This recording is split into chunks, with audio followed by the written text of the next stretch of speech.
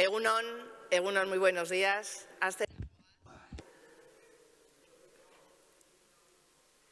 Egunon, ongi etorri soldata arrakalari buruzko jardunaldien bigarren etapara, lehengoetan, Euskadiko negoziazio kolektiboan berdintasunean zentratzen bagara, gaurkoak lan ikuskaritzari ekingo dio, ordainsari berdintasunerako tresna gisa. Buenos días, bienvenidas, bienvenidos a esta segunda etapa de las jornadas sobre brecha salarial. Soldata arrakalaren inguruan jardungo dugu eta zentratuko gara lan ikuskapenean. Hori soldata berdintasunerako elementu bat delako. Eskerrak eman nahi dizkizuegu ona etortzeagatik. Eta eskerrik asko 500 pertsona horiei streaming bidez jarraitzen ari direlako online formatuan. Beteta gaude, aforo osoa bete dugu bai hemen, bai streaming bidez. Beraz, 1000 esker guztioi. Ohar bat esan nahi dizuet. Hala, ziurtagiri bat behar baduzue, hori eska dezakezue, kanpoan, bertan emango dizuete ziurtagiria baldin eta zuen enpresetan hori behar baduzue. Hala, lan ikuskapena oso garrantzitsua da berdintasunaren eremuan. 2007 urtean, hasi zen lantzen derrigortasuna. Hau da, berdintasun plan bat ezarri behar zen 250 langile baino gehiagoko enpresa guztietan krisialdia heldu zen eta bigarren maila batean geratu zen. 2007 urtean berrartu egin zen gai hau exigentzia eta kontrol kanpaina batekin berdintasun eskatzen zen enpresa guztietan. Eta plan hori 2018an indartu zen jarduketa desberdinak planifikatu zirenean. Gaur egun, derrigorrezkoa da 100 langile baino gehiagoko enpresek berdintasun plan bat edukitzea eta 2022tik aurrera derrigorrezkoa izango da 50 langile baino gehiagoko enpresetan ere bai. Hala, mugarri handi bat lortu da lan ikuskapenean, zehazki 2019an. Orduan, ohartu ziren soldata arrakala handiaz eta horregatik indartu zituzten bere jarduketak. Hala, berari asko berdintasun ikuskapen plan bat sortu zen, beste ikuskapen prestakuntzarako plan bat sortu zen eta berdintasunean oinarritutako ordutegi plan bat ezarri zen. Izan ere, kontuan hartu behar dugu lanaldi partzialean emakume gehiago daudela. Hala, helburua zen detektatzea eta zehatzea irregulartasunak berdintasunaren eremuan eta divulgazio kanpaina bat egitea. Horrela, enpresen derrigortasunak ezagutzera emateko. Gaur, lan ikuskaritzak bere kanpainak indartu ditu.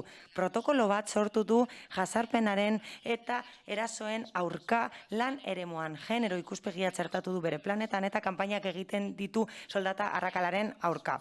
Gobernu Kontseiluak Euskadin soldata arrakala murrizteko estrategia eta ekintza plana operatiboa onartu zituen. Helburua da, 2030 urtean soldata arrakala txikiena duten Europako herrialdeen artean kokatzea. Alde horrek adierazten du lan merkatuan emakumeen eta gizonen arteko ezberdintasun handia dagoela eremun guztietan, familian, gizartean, hezkuntzan eta ekonomian. Para las mujeres es una cuestión de justicia. Emakumezkoentzat, justizia kontu bat da aukera berdintasuna edukitzea eta bere gaitasunen eta esfortzuen araberako soldata bat edukitzea. Enpresentzat aurrera pauso bat da.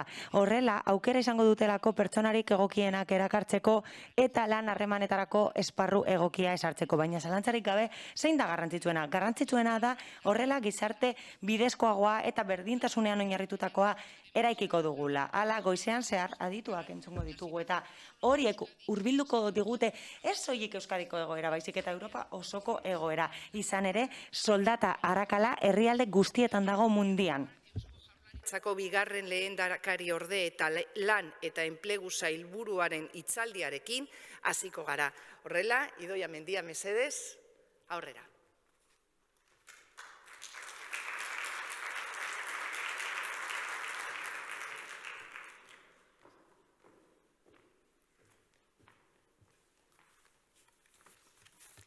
Egunon guztioi. Gaurko ekitaldia benetan garrantzitsua da, esan duten moduan gure sailarentzat. Eta gaur beste maila bat igotzen dugu benetako berdintasunerako eskaileran. Gure gobernuaren helburu estrategiko bat da, erradikala esango nuke. Eta gizarteak ere partekatzen duen helburua dela ikusten dugu. Duela hilabete, lehenengo saioan, erronka demokratiko baten aurrean gaudela nabarmendu nuen. Izan ere, gizarte batean, gizonak eta emakumeak ez dira berdinak eskubide eta aukeretan, eta hori ez da gizarte guztiz azke bat. Eta gogoratu nuen soldata desberdintasunek mendekotasun ekonomikoa sortzen dutela. Eta mendekotasun hori emozionalez gain askotan desberdintasunaren adierazpen okerrenaren atzean dago, genero indarkeriarena. Bihar genero indarkeria, kenduko naiz hau, bihar genero indarkeria desagerrarazteko nazioarteko eguna izango da. Emakundek proposatzen digu denok begiak zabaltzea indarkeria horren adierazpen aurrean. Eta lan eta enplegu sailak bat egiten du kanpaina horrekin. Baina horrez gain, emakume askori erasotzailearekiko harremanak haustea eragozten dionari begiratu nahi diogu. Adierazi berri dudan bezala, mendekotasun ekonomikoa da arrazoi horietako bat. Eta mendekotasun hori gainditu egin daiteke emakumeek gizonen soldata bera duen lana lortzen badute. Zeregin horretan tematuta gaude. Eta ikusten dugu saio honek interes handia gainera piztu egin duela. Espektatibak gainditu ditugu eta hori oso berri ona da. Barruan begiratu nahi izatea, ondo egiten ari garena ikusten eta hobetu behar dugun guztia ere aztertzea beldurrik gabe, hori da gure gaurko etxerako lana. Arlo horretako benetako erreferenteekin egingo dugu hori soldata arraiaren sakoneko arrazoiak aztertuak dituztenekin. Baita emakumeek lan egiteko duten eskubidea bermatzeko lantokietara joaten direnekin ere. Laneko ikuskaritza funtsezko pieza da bide horretan. Eta horixe izango da soldaten gardentasunari buruzko Europako zuzentaraua. Emakumeek eskubidea dute jakiteko kontratatzen dituztenean, gizon bat kontratatzen denean dituzten baldintza berberak dituztela. Esta va a ser la primera ponencia de esta jornada. Hauze izango da lehenengo hitzaldia. Berdintasunean oinarritutako soldata berdintasuna Europa osoan. Eskubidea izango dute emakumeek soldata guztiak ezagutzeko, sexuen eta kategorien arabera sailkatuta. Horrez gain, derrigorrezkoa izango da auditoretzak egitea. Horrela, 5% baino handiagoa den soldata arrakala detektatzen denean, neurriak ezarriko dira hori murrizteko eta negoziazio kolektiborako tartea egongo da eta horren inguruan hitz egin genuen jardunaldi hauen lehenengo partean. Hala, 5% baino handiagoa izango da arrakala hori eta azken inkestak 2019an esaten zuen 19%koa zela soldata arrakala hori, eta hori esaten digu estatistikak. Egia da, 2016an baino askoz hobeto gaudela, izan ere, Eusko Jaurlaritzako enplegu eta lan sailak gai hau jorratu zuen lehenengo aldiz eta estrategia bat sortu zuen, esparru estrategia bat, baina estatistika horrek esaten digu, oraindik ere lortu nahi dugun helburutik oso urrun gaudela, eta arrazoiak anitzak dira, baina foro guztietara eramaten digu. Eta beren beregi joan den astean ospatu genuen enplegu kongresuan jorratu genuen gai hau. Hala, Iseak Fundazioaren azkenengo lan aurkeztu zen bertan. Eta horrekin lan egiten dugu datuak argitzeko. Eta datuek zer esaten digute? Esaten digute Euskadi autokonplazentzia egoera batean egon litekela. Eta horrek engainatzera eramaten gaitu. Eta hori ez da positiboa. Egia da bilakaera hobera izan dela. Emakumea laneratu egin dela. Hobekuntza bat egon da eta langabeziaren datuak ez dira oso txarra, baina badaude arrazoi batzuk. Lehenik eta behin, badago arrakala handia okupazioan izan ere, oraindik ere, soilik lan egin dezaketen emakumeen erdiak parte hartzen du lan merkatuan. Eta zer da kezkagarriagoa?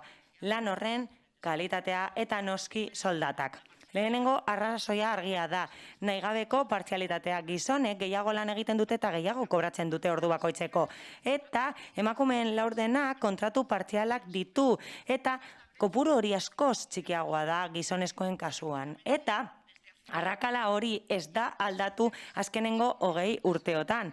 Eta partzialtasun tasarik txikiena duten sektoretan, adibidez industrialean, emakumezkok oso presentzia txikia daukagu. Eta errealitate horretan lan egiten ari gara sailetik eta berariazko programa bat daukagu. Emakumeen prestakuntza eta kontratazioa bultzatzeko maskulinizatutako sektore batzuetan. Eta hori da gure aukera bat arrakalaren aurka egiteko. Baina oraindik ere oztopo asko ditugu gainditzeke.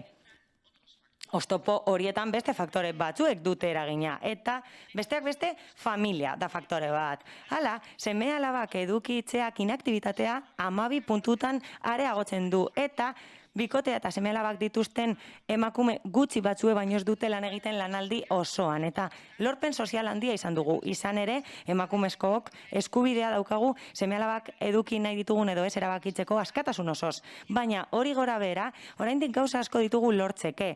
Izan ere, bermatu behar dugu askatasun horrek emakumeak ez oztopatzea bere aurrerapen profesionalean eta ekonomikoan. Eta datu horiek hor daude eta horiek ikusita hausnartu behar dugu atzean dagoenaren inguruan. Eta atzean zer dago? Lan eskutua eta ordaindu gabea. Eta gaur horren inguruan hitz egingo du fenomeno asko aztertu duen pertsona batek. Badaude gizarte ohitura batzuk ere bai. Ohitura batzuk daude hor eta ematen du horiek normaltzat hartzen ditugula, baina lastre bat dira emakumeontzat. Eta esan bezala, dakigula, orain dela 20 urte daude hor. Hori hala da, naiz eta ekimen asko egin diren, eta horiek egin dira egoera hori zuzentzeko, baina ez dugu erabat lortu eta askotan lotuta daude adiskidetzearekin eta zaintzekin. Hala, denbora honetan, Eusko Jaurlaritzak ekintza zehatzak bultzatu ditu adiskidetze hori bultzatzeko eta ahalbidetzeko. Eta Eusko Jaurlaritzak azkenengo urteotan neurriak ezarri ditu eta adostasun politiko eta sozial handia lortu da zentzu horretan, baina hori gora bera eta esfortzuak gora bera, oraindik ere emakumezkoek askoz gehiago hartzen dituzte neurri horiek, derrigorrezkoak direnak izan ezik. Hala, aitatasun baimenak daude, derrigorrezkoak dira orain, eta aurrerapena izan dira, baina oraindik ere emakumeek hartzen dute hori. Hala, aukera daukati baimen horiek edatzeko, eta haiek erabakitzen dute denbora gehiago hartzeko, eta azkenean, horrek zigortzen ditu bere aurrerapen profesionalean eta noski horrek badauka eragina soldatetan. Eta hori seme-alabak zaintzeari dagokionez, baina gurea bezalako gizarte batean eta zahartze erronka handia dugun gizarte honetan,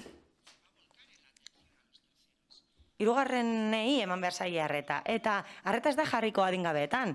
Hori ere bai, baina fokua jarri beharko da gure adinekoen zaintzan. Eta hausnarketa zein da. Aipatu dut lastre bat dutela emakumeek arreta emateko adingabei, baina hori lotuko da adinekoi eman beharreko arretarekin. Eta egia da, batez ere, hori emakumeek egiten dutela.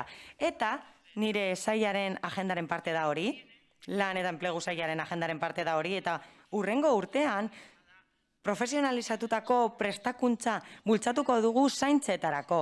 Eta kontu horiek jardunaldi honen gaitik harago doaz. Eta soldata arrakalaren inguruko kongresuan jorratuko ditugu, baina nik uste dut gaurko inaugurazio honetan oso garrantzitsua zela elementu horiek guztiak gogoraraztea izan ere, puzle osoaren parte dira eta horrela hobeto jakin dezakegu zeintzuk diren soldata arrakalaren arrazoiak. Puzle honetan lan ikuskaritza pieza funtsezkoa da. Orain dela zenbait urte, kanpaina zehatzak egin dira berdintasuna bermatzeko lantokietan. Eta aurten 111 izan dira. Eta beste batzuk egiten ari dira bermatzeko 100 langile baino gehiagoko enpresek derrigorrezko planak dituztela. Eta hurrengo urtean hori handituko da. Hala, lan arriskuen prebentzioan zentratu gara aurten. Hala, kontu hori tronkala izango da hurrengo lan osasuneko estrategian. Hala, beste batzuk ere estrategikoak izango dira, soldata arrakalari aurre egiteko eta honekin ez da soilik eskubideak bermatu nahi. Hala, helburua ez da zigortzea baizik eta zuzentzea. Araudia betetzen ez denean esaten da hori bete dadin. Hala, jakin badakigu enpresa tamainak behera egina hala zailtasun gehiago daudela planak egiteko eta horrela helburuak betetzeko. Baina Horretarako, enpresek gure laguntza izango dute, lan sailaren laguntza izango dute. Izan ere, hurrengo urtetik aurrera, elkarrizketa sozialeko mahaiaren agindua dugu aholkularitza emateko berdintasun mahaiei negoziazio kolektiboan. Izan ere, gure lana ez da esku hartzea negoziazio kolektiboan. Ez dugu eraginik izan behar eragine sozialen lanean. Izan ere, funtsezkoak dira langileen eskubideak eraikitzeko. Hala, paper hori berreskuratu behar da lan esparru berrian. Izan ere hori lantzen ari da Espainia osoan, baina gure lana da politika publikoak zuzentzea. Errasteko negoziazio kolektiboaren emaitza bat izan dadin berdintasun osoa lan eremuan eta soldata eremuan. Izan ere ez gaitu mugitzen soilik printzipio horrek.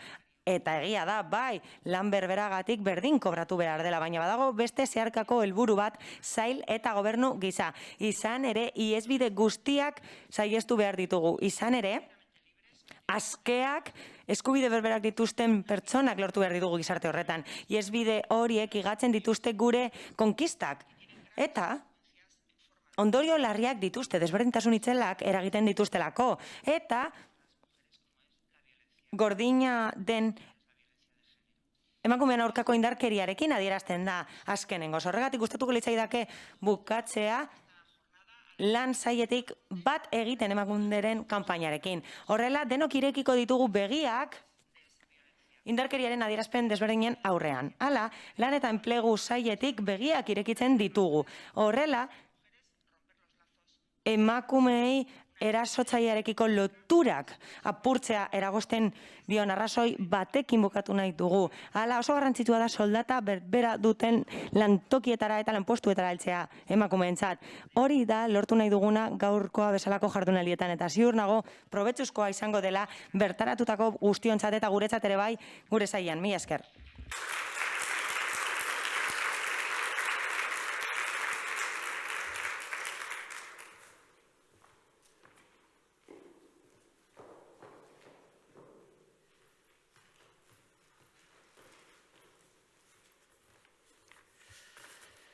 Muchas gracias, vicelehendakari, eskerrik asko. Eskerrik asko lehendakari ordea. Hala, aurreikusita zegoen lehenengo hizlaria izatea Evelyn Regner, europarlamentarioa, eta presidentea emakumeen eskubideen eta genero berdintasunaren batzordeko presidentea. Hala, konexio arazo bat daukagu, telematikoa izango zen ponentzia eta momentuz ez dugu aukerarik izan konexioa egiteko. Baina espero dugu hurrengo minutuetan egitea. Horregatik programan aldaketa txiki bat egingo dugu eta zentratuko gara hurrengo gaian. Espainian zentratuko gara, Espainiako egoeran. Hala, Espainiako egoera aztertuko du María Ángeles Durán Erasek katedratikoa da, soziologia katedratikoa da, eta CSIC-eko kidea da. Berdintasuna Espainian titulari erantzuten dio. Mesedez, María Ángeles.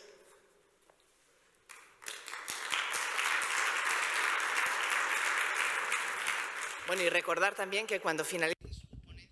Berak bukatzen duenean, noski, nahi dituzuen galderak egin ditzakezue. Aurrera, María Ángeles. Qué lío esto siempre.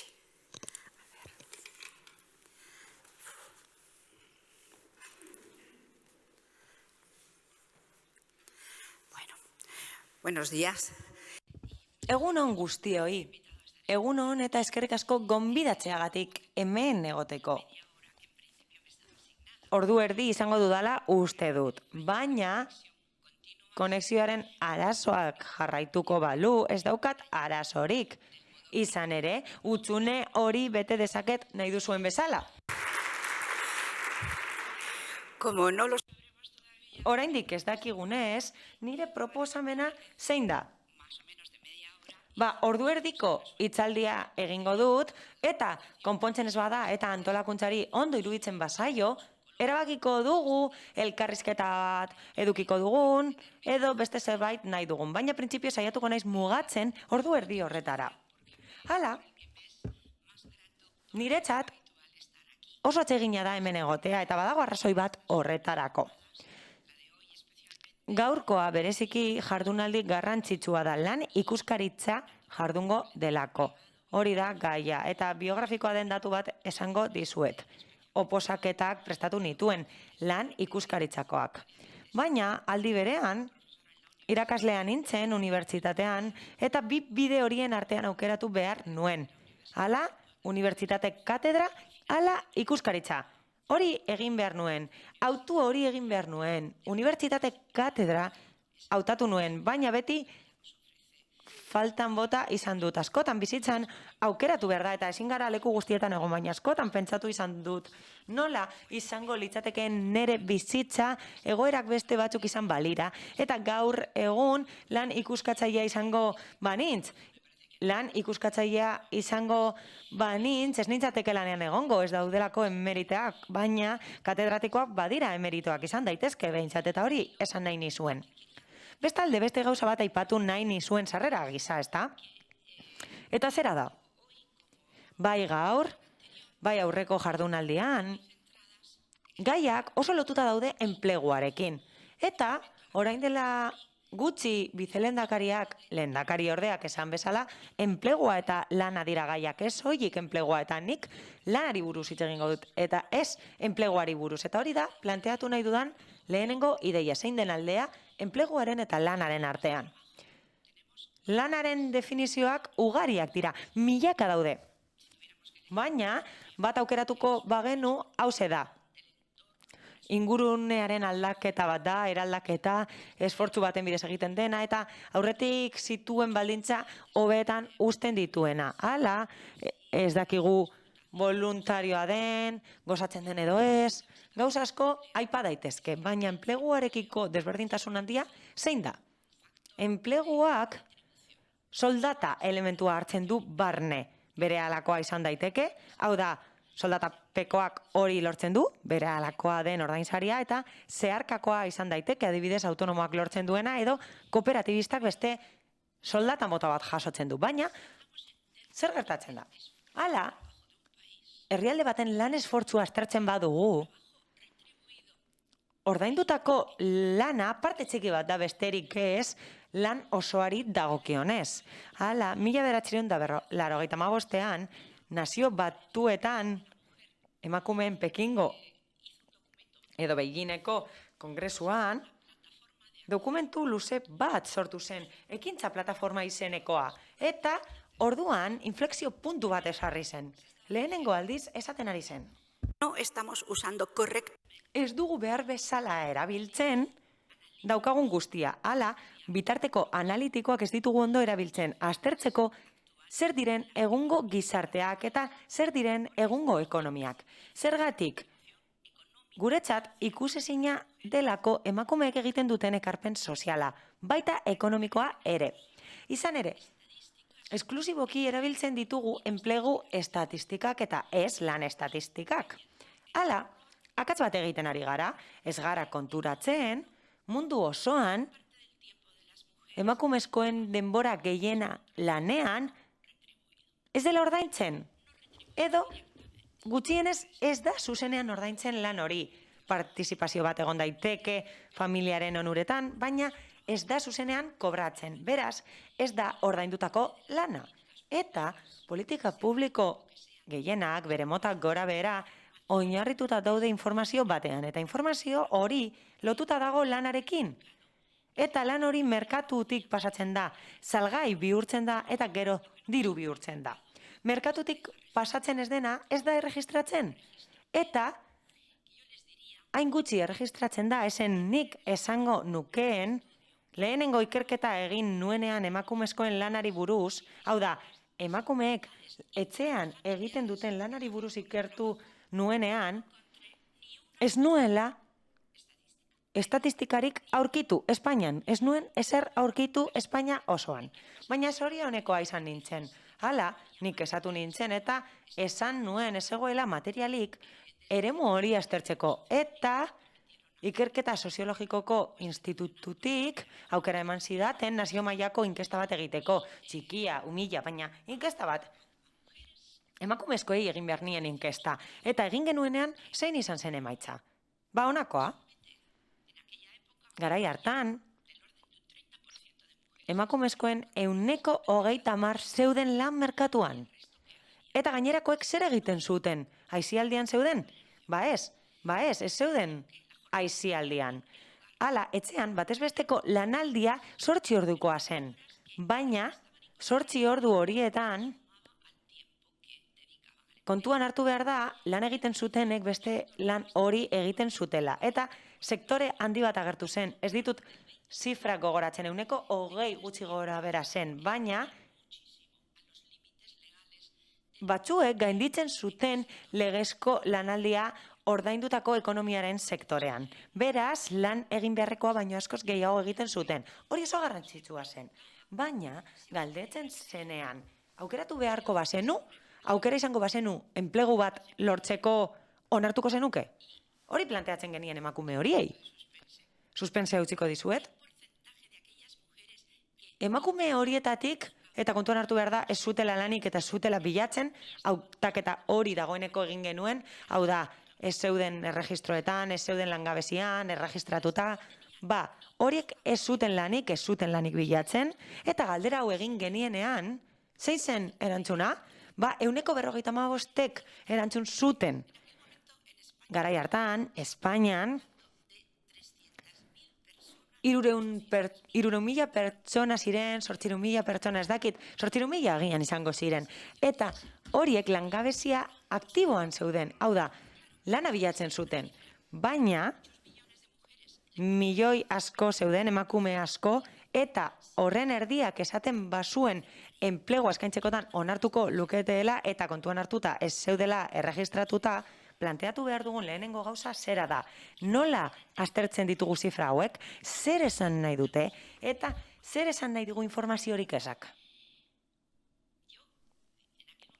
Garai hartan, ingenua nintzen, nolabait esatearren, eta maila handiko pertsona batzuei lan ministerioan zerbait proposatu nien, baliabideak eskatu nizkien funtzean. Izan ere, pentsatzen nuen, baliabide gutxirekin, gai izango nintzela, emakumeen 55% hori mugiarazteko ez zeuden inon, baina gai edo prest zeuden lan bat onartzeko. Eta gustatuko litzaidake pentsatzea, zuek zein izan zen bere erantzuna. Lan ministerioaren gana jo nuen eta esanien emakumezkoen 55%ak aukera izango balu, naiz eta lanik ez izan eta ez bilatu, nahiko luke lan egin. Eta hori esango lukete lan bulegoen aurrean, baina zein izan zen ministerioaren erantzuna? Gutxi gora bera? Zoratuta zaude, zoratu zara, zer nahi duzu? Zer nahi duzu? Lana sortzen ari gara, langabezia murrizteko. Eta hori egiten badugu, zer egingo dugu? Berehala, emango du langabezia itzela daukagu eskutuan. Eta langabezia ez bada, asebetetzerik eza izango da emakumezkoen egoerari dagokionez eta egitura ekonomikoan duten lekuari dagokionez. Eta, geroztik, oraintxe bertan esan da, ezta? Lan egiteko adinan dauden emakumeen ratioa handiagoa da, asko handitu da, lana asko lortu dute, baina nik ez nuke pentsatuko lehendakari ordeak esan duen bezala emakume askok lortu dutela enplegura heltzea. Ez da konplazentzia ez ostatu behar.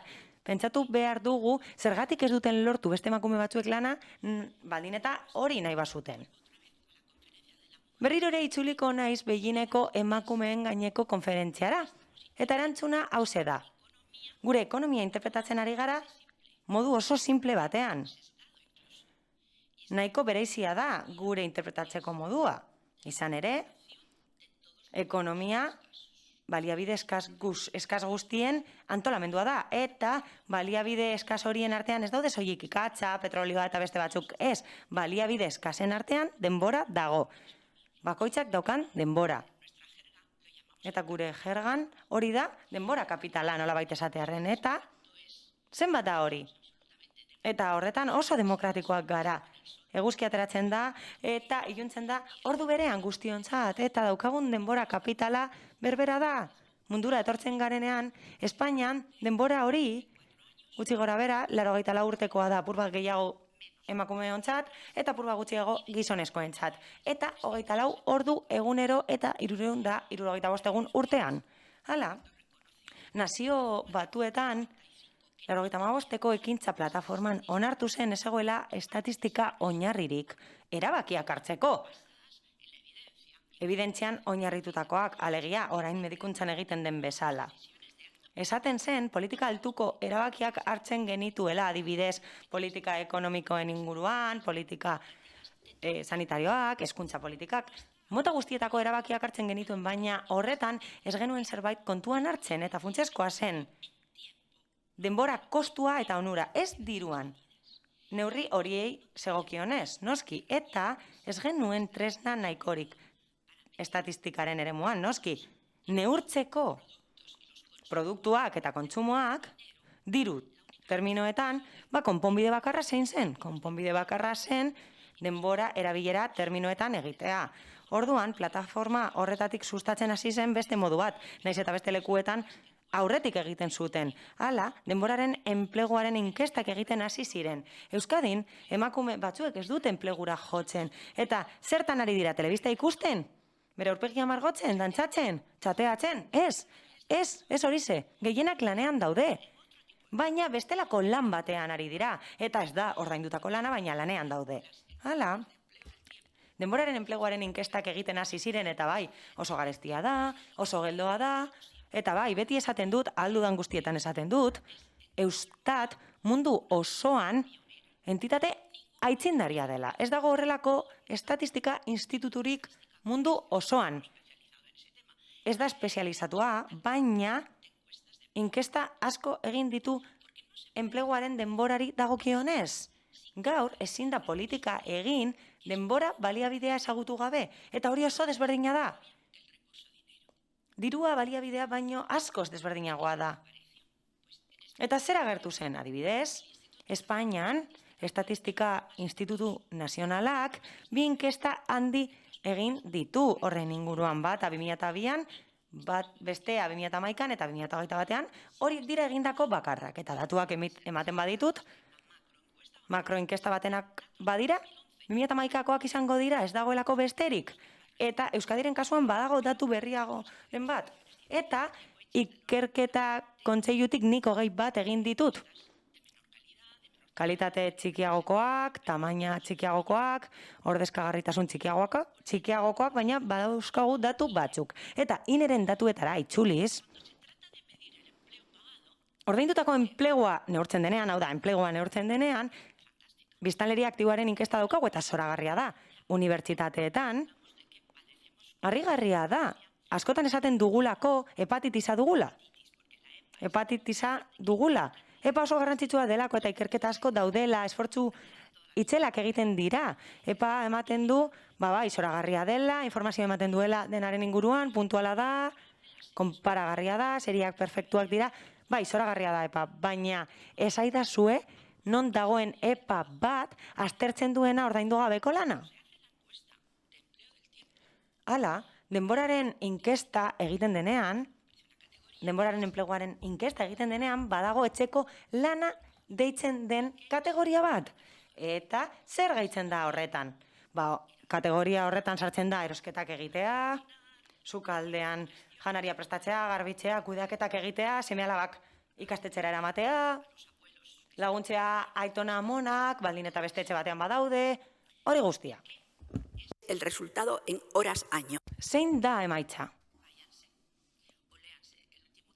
Irakurri egindako azkenengo lana. Bide batez, nahi baduzue, sartu nire lanean. Ez dago inolako arazorik bertara sartzeko. Izan ere, aurten udaren hasieran, Donostian, Emakundek aurkeztu zuen monografiko bat zaintzaren inguruan. Eta hori, online ikus daiteke. Eta bertan, nire bi lan daude, beste lankide batzuekin egindakoak, noski, eta Euskadirentzat aztertzen dut sukaldean emandako denbora, etxeetan eta Euskadin, noski. Eta ikus dezakezue konparazio bat egin dezakezuela. Hala, Eusko Jaurlaritzaren funtzionarioen kopurua konpara daiteke sukaldean ematen den denborarekin eta neur daiteke zenbat balio duen elikadurak barne produktu gordinaren terminoetan. Aldaketaren bat badago, hau da.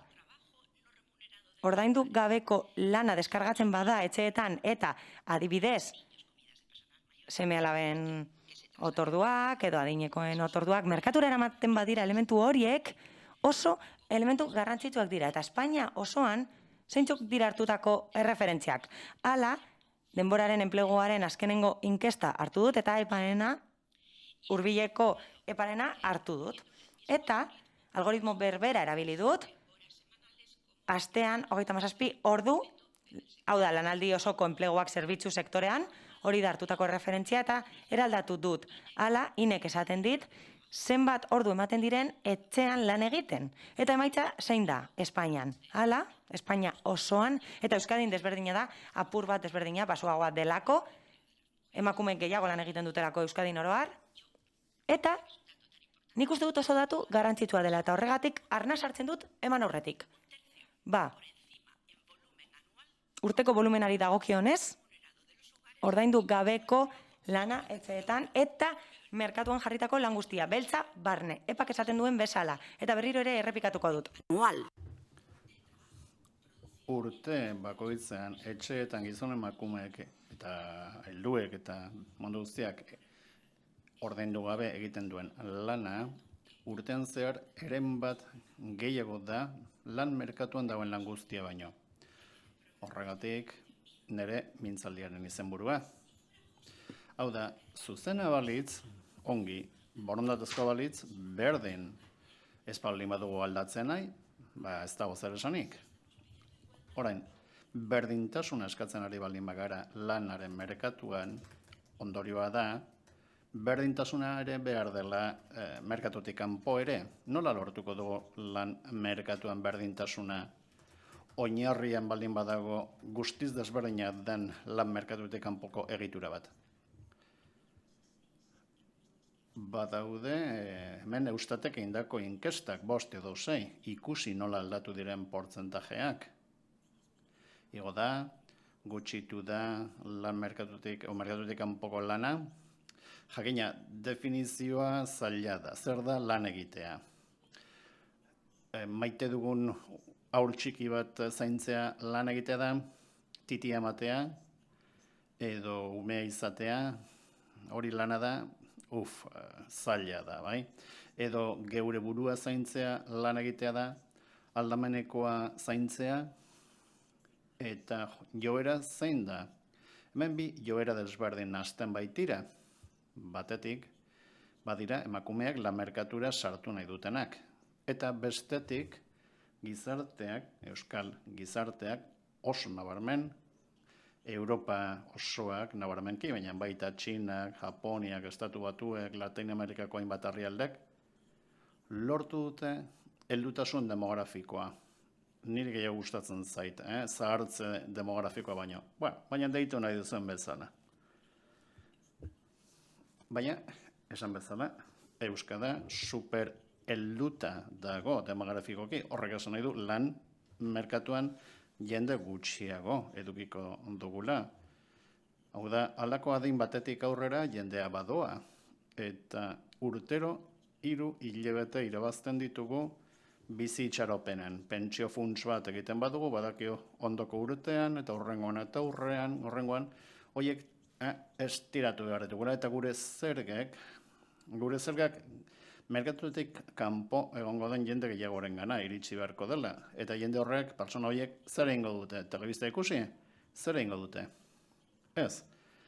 Merkatutik kanpo dagoen jendeak, pentsioerekin ezin baldin badira ikaragarri ondo bizi, ezin dira errege baten antzera bizi, orduan, pertsona horiek eta bereziki emakumek zer egingo dute doainik lan egin, beraientzako eta familientzako zerbitzuak emateko, ezin dituztelako erosi lan merkatuan.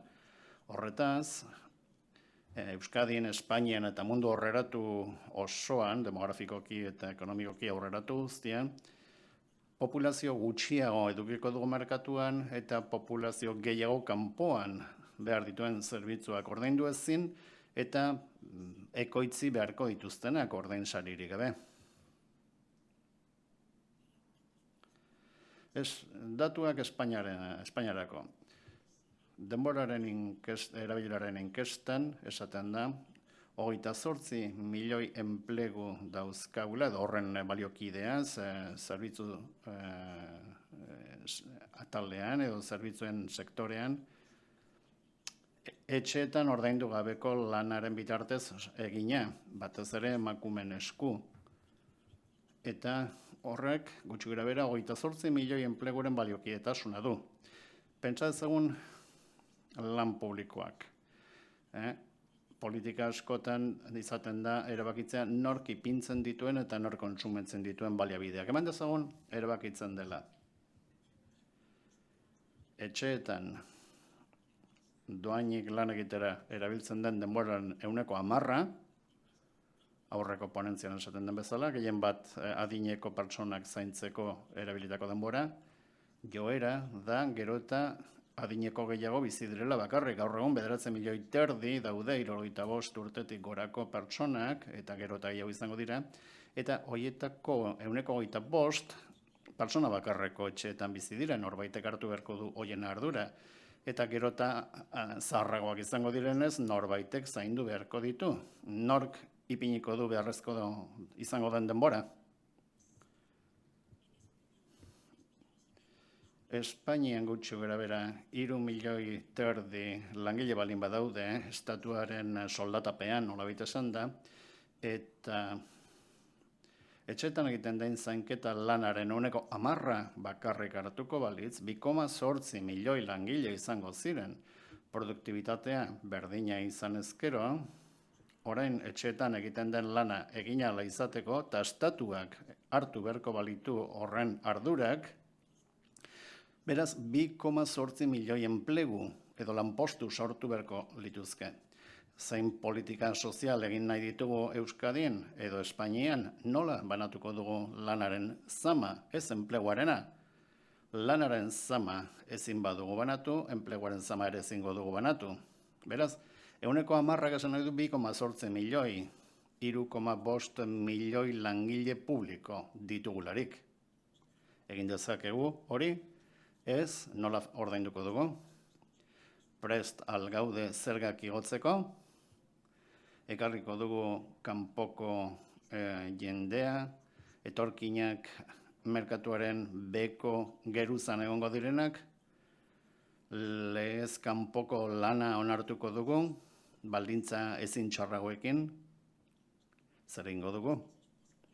Eta benetan hori erronka guztiz erreala da, atzo bertan, mediku kontsulta batean nengoen, eta doktoreak esan zidan, 10 urtez eduki dut gurpila aurki batean.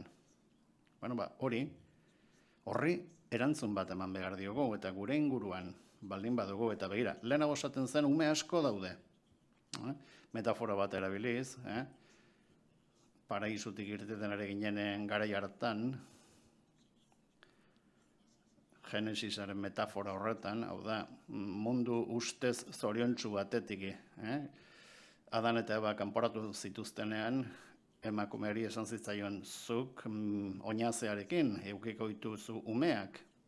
Eta hori madarikapen bibliko bat da, badirudi hori bukatu egin dela. Zorionez, orain emakumeek lehen munduan behintzat, eta hemen noski, esan dute ezetz.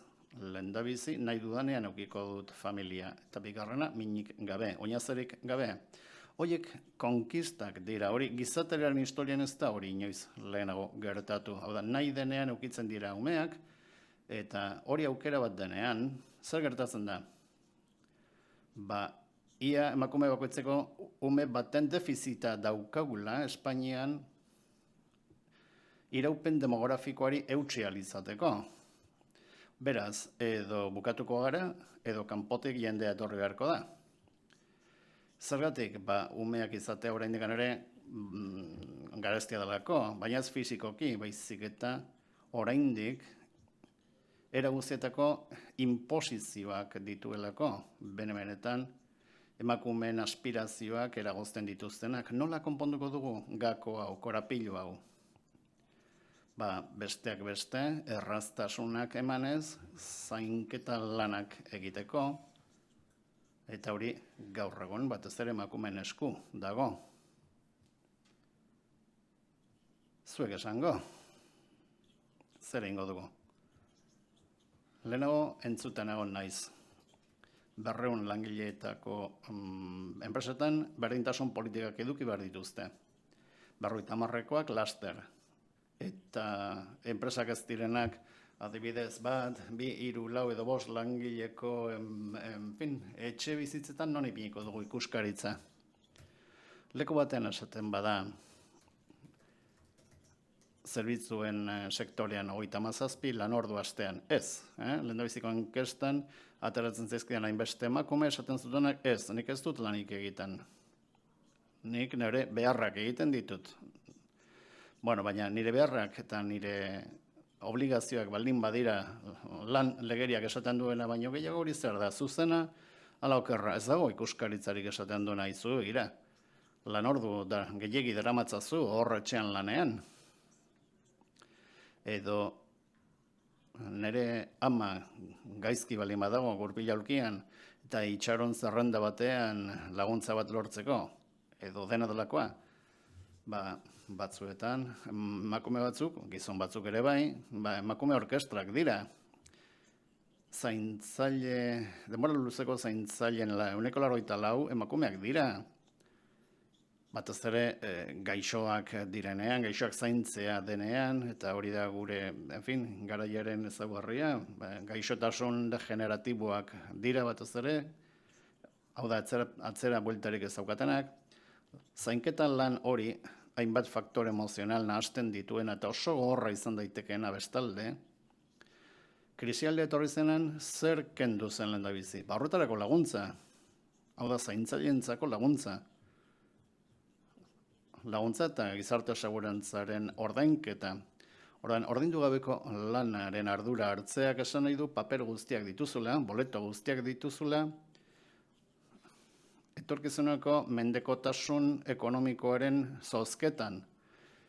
Emakume batek ez palin badu kotizatu, askoz gehiago egondalako lanean jendea, bere familiako jendea zaintzen, zer eskainiko diogu herri honetan? 70 urte izatera iristen denean eta artrosisak jota dagoenean eta bankuen dirurik ez duenean, zer eskainiko diogu? Non dago horretaz arduratzen den ikuskaritza?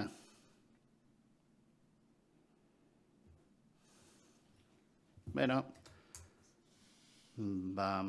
denborara mugatuko bagina, isildu berko nuke, momentu honetan nik jakungin nahiko nuke zer nahi duzuen jarraitzea edo hemen bukatzea, ez duzue Ebelinekin kontaktatzea lortu. Bai, orduan bukatutzat emango dugu. Bai. Bueno, 5 minutu gehiago. Bueno, orduan, esan nahi nuen, kezka hau ez dela bakarrik Espainiakoa, mundu osoan aurkitzen dela, eta plantatzen zaiguna guztiz aldaketa ikaragarria dela, iraultza bat dela. Lehenago ere esan den bezala, aurkezpenean, Euskadi gizarte nagusiki industriala da, naiz eta gero eta gehiago zerbitzuetara ari den lerratzen. Begiratu nola sortzen diren prezioak. Hau da, enpresarioak bagina, eta hasiko bagina kontuak ateratzen, egin dezakegun jarduera ekonomikoari buruz, lehendabizi jartzen dugu zeintzuk diren hasierako kostuak, makinak, lokala, eta bar. Gero, langilerien ordaina, eman dezagun, bueno, lehendabiziko kostatu zaidala, 10 puntutatik, azpiegitura kostatu zaidala 2, soldatak adibidez 4, beraz 6 lortu dugu, gero segurantza sozialaren gastuak 2, beraz 8, 10 izateko oraindik 2 margen bat gertatzen zait, edo geratzen zait. Nik pentsatzen baldin badut, 10ean erosiko didatela, bueno, rentagarritasuna 2 da. Baina, pentsa ezagun aldiz, egiten ari naizena, dela adineko pertsonak zaintzea, pentsio oso txikia dutenak. Eta nik esaten dut, bueno, zenbat kostatzen zait zainketaren ordua, bataz beste.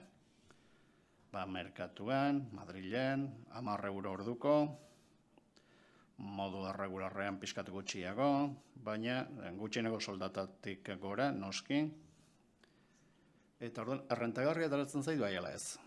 Eta nik esango nuke. Bueno, pertsona horrek zenbat irabazten du. Bataz besteko jubilazioak Espainian, gizonentzat 1.150, oker ezpanau ikusi duen azkenengoa, baina 1.150 euroko pentsio batekin, emakumeena 130 gutxiago da, eta 75 urtetik gorako emakumeetatik 175 ez daukate pentsio hori, goran zer erosi dezakete pertsona hauek silber ekonomia horretan. Pertsona hauentzako zerbitzuak ematen dituen enpresario izatea interesatzen altzait. Ez. Orduan, egiturak, oroar, jardura bat arrentagarria espalin bada enpresa batentzat zer esaten du. Edo estatuak ordaintzen dit, zerbitzuaren kontsumitzaileak ezin duelako ordaindu, edo errentagarria den beste sektore batera noa. Adinekoentzako zerbitzua balin bada, edo diru-laguntza publikoak ditut, edo bestela errenta handienekoentzat, eta bakarrik, beste guztiak ez zaizkit interesatzen. Eta hori da logika enpresariala. Ezin da, zaio eskatu enpresa bati bankarrotara joatea. Beraz, kontsumitzaileak ezin balin badu zerbitzua ordaindu, edo finantzaketa publikoa du, edo borondatezkoen bitartez, edo zerbitzurik gabe gelditzen da. Bai, hori da kontua. Eta nor arduratuko da zerbitzuen eskari insolventea horretaz, adinekoen demanda edo eskaera horretaz. Jarduera bat rentagarria ez, baina beharrezkoa denean, edo esaten dugu beharrezkoa ez dela, eta hori egin dugu umeekin, adibidez, bitxia da. Badakizue, zein den Espainiak egiten duen importaziorik handiena? Ez da gasolina edo gasa, ez. Gehien importatzen dena Espainian, umeak dira, azitako umeak. Ez delako errentagarria Espainian produzitzea. Eta orduan importatu egiten dira, beste herrialde batzuetan, umea izan dako emakumeen bitartez, kanpoan lan egiteko adina eduki, lan indarra behar duen herri batera etortzen dira. Hau da, umeak berriro produzitzeko garaian daudenean, gure merkatu kapitalistan, etekina delako bilatzen den gauza bakarra.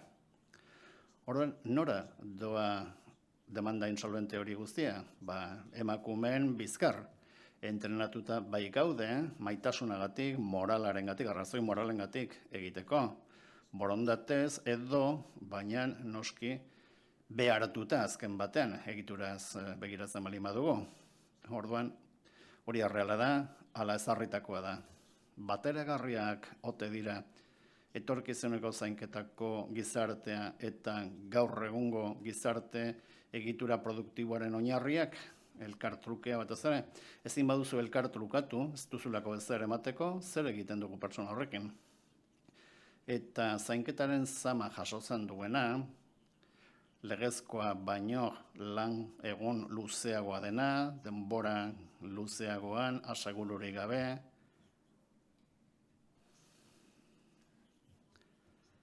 sindikatuen antzeko ezer ez dagoelarik, 19., 20., 21. mendean lanaren kalitatea hobetzeko lan handia egin duten horiek eduki gabe, zer egiten dugu sektore ikaragarri handi horrekin gure gizartean.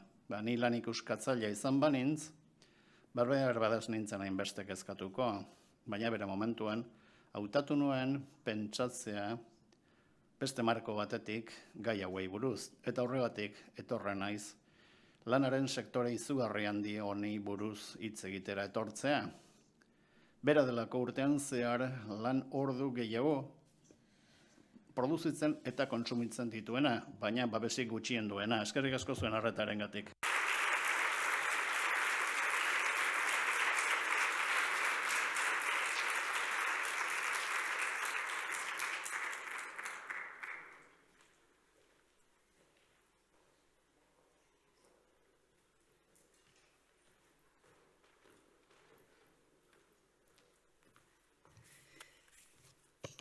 Bueno, pues muchísimas gracias, María.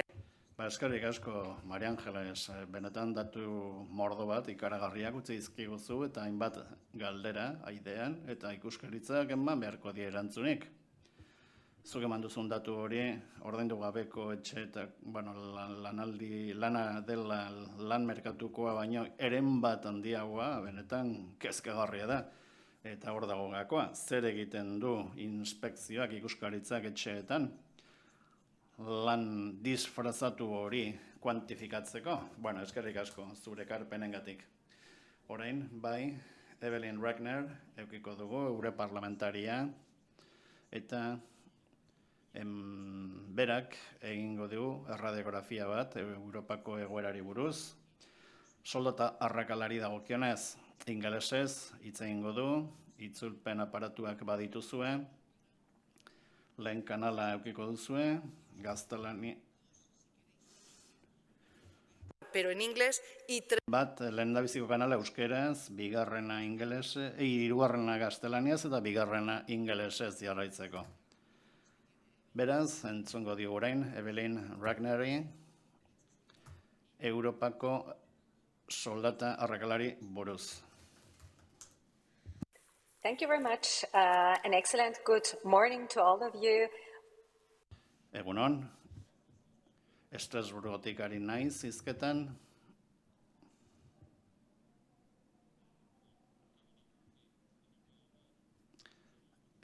Oihartzun bat daukat eta ezin dut ondo hitz egin.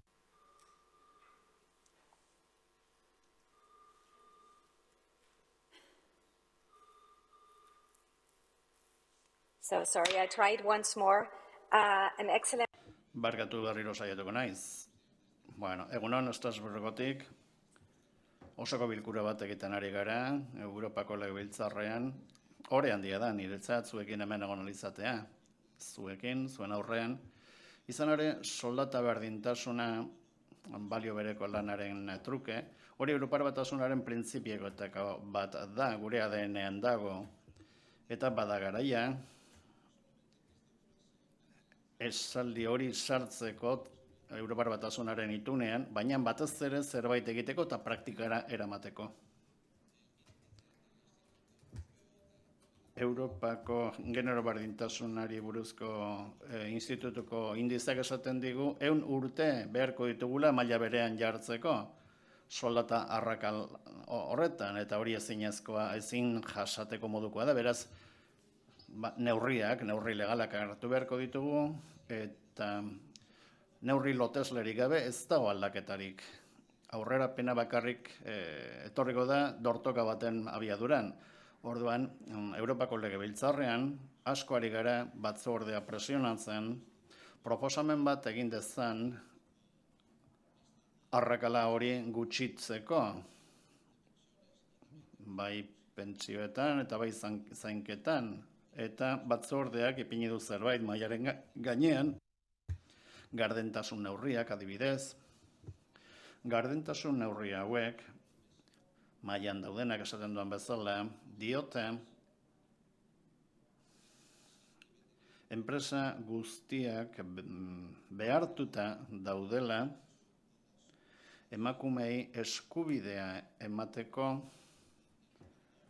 beren burua gizonarekin konparatzeko, hain zuzen ere emakume bakoitzak eskubidea du lan elkarrezketa bat egiten duenean adibidez, ez esateko zenbat irabazten zuen lehenago, bere aurreko lanpostuan, ez baita horretaz hitz egin behar, bestela diferentzia handiak betikotu egiten direlako, beraz hau da modu bat emakumentzako babesa handitzeko, eta gizonarekin konparatzen baldin bagara, emakume guztiek eduki beharko lukete eskubidea, jakiteko beste enpresa baten bestek irabazten dutena zenbat den jakiteko.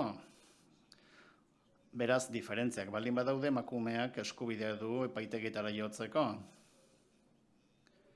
Guretzat oso garrantzitsua da hori aurretiaz egin ahal izatea. Ordezkari sindikalek aukera izan dezaten behar den laguntza guztia eman ahal izateko eta horrelako egoeretara ez iristeko. Proposamena esan bezala mai gainean dago eta gardentasuna beraz da behar dugun neurrietako bat. Baina bakarrik baliagarri izan daiteke loteslea baldin bada eta gero zigorrak baldin badaude. Eta beraz, Europar Legebiltzarraren ordezkari bezala joan ginen Islandiara, bertan bai sartu delako sistema bat, honen inguruan egiaztapen sistema bat, eta frogatzen du arrakasta izan dutela. Orain ikusten badugu nolako zenbakiak dauzkagun Europar Batasunean, bataz beste badakigu 1,5% arrakala dagoela gizon eta emakumeen artean. Imaginatu ezakegu zenbat opor hartu genitzake diru horrekin. Bakarrik soldatan dagoen diferentziagatik eta ez dakita 1,5 1,50 esan ote duen. Pentsioen arrakalari dagokionez, bakizue 1,30 arrakala dagoela Europar Batasunean. Eta hala eta guztiz ere zenbait herrialdetan handiagoa da, 1,30, 40, 50. Egoera horretan, emakumeak beraz, beraien bikotekiden menpe daude, eta menpekotasun ekonomiko, independentzia ekonomikoak badu zer ikusirik zeuren gorputzarekiko independentziarekin, eta hau lotuta dago gero indarkeriarekin eta bortxakeriarekin.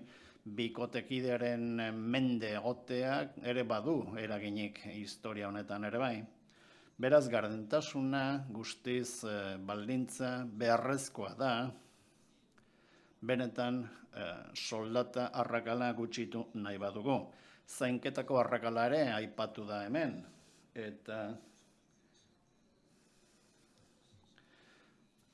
COVID krisialdiaren ondorio latzenetako bat da, emakumeek beren ordaindutako lana egiteaz gainera, etxera joaten direnean, familiko hainbat pertsona zaindu behar dituzten, seme-alabak, eta batzuetan behar da laguntza eskatu behar diote bikotekideari zenbait lan egiteko, baina normalean emakumeak hartzen du zainketa gehienen ardura. Islandiara joan ginenean,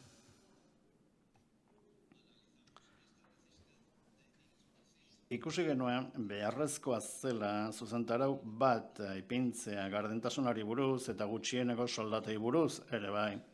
Alegia, parametro batzuk pertsona hauentzat batez ere emakumeek egiten dituzten ordaindu gabeko lanak eginez bizi ahal izateko eta gero bazterkeria horizontala dago lan merkatuan, lan asko daude emakumeek egiten dituztenak, adibidez gaixoak, adinekoak, umeak zaindu, eta bestalde batez ere gizonek egindako lanak daude.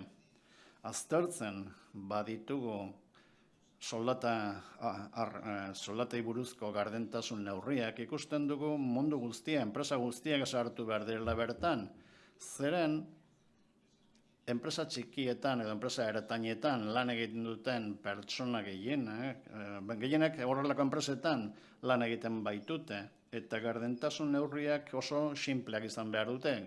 Gauza gehiegi sartu gabe, baina bai jakin zenbat irabazten duten gizonek edo emakumeek enpresetan, eta gero sistemaren barruan, enpresaren barruan, irizpide garoi batzuk ipini, konparaketa egin ahal izateko, eta hori egiten ari gara, Europar Batasunean, oraindik zeregin handia daukagu, ez baita bakarrik gardentasuna behar duguna, baina bai oinarrizko baldintza bat da, datu guztiak eduki ahal izateko, zenbaki guztiak eduki ahal izateko, zenbat irabazte duten gizonek, zenbat emakumeek, konparaketa egin, beti ere konparatzaile maskulinoa erabiliz, eta azkenik oso garrantzitsua da mintzakide sozialak ere sartzea, sindikatuak eta langileen ordezkariak,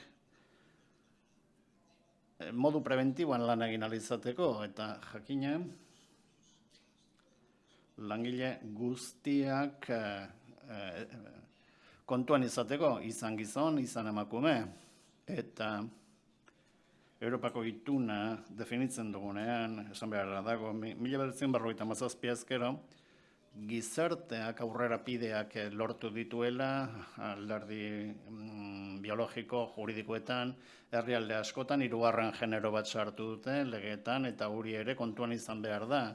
Emaitzetan, eskerrik asko zuen parte hartzeagatik, zuen arretagatik, eta gogo handia daukat, zuen ekarpenak ere entzuteko, eskerrik asko.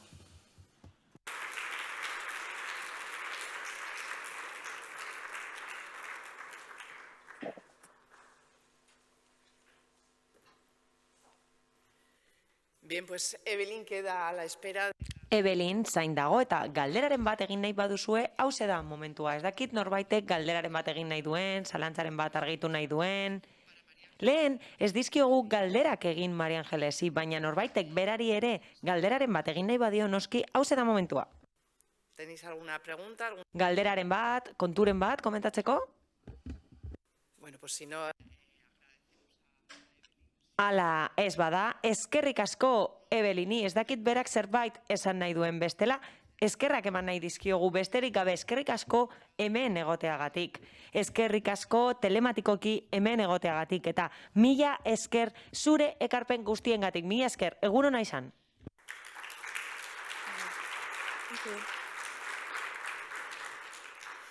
Bueno, pues hemos dibujado así ya...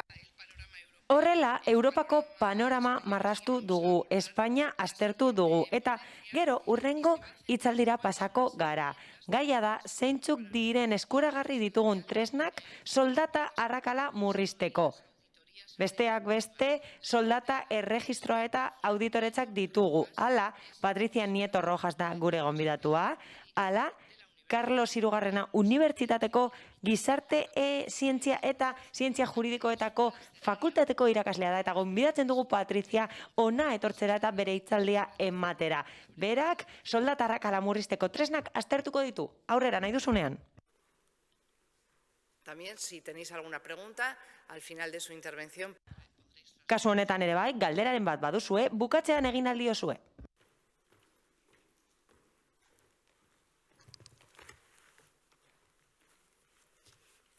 Buenos días a Egunon guztioi, eta eskerrik asko.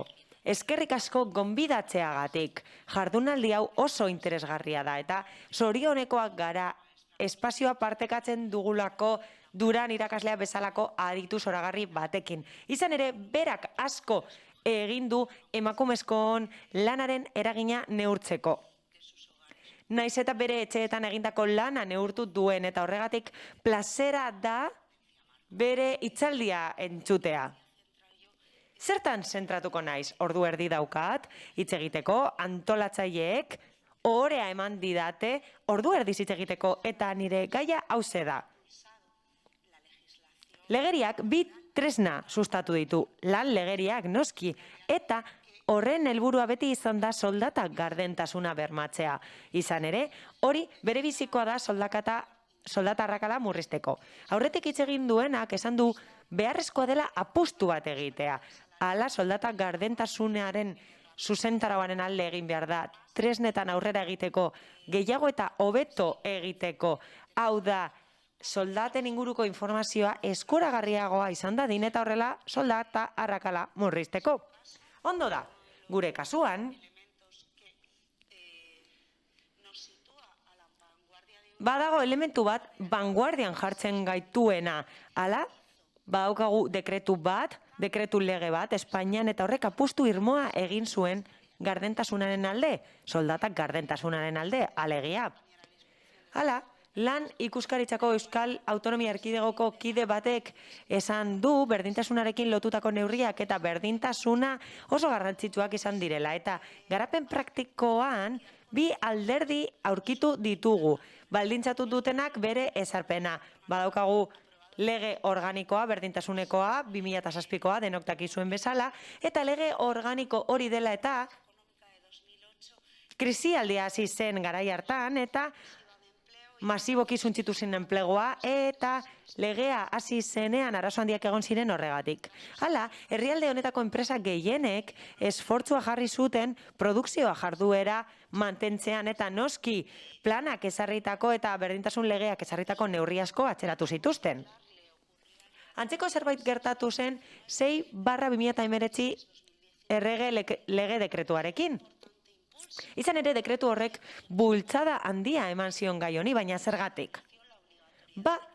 Derrigorrezkotzat ezarri zituelako berdintasun planak.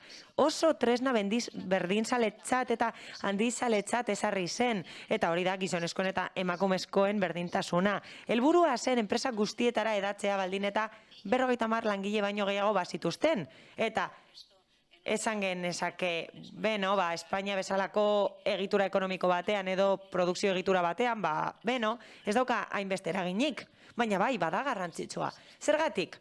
50 langile baino gehiagoko enpresek biztanleriaren 50%-ari ematen diotelako lana. Beraz, egia da. Gure enpresa gehienak txikiak direla, baina enplegu volumena oso handia da. Handiek ematen duten volumena oso handia da, eta berdintasun planaren helburua hori da. Hala, lehenengo jardunaldian, hitz egin zenuten negoziazio kolektiboaren inguruan, baina berdintasun planaren helburua zein da, argazki finko bat egitea, goazen ikustera nolakoa den gizonezkoen eta emakumezkoen lan ibilbidea enpresa horretan. Eta ikus dezagun bertan sesgoak dauden, estereotipoak dauden, edo diskriminazio jarduerak dauden eta jokabideak dauden horrela berdintasunik eza jarraitzeko. Hala, enpresak erantzukide egiten ditu berdintasuna lortzeko, eta lanaren gizarte balorazioa egiten da, eta Duran irakaslearen aurrean hause esatean niretzat benetan ikaragarria da, baina hala da, eta nik aurkezpen hau egin dut, eta hemen tribuna bat idatzi zuen Unibertsitate Autonomoko irakasle batek El Paisen, eta horrek begibistan uzten du guk dakigun zerbait, gehiago ordaintzen da, edo gehiago ordaintzen dira gizonezkoek egindako lanak, emakumezkoek egindako lanak, baino, hala, emakume asko dauden sektoreetan, emakumeok, gizonok gutxiago kobratzen dugu eta badago valorazio sozial bat. Negoziazio kolektibora eramaten dena. Eta noski, lan merkatu honetan, Espainiakoa bezalako lan merkatu batean eta Euskadin, kontuan hartuta okupazioa oso berezita dagoela, emakumezkook eta gizonok oso sektore desberdinetan lan egiten dugu, eta lan baldintzak noski oso desberdinak dira ere bai, eta gauza ez da funtseskoak garen edo ez gure lanean. Erakutsi da egoitzetako langileek funtsesko lan itzela egiten zutela, hori erakutsi da pandemian zehar, baina lan horien baldintzak askotan ez dira duinak. Gaur hemen esan da Europako gutxieneko soldata batera heldu behar garela, lan baldintzak hobetzeko. Batez ere, zerbitzuak ematen dituzten emakumeen kasuan, zerbitzuen sektorean ematen dituzte zerbitzuak emakume askok eta oso gaizki daude ordainduta. Hala, dekretuak 3 tresna handi ezartzen ditu berdintasunean aurrera egiteko enpresetan. Hala, 50 langile baino gehiagoko enpresek berdintasun planak eduki behar dituzte. Derrigorrezkoa da, aplikazio iragankorra ezartzen du, 2022an azkenengoak helduko dira, 50 eta 100 langile bitarteko enpresen derrigortasuna mugatuko da data horretara, eta lege horrek ezartzen du enpresa guztiek izan behar dutela berdintasun plana dimentsioak gora behera. Agian langile bakarra dute, baina horiek guztiek soldata erregistro egin beharko dute. Eta soldata erregistro hori zer da? Tresna bat da, tresna formal bat da, eta horretan aztertu nahi dut zenbat kobratzen duten emakumeek eta gizonek enpresa zehatz batean, baina zertarako. Zerbait ezagutzen ez badugu ezin dugu hori landu. Hala, erregistroaren emaitza oso garrantzitsua da. Eta horrek erakutsiko du enpresa batek adibidez soldata berdinak dituela, berdintasunean oinarritzen dela, edo bestela diskriminaziorik ez badu ere, badaudela sesgo batzuk, eta horiek zuzendu beharra dagoela. Eta hirugarrenik eta azkenik, eta nik aipatuko dudanari dagokionez, derrigorrezkoa izango da enpresa guztiek berdintasun plana egitea. Eta artikuluetan jaso beharko dute soldata auditoretza. Asko lan egiten ari gara, horren inguruan, oso kezkatuta gaude gai horrekin eta oraindik ere zain gaude. Lanpostuak baloratzeko tresna bat behar dugulako, izan ere horrek lagunduko digu tresna hori aplikatzen eta funtsean zertan datza. Aztertuko da zer nolako eragina duen soldata politikak. Hau da, nik politika bat garatzen dut nire enpresan ziurazki, hitzarmen kolektibo bat aplikatuz eta bere taulak aplikatuz, eta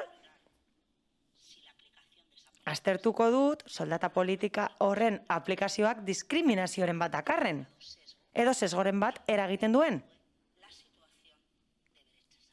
Soldata arrakalaren egoera hori areagotzeko, noski, eta hemen esan denez ez dut gehiegi sakonduko honetan, hau da, datuetan. Baina, esfortzuak gora behera eta araudi esfortzuak gora behera, soldata arrakala mantentzen da. Ia berdin. Ez da ia aldatu. Eta berdin dio zein aldagai erabiltzen dugun. Hala, inkesta bat egin da soldata egituraren inguruan eta horrek azalaratzen du emakumeok batez beste gizonezkoek baino 11% gutxiago kobratzen dugula. Baina soldata arrakala hori areagotzen da. 18,4 baldin eta elementu bat gehitzen badugu balorazio horretan. Lanaldi partzialeko lana, hori da elementua. Lanaldi partzialeko lan gehienak emakumezkook egiten ditugu eta partzialtasun hori askotan ez dute emakumeek nahi. Hau da, ordu gutxiago lan egiten dituzte, baina ez dute hori nahi. Hala da, ez dutelako lanaldi osoko lanik lortzen. Eta soldata arrakala aztertzea eta erantzunaren eraginkortasuna aztertzea, hau da, erantzun juridikoa ematen da hori murrizteko, baina hori egiterakoan ezin dugu ahaztu soldata arrakalak lotura zuzena duela prestazio arrakalarekin. Las mujeres. Emakumeok, batez besteko pentsio txikiagoak dauzkagu mota guztietan, gizonezkoen pentsioekin alderatuta, noski, prestazio arrakala hori batzuetan 30 puntu baino gehiagokoa da, eta batez besteko prestazio bat handiagoa da emakumeen kasuan, eta hori da alargutasun pentsioa. Zergatik? Oinarria bikotekidearena delako? Hau da, emakumeok jasotako pentsioak osatuta daude gutxienekoekin 30%, eta gizonezkoen pentsioen kasuan 16% ingurukoak dira. Beraz, soldata arrakala sari bagara eta erakundeok ematen dugun erantzuna sari bagara, hori murrizteko noski horren inguruan hitz egitea konplexua da, zergatik faktore asko daudelako, elementu asko daudelako eragina dutenak arrakala horretan. Emakumeek lan egiten dute sektore zehatz batzuetan eta horik okerrago ordainduta daude gizonezkoekin alderatuta. Emakumeok ordu gutxiago lan egiten dute, baina zergatik? Oraindik ere, gaur egun, adiskidetze erakundeek ez dutelako lortu hori. Bai, eskubide horietan titulartasun neutroa bermatzen saiatzen dira, baina eszedentziak emakumezkook hartzen ditugu, eta lanaldiak guk murrizten ditugu emakumeok. Hala, emakumeok gehiago erabiltzen ditugu horrelako eskubideak, gizonekin alderatuta eta badago amatasun arrakala bat. Eragina duena emakumeon ibilbidean, lan ibilbidean, eta gainera aukera gutxiago dituzte ordu estrak egiteko. Hala, soldata egituraren inkestak begien biztan uzten du oso nabarmen, edo aldaketa nabarmenak daudela soldata osagarrietan, emakumezkoen eta gizonezkoen artean, oraindik ere modu isolatuan badaude sexuarekin lotutako diskriminazio zuzenak. Hala badaude hitzarmen batzuk horrelako diskriminazioak dituztenak, baina ez da ohikoena. Non egoten da normalean elementu hori? Eraginik handiena duena soldata arrakaletan. Non dago elementu hori? Soldatetan? Soldata batzuk hitzarmenetatik gora daude, eta badaude soldata batzuk, osagarri batzuk ordaintzen dituztenak. Batzuk dira eskuragarritasun plusak, osagarri pertsonalak, ez dakigu horiek zer ordaintzen duten, edo aldakorrak diren soldatetan. Kasu horietan aldaketa handiak daude, gizonezkoen eta emakumezkoen soldaten artean. Badago Sara de la Rica izeneko ekonomia katedratiko bat, ziurazki zuetako askok ezagutuko duzue Sara de la Rica, eta berak bere bizitza akademiko osoan aztertu egin du soldata arrakala. Eta berak erakutsi du soldata arrakalak eragina duela emakume guztientzat, seme-alabak eduki edo ez. Izan ere, adin kohorteak aztertuta, arrakala handiagoa da 30 urteetatik aurrera. Eta arrakala hori mantentze da erretiratzeko adinera heldu arte. Hala, kristalesko sabai hori daukagu eta hori dela eta segregazio profesionala dago piramidearen goiko partean eta horrek ere badauka eragina ordainsari txikiagoetan. Izan ere, normalean, posizio altuagoetara heltzea enpresetan zailagoa da. Izan ere, horietara heltzeko kategoria eta talde profesionala aldatzen dira, baina horrez gain gehiago kobratzen da. Lanpostu hobeago horietan. Eta bai, begibistakoa den bezala, badago este elementu bat eragina izan dezakeena soldata arrakalan.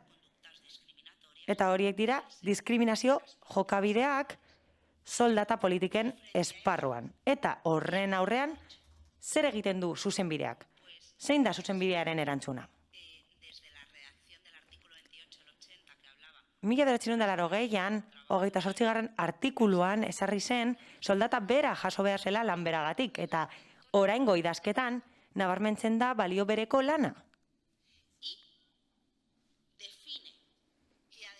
Gainera, definitzen da balio bereko lana zer den eta 2020ko 902 dekretuak artikulu hori garatzen du, 4. artikulua ez da oso erraza, ezin da oso erraz ulertu, baina pista bat ematen digu jakiteko nola izan behar den enpresen jokabidea, identifikatzeko zer den balio bereko lan bat. Ba, horrek esartzen ditu kontuan hartu beharreko irizpideak. Kolaborazio hori egiteko. Nola bermatzen da soldata berbera balio bereko lana dagoenean, gardentasunean eta kasu honetan soldata gardentasunean aurrera eginez. Horrela lortzen da. Horretarako, 2019ko dekretuak 3 tresna esartzen ditu. Lehenik eta behin, soldata erregistroa. Bigarrenik, bete beharra soldata auditoretzak egiteko eta 3. aukera ematea, erregistroan eta auditoretzan lortutako datuak langileen ordezkaritzak ezagutzeko. Bitzia da, azken aldian egindako txosten batean, Europako Batzordeak egindako txosten batean, galdetzen zaie estatukide guztietako langilei eta inkestan parte hartutako 2 herenek uste dute badagoela soldata arrakala, noski, eta arrakalaren parte lotuta dagoela iluntasunarekin nolabait esatearren. Hau da, ez da hitz egiten soldataren inguruan eta hori badakigu, eskutatzen da. Eta, aitzitik, inkestan parte hartutakoei galdetzen zaienean, bere enpresan arrakalaren bat dagoen, askoz gutxiagok esaten dute, baietz, bai badago arrakala, baina nik ez dut hori pairatzen nire enpresan. Ondo da? Goazen ikustera zer esaten duten datuek. Legeak behartzen du enpresa guztiek, langile guztiak emakumezkoak izan, gizonezkoak izan, 2 langile izan. Hori gora bera, soldata erregistroa egin behar dute, hori da bete beharra, eta soldata erregistro horretan, ez da baliagarria izango posizio batzuk baztertzea. Erregistro horretan, itundutako ordainsariak jaso behar dira, naiz eta zuzendaritzako kideak izan. Bai, hitzarmen kolektiboak hor daude, baina dena hartu behar da barne. Hala, ez dira eteek laga dituzten langileen soldata kontuan hartuko. ETT horrek ordaintzen dituelako soldatak naiz eta berdintasun plana aplikatzen diedan horiei ez dira sartuko soldata erregistro horretan.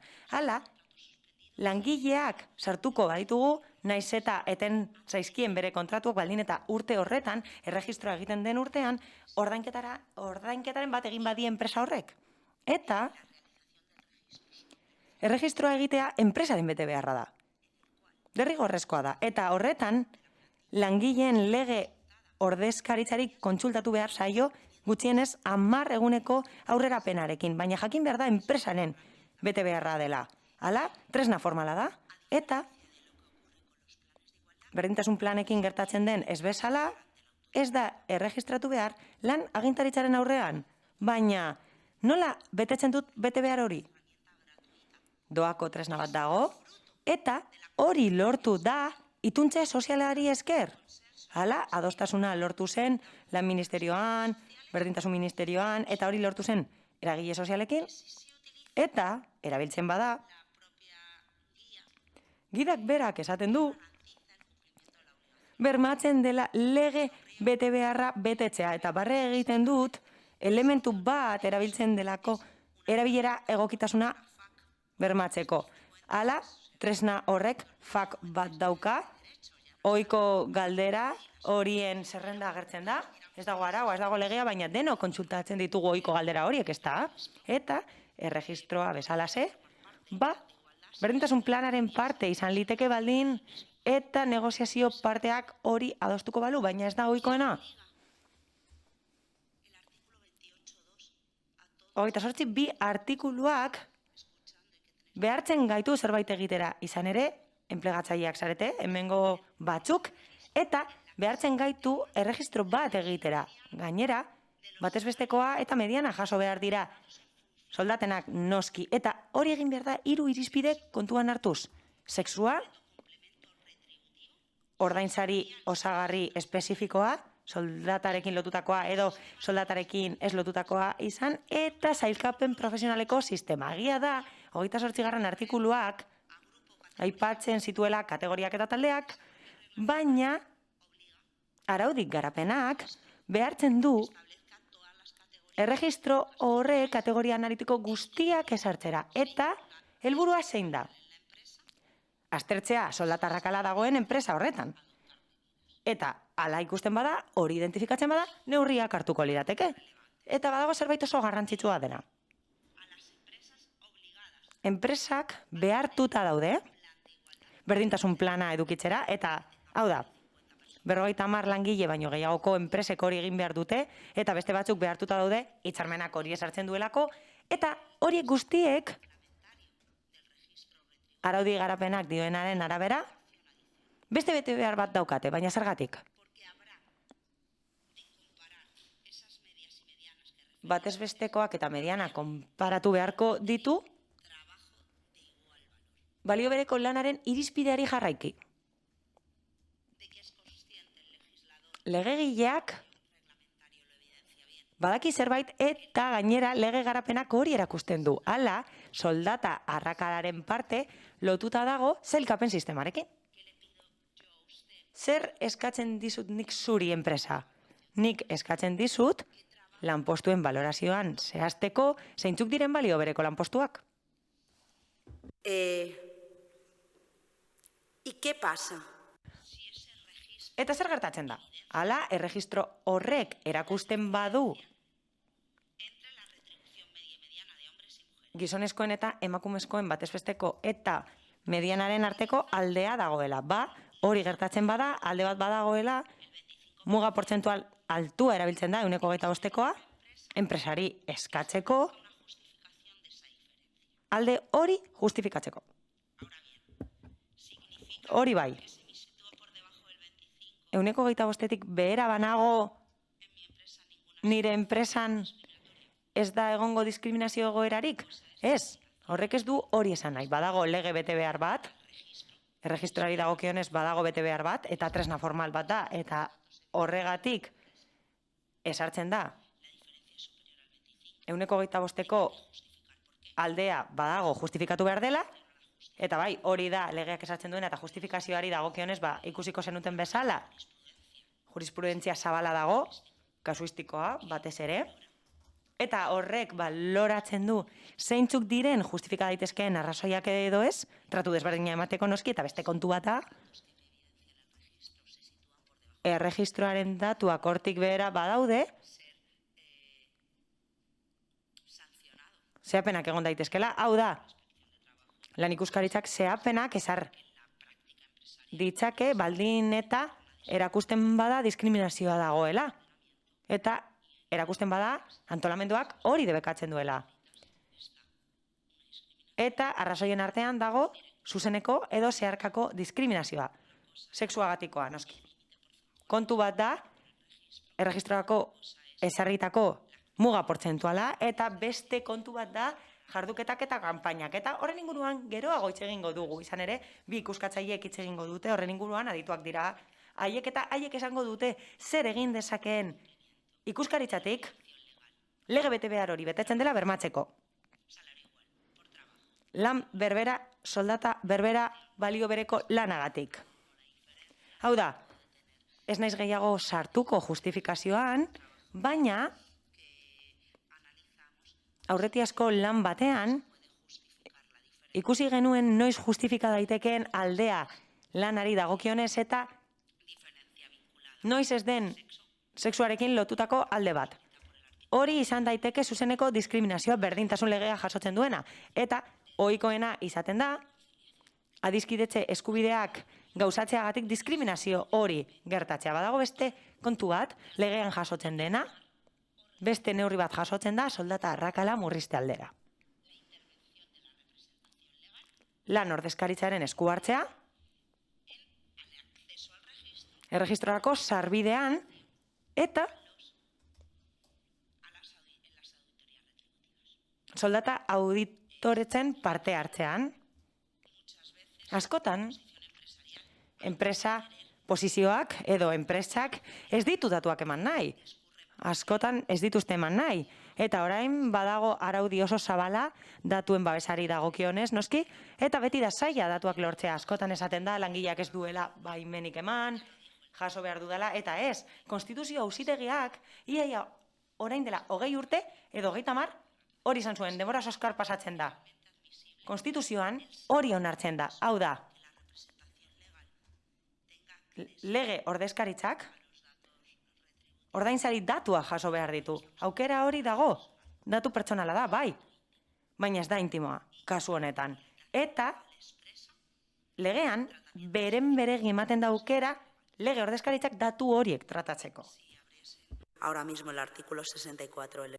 Orain, estatutuaren 72. artikulua ikusiko balute, esaten da urtean, enpresak komiteak aukera izango duela, enpresak sustatutako neurri guztiak ezagutzeko berdintasunaren eremuan.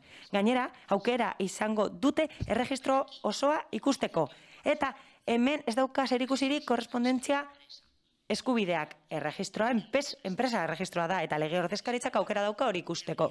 Hala ere, egia da, bermeak ziurtatu beharko liratekeela kasu batzuetan. Hala, irizpide bat bada sexu aldagaia eta bi pertsona bakarrik badaude zail batean, bata gizona bada eta bestea emakumea bada, noski, identifikatu ahalko dituzte eta jakingo dute nork jasotzen duen ordainsari handiagoa, baina legeak beren beregi ematen du aukera horretarako. Eta hori esartzen da jarduera sindikala egin alizateko. Baina zer gertatzen da? Esan dezakezue, Patrizia, bete behar hori apur bat tenuea da, batez ere kontuan hartuta, zenbat enpresek ez duten lege ordezkaritzarik, eta bai, hala da. Errege dekretuaren, bederatzen da bi errege dekretuaren artikulu batek, salbaguarda bat esartzen du, baldin eta ez badago lege ordezkaritzarik enpresa batean. Zergatik? Aukera ematen duelako, interesduna den langileak, hori eskatzeko, hau da, datuak interesatzen bazaizkio, zilegi da bere interesa, eta eskubide hori edukiko luke. Baina, enpresak eman beharreko informazioa askoz txikiagoa da. Askoz gutxiago izango da informazio hori. Ez dira izango batez besteko datuak, baizik eta informazio mugatua. Hala, alde portzentualak adieraziko zaizkio, batez besteko soldatetan aurkitutako horiek. Eta zergatik da garrantzitsua araudi aurreikuspen hori. Datuetara bagoaz, eta salaketak aztertzen baditugu, eta botere judizialak argitaratutako datuetara bagoaz, ez daude gai asko. Eta horrek esan nahi du ez dagoela soldata diskriminaziorik? Ez hori ze. Horrek esan nahi du zaila dela jakitea zure lankideak ordaintzen duena, naiz eta zure lan berbera egiten duen. Batzuetan balio bereko lanarekin aztertzen dugu eta kasu horietan are zailagoa da. Para cumplir. Eta, nire ordu erdian bukatzeko, azkenengo herramienta ordainsarien auditoria da. Ordainsarien auditoria da ekintza bat planetik ateratakoa, baina haren zati bat. Dena, zergatik dago ateratakoa? Haren barruko autonomia duelako. Hau da, 2009 errege dekretuak esaten duelako gutxieneko edukia eduki behar duela honelako auditoria bat, berdintasun plan batek. Hau da, enpresak behartuta dauden gardentasuna izatera beraien soldata politikari buruz eta argitu behar dute ea sektorekako konbenio bat aplikatzen ari direlako ote den, hori izaten da ohikoena, dena dela herrialde honetan langile 10% besterik ez da iristen, edo bestalde zenbait erabaki hartu direlako enpresa horretan arrakala hori gutxitzeko edo handitzeko. Eta honelako auditoria bat nola egin behar den jakin ahal izateko, errege dekretuak eta haren garapenak 8. Artikuluaren bitartez, 202 dekretuan, da diagnostiko bat egin behar dela, jakiteko zer, zenbat eta nori ordaintzen dion enpresa horrek. Kontuan izan behar da, berdintasun plan eduki behar duten enpresa guztiek sartu behar dutela plan horretan auditoria horren emaitzak. Beraz, hemen bide legal bat dago, 50-tik gorako enpresetan berdintasun plana izatera, edo gutxiago izan ezkero konbenioak hala esartzen badu. Segurtasun enpresetan adibidez oso maskulinizatuta dago eta horretan behartuta daude konbenio izatera. Eta hirugarrena, zigor bat egon daiteke ikuskaritzak bultzatuta. Beraz, zer dio 902 errege dekretuaren 8. artikuluak?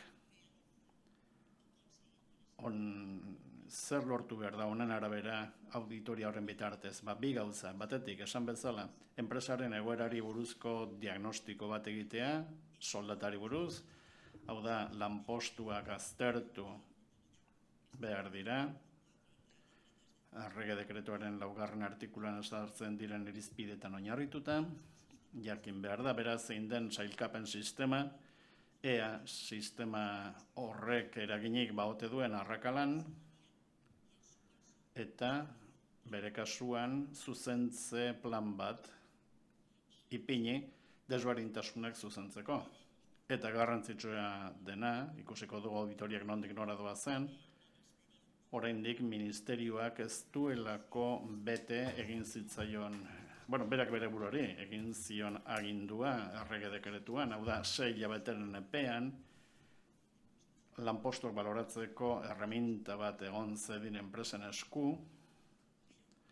hori ez da oraindik bete, agindu hori ez da bete, baina auditoria batean batez ere egon behar dena da zuzentze plan bat desberdintasunik aurkitu ezkero. Noski, diskriminatorioak ez baldin badira, bestela 17. artikuluak dioen bezala, baliorik gabekoak izango baitira.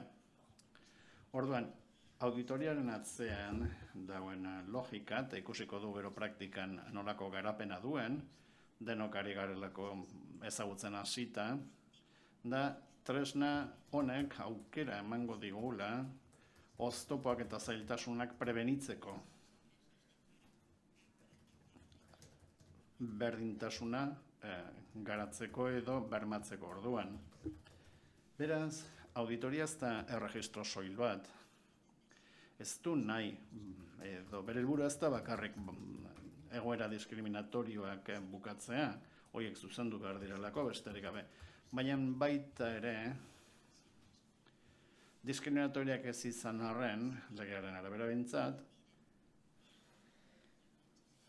soldata arrakalean eragin negatiboa daukaten beste elementu batzuk ere zuzentzeko. Beraz, irudia bukatzeko. Auditoria alde bakarretik egin daiteke, ez, hain zuzen ere. Berdintasun planaren barruan kokatuta dagoelako. Eta berdintasun plana negoziatua izan behar da. Beste gauza bada, adosten den, ala ez da derrigorrezkoa adostea, baina bai negoziatzea. Bestalde, autonomia kolektiboaren tresna bat da, beti ere adostuta egon beharko litzatekena negoziatzen bada, 24an esan zen bezala, ordezkaritza legala baldin badago, enpresa konbenioak adosteko arauak, eta bestelakorik ez badago, sektore horretako ordezkaritzarik handiena duten sindikatuei deitu hartzaile. Beraz, zergatik uste dut soldatei buruzko auditoria egin behar dela, hain zuzen ere, bere eraginkortasuna neurtzeko. Hain zuzen ere, honelako auditoria batek, uzten digu ikusten nire politika salarialak eraginik baote duen arrakalan naiz eta nik dudan soldata aplikazioak diskriminatorioa ez izan, behar bada biztaratzen dit zenbait sesgo daudela osagarri batzuetan eta horiek handitu egiten dutela soldata arrakala. Eta garrantzitsuena eta bukatzeko, auditoria honetan sartuta egon behar dira neurri konkretu batzuk, epeak eta bitarteak eta baliabideak hori guztia lortzeko, helburu horiek lortzeko, edo etorkizunean behintzat, etorkizunean hurbilean esan bezala, edo gutxitzeko oraindik ere 11,4 dagoelako. Eskerrik asko, espero dut, baliagarria gertatuko zitzaizuela.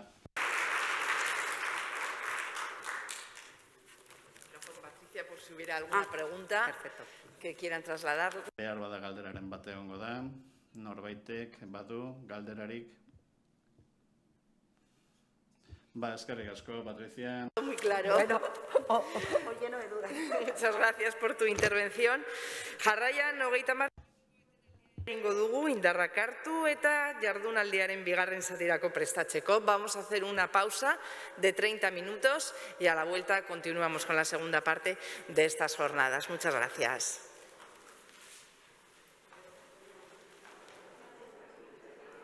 Eguerdion. Muy buenos días nuevamente. Egunon berriro ere. Vamos a ir tomando asiento para dar comienzo. Guazen jesartzera horrela jardunaldien bigarren parteari ekiteko. Bigarren parte honetan aukera izango dugu bi hitzaldi entzuteko. Horrez gain, mahai inguru batean kasu praktikoak aztertuko ditugu. Arratsaldeko 3:00 amaituko dugu. La primera ponente de esta segunda parte. Bigarren parte honetako lehenengo islariak aztertuko du genero ikuspegia, lan araudiaren interpretazioan eta aplikazioan. Mar Serna Calvo da, magistratua da, botere judizialaren kontseiluko atal batean, eta ondo baderitzozu, Mar, hauze da zure momentua ona etortzeko eta zure hitzaldia hasteko. Gogorarazi nahi dizuet, galderaren bat egin nahi baduzue, apuntatu behar duzuela eta bere hitzaldiaren amaieran aukera izango duzuela berari galderak egiteko. Aurrera, Mar, nahi duzunean. A ver si funciona el... Ikusiko dugu PowerPointak funtzionatzen duen edo ez, bai? Hala da. Egunon guztioi. Eskerrik asko, gonbidatzeagatik eta aukera emateagatik hemen egoteko. Gustatuko litzaidake Eusko Jaurlaritzako lan eta enplegu sailari zorionak esatea. Zoragarria da aukera edukitzea gai garrantzitsu hauek jorratzea.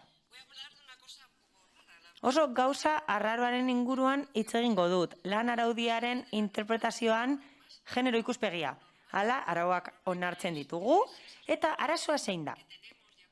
Arazoa hauze da, betetzen dira, onartzen ditugun arauak, nola betetzen dira, nola interpretatzen dira, hori da, inzuzen ere nire hitzaldiaren xedea. Hala, lau datu estatistiko emango ditut, baina uste dut garrantzitsuak dela horiek aipatzea, eta goizean zera aipatu dira. Berdintasuna imperatiboa da, agindu imperatiboa da, zeintzuk dira zeharkako arau hauek. Eta interpretazioaren araudi esparru horretatik arago, eta araudi esparruak arautzen gaitu, baina horretatik arago bi fase ikusiko ditugu. Araua onartzen den aurretiazko egoera. Egunero aplikatzen dira arauak, baina nola aplikatzen da genero ikuspegia, eta behin araua onartuta aztertuko du nola aplikatzen den eta nola interpretatzen den. Esan bezala, interpretazioa eta aplikazioa botere publiko guztiek egin beharreko zerbait da. Non kokatuta gaude berdintasunari dagokionez? Albiste ona emango dut, eta bai, albiste berriak eta onak eman behar dira.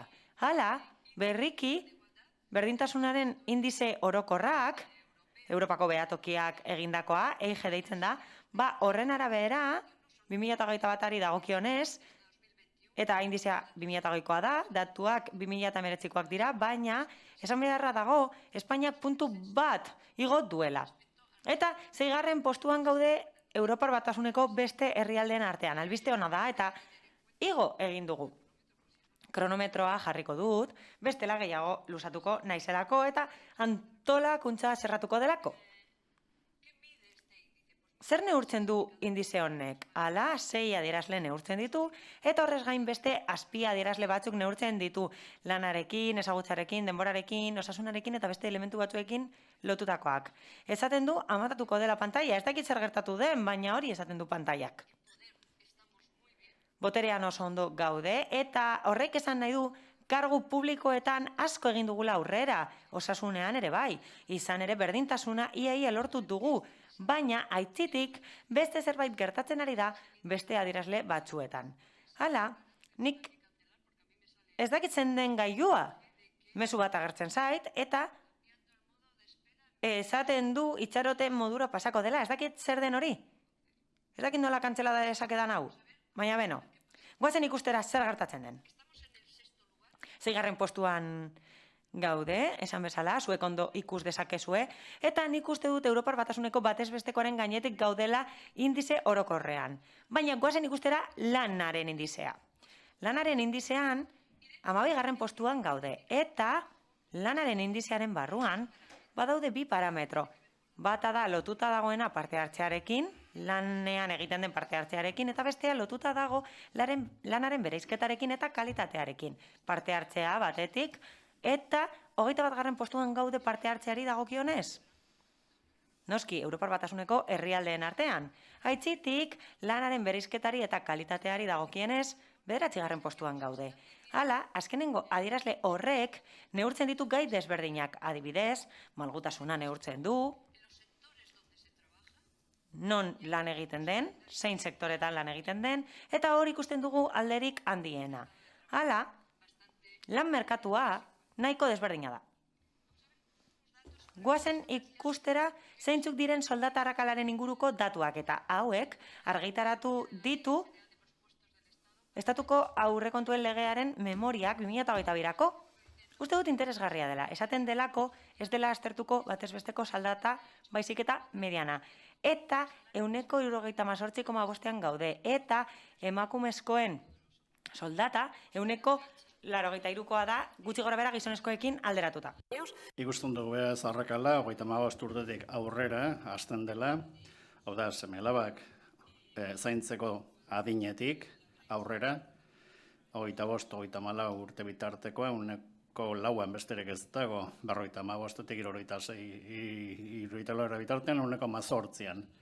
Eta gero, soldata egiturari buruzko inkestak erakusten du, emakumeen 25ak jasotzen duela osagarria, eta gizonen 11,11 besterik ez. Hau da, lanarteko gutxieneko soldata, eta beraz lanaldi partzialeko kontratuak zer ikusia du honekin, Dakizunez, lan partzialeko lau lanetatik 3 emakumeek izenpetzen dutelako. Beraz, merkatu desberdina daukagu emakumentzat, eta horregatik beharrezkoak dira politika zeharkakoak erabiltzea. Eta zeharkako hori azpimarratzen dut, berez marko juridikoari, politika publikoei eta inpaktu ebaluaketei. Begiratu behar diegu, hain zuzen ere, politika aktibo hauetan, zeharkako politika aktibo hauetan.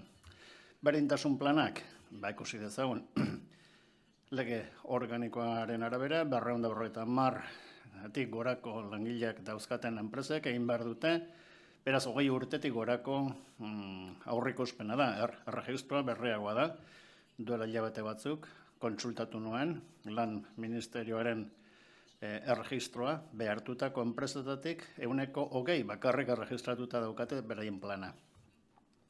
Beraz, hemen badago lan eremu handi bat, ikuskaritzarentzat, segurazki egiten ari da, lana, baina ez behar beste.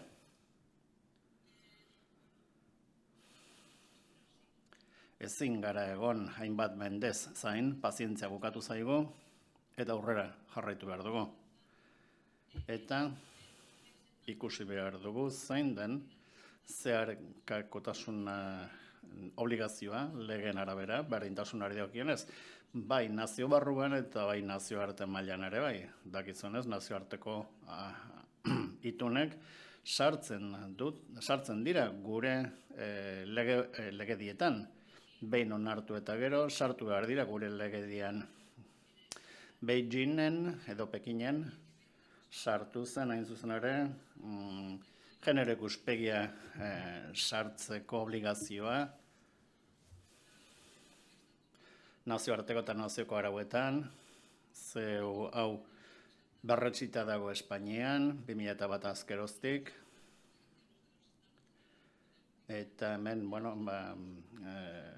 sartzen da estereotipoen suntxiketa, eta gizon eta emakumeen arteko berdintasuna bilatu behar dela prozesu judizialaren etapa guztietan. Eta emakumearen babes efektiboak bermatu behar dela diskriminazio ekintza guztien kontra. Barne arauak ezagutzen ditugu, Konstituzioko 3 artikuluak, edo emakumearen kontrako bortxakeriari buruzko legea, hasi zen hitz egiten zeharkakotasunaz, eta 2007ko legea ezagutzen duzuena. Bertan artikulu garrantzitsu bat aipatzen da, 4.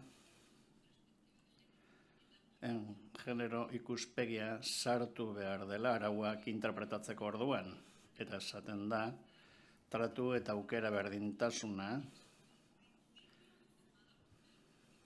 ordenamendu juridikoaren printzipio antolatzaile bat dela, eta beraz, errespetatu beharra dagoela, arauak errespetatzeko orduan, eta berdintasun printzipioaren zeharkakotasuna agertzen da artikulu honetan ere islatuta.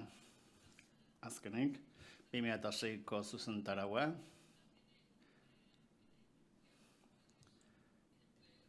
enpleguako berdintasunari buruz, esaten da, legezko eta arauzko neurriak ipini behar direla, berdintasuna beti ere zeharkako faktoretzat hartuz.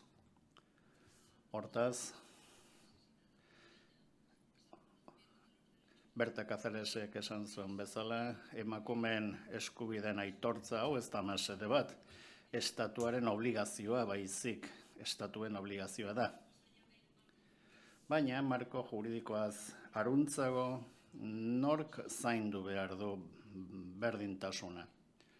Hemen, badaude ikuskaritzako lankideak, eta nik ulertzen dut, batez ere ikuskaritzari dagokiola. Ikuskaritza arautzen duen legean, esaten baita, besteak beste, zaintza eta adiskidetze, eta hainbat zer egin dituela, eta estatu sozial eta demokratikoaren printzipioekin bat etorri behar duela, eta berdintasun printzipioa da nagusienetako bat. Eta ordenamendu juridikoaren printzipio antolatzaileak ez dagokio bakarrik judikaturari, baina baita lan ikuskaritzari ere. ikus dezagun hasteko nolako, arau bat egiten denean, edo onartzen denean, lehendabizi ministro kontseiluan, berdintasun legearen 19. artikuluan esaten dena, eta gero lege proiektu guztiei dagokien eta garapen erreglamentariari dagokien zerretan, derrigorrezko txostenak egin beharra dago. Norbaitek interesa badu, tesi bat egin diteke txosten prezeptibo hauei buruz. Nola betetzen den, edo ezen betetzen. Hau da, arauzkoak dira, baina ez lotesleak. Eta nik uste dut gure sistema juridikoaren defizitit bat hain zuzen ere, arauen ebaluazio falta dela. Hau da, badugu lege organiko bat, 2007. urte azkero, esaten duena 250 langiletik gorako enpresek eduki behar dutela derrigor berdintasun plana, baina gero erregistratuta bakarrik 100% dauka plan bat. Beraz, kontua ez da bakarrik arauak onartzea, baizik eta ebaluatzea eta ikusten nolako emaitza izan duten.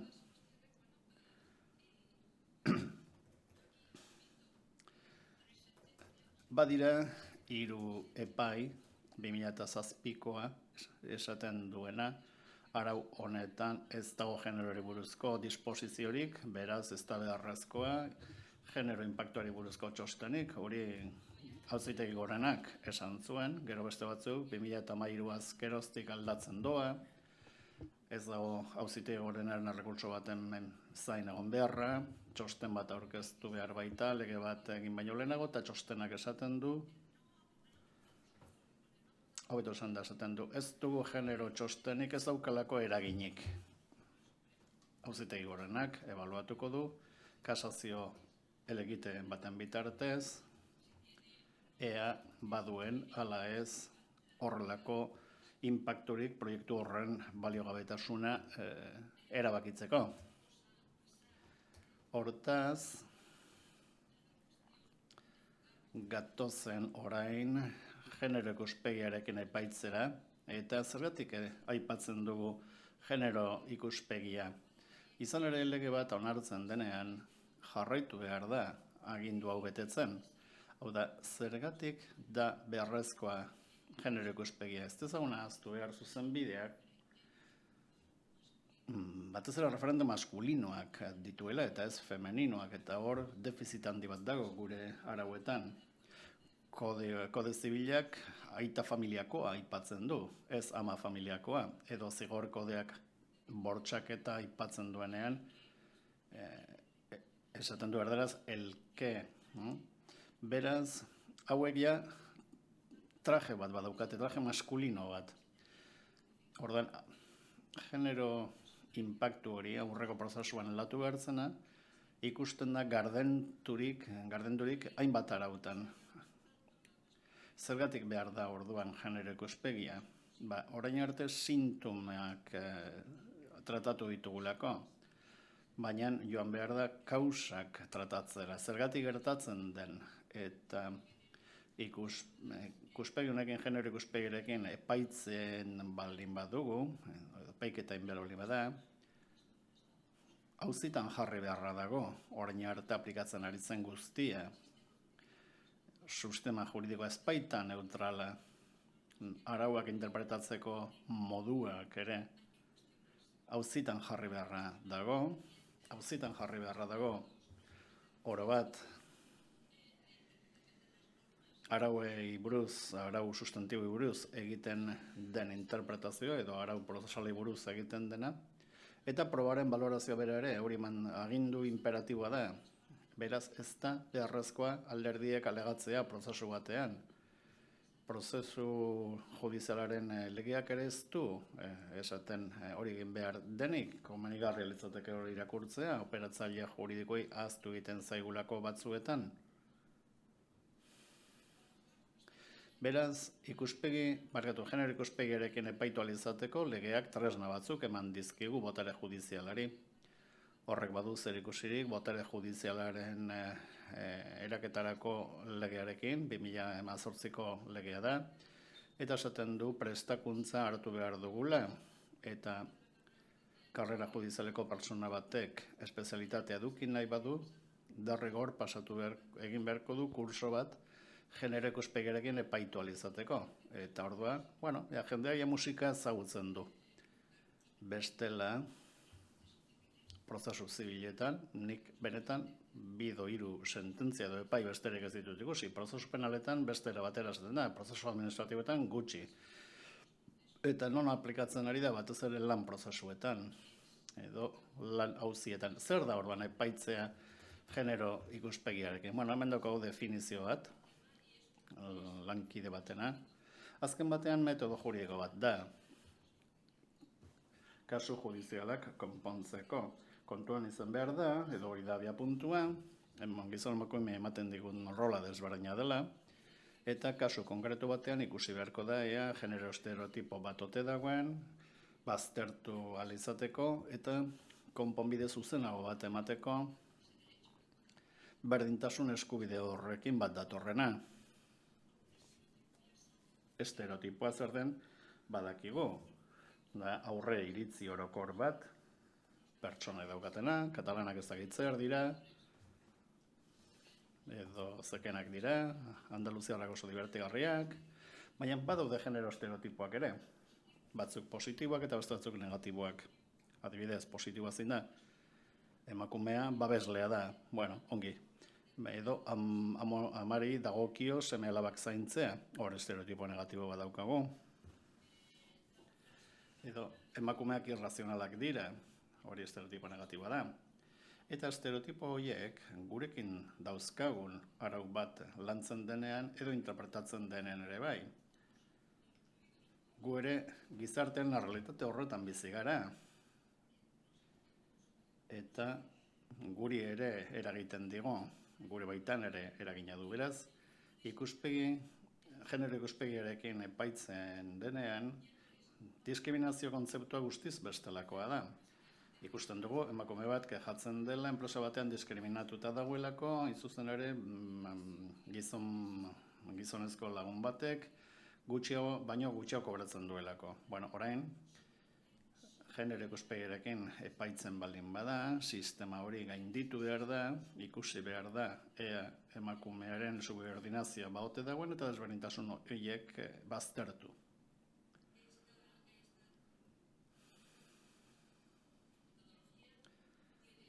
Metodologia honek 4 fase ditu, lehendabizi zehaztu auzi juridiko horretan genero estereotipo bat ote dagoen ala ez, bigarrenik, ea estereotipo horrek diferentzia bat sortu ote duen, hirugarrenik diferentzia edo aukera desberdintasuna detektatu eta gero erauzi behar da, eta laugarrena desoreka hori konpentsatu. Nik adibide bat ipintzen dut, beti oso argia iruditzen zaidalako, Galiziakoa da, bertan emakume langile pluriempleatu bat, kontserbera baten lan egiten zuen, aldi partzialean eta garbitzailea ere bazen, eskatu zuen daukan tendinitis bat aitortzean lan gaixotasun bezala. Epaitegien esan zuten, hori ez dagoela gaixotasun profesionalen kuadroan. Beraz, hemen arazo bat daukagu eta noski desestimatu egin zen eskabidea. Auzitegi nagusira joan zen eta fase hauek aplikatu zituen. Zein da estereotipoa? Balio gutxiago ematen zaiela emakumeen edo lan feminizatuei garbitzailea, badirudi, ez daukatela tendinitisik eta ez dagokiola, ez duela horrelakorik. Horan, zer da estereotipoa edo zer nolako aukera desberdintasuna sortzen ari da? Lanbide hori invisibilizatuta dago eta beraz ez du aitortzarik izango horrelako gaixotasun profesional bat duela. Nola baztertu, nola erauzi, laugarren artiklua, berdintasun legearen laugarren artiklua aplikatu behar dugu, araua interpretatzeko orduan, eta sartu behar dugu gaixotasun hori lan gaixotasunen kuadroaren barruan. Izan ere, baldintza fisikoak berdin-berdinak direlako, eta azken fasean, konpentsazioan, aitortu egiten da beraz, lan gaixotasun bat dela. Hortaz, ikusi dezagun beste kasu bat genero ikuspegirik gabe, hau ere lan gaixotasun bat da, Gaztela Mantxakoa, paradoretako garbitzaile bat, esaten du, tubo metakarpianoren sindromea daukat, dio. Bueno, epaigileak dio ezetz, elegita aurkezten du, eta esaten da ezetz, eta azalpena ematen du. Esaten da, ez dela existitzen, ez dauelako lan gaixotasunen kuadroan. Eta bakarrik kamareroentzat dauela, eta ez hoteletako garbitzaileentzat. Genero ikuspegi aplikatu ezkero, aitortuko zitzaion emakume honi lan gaixotasun hori bazuela. Hortaz, kasu batzuetan deusestatzen da estereotipo hori, lehenengoan, alegia, eta bigarrenean instituzionalizatu egiten da diskriminazio hori, emakumeok pairatzen duguna, noski. Azkar ikusiko dugu bigarren adibide bat, ikusteko zer den epaitzea genero ikuspegiarekin. Hala, alargutasun pentsio bat eskatzen du emakume batek, genero indarkeria biktima gisa. Kasu hauetan, legeak aukera ematen die hori jasotzeko indarkeria egiaztatuz. Horretarako, epai bat behar dute, Ministerio Fiskalaren txosten bat, horietan jaso behar da indarkeria egon dela. Hala, epaitegiak esesten du bere eskaera, epaiketan ez duelako probarik aurkezten. Hala, Kanarietako Justizia Auzitegi Gorenera jotzen du, eta horrek jotzen du egiaztatzen duela. Izan ere, arauaren aplikazioan estereotipo bat dago. Hala, emakumeak premia dauka hori jasotzeko. 7 aldiz salatu zuen bikotea. Hala, genero indarkeriaren biktimen bulegoko txostenak zituen, eta proba horiek ez zioten balio. Hala, sozialki jarrera logikoa izan zuen. Hala, indarkeria pairatu behar baduzu, azkar salatu, estereotipo bat da, hori ere bai, eta joan zaitez orduan, azkenengo instantzietaraino, jo ezazu epailearan gara, berak esateko indarkeria egon dela eta neurriak hartzeko. Hala, kasu gehienetan hori ez da gertatzen.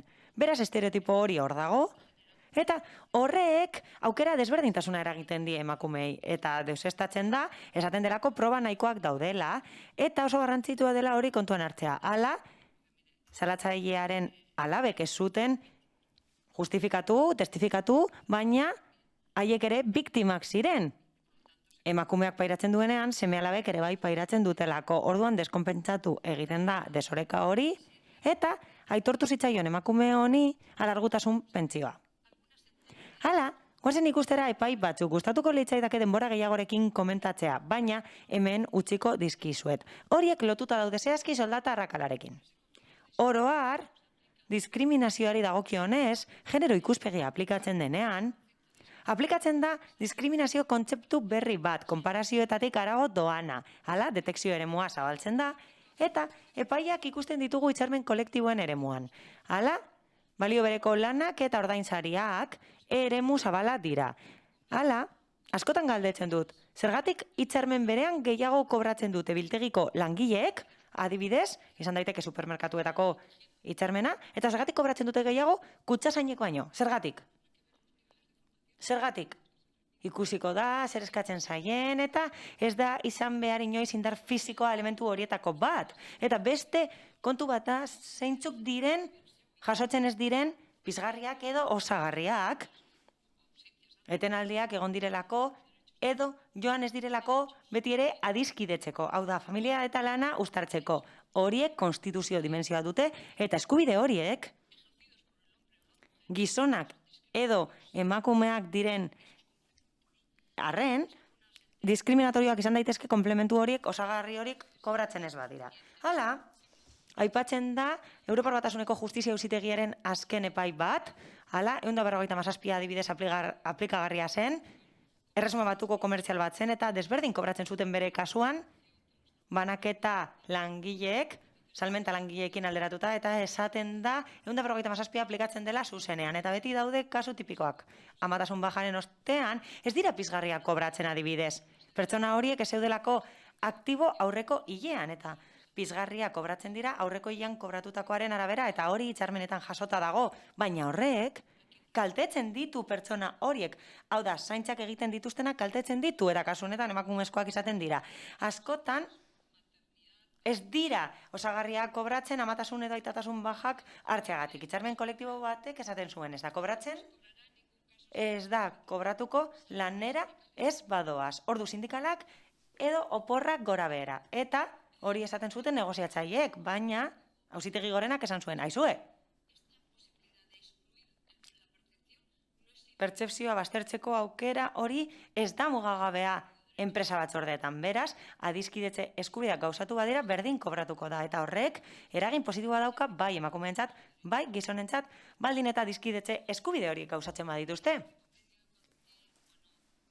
Osagarri desberdinak daude, sexuagatiko diskriminazioa, ordainsari sistema aldakorrean, berdintasun planaren neurrien esarpena, lan aldi baterako laneko enpresetan, eta hori da epai bakarra hori esaten duena. Hau da, aldi baterako lan enpresek sistema taraudi berberak aplikatu behar dituzte. Eta besteetan, ordea, soilik aipatzen dira negoziazio batzordeko kideak, eta badaude epai asko, instantzia desberdinetakoak, baina soilik hartzen dira kontuan nortzuk negoziatzen dituzten hitzarmen kolektibo horiek, eta azkenengo epai batean, aipatzen da langileen ordezkariak ere, badirela negoziazio batzordearen parte berdintasun planari dagokionez.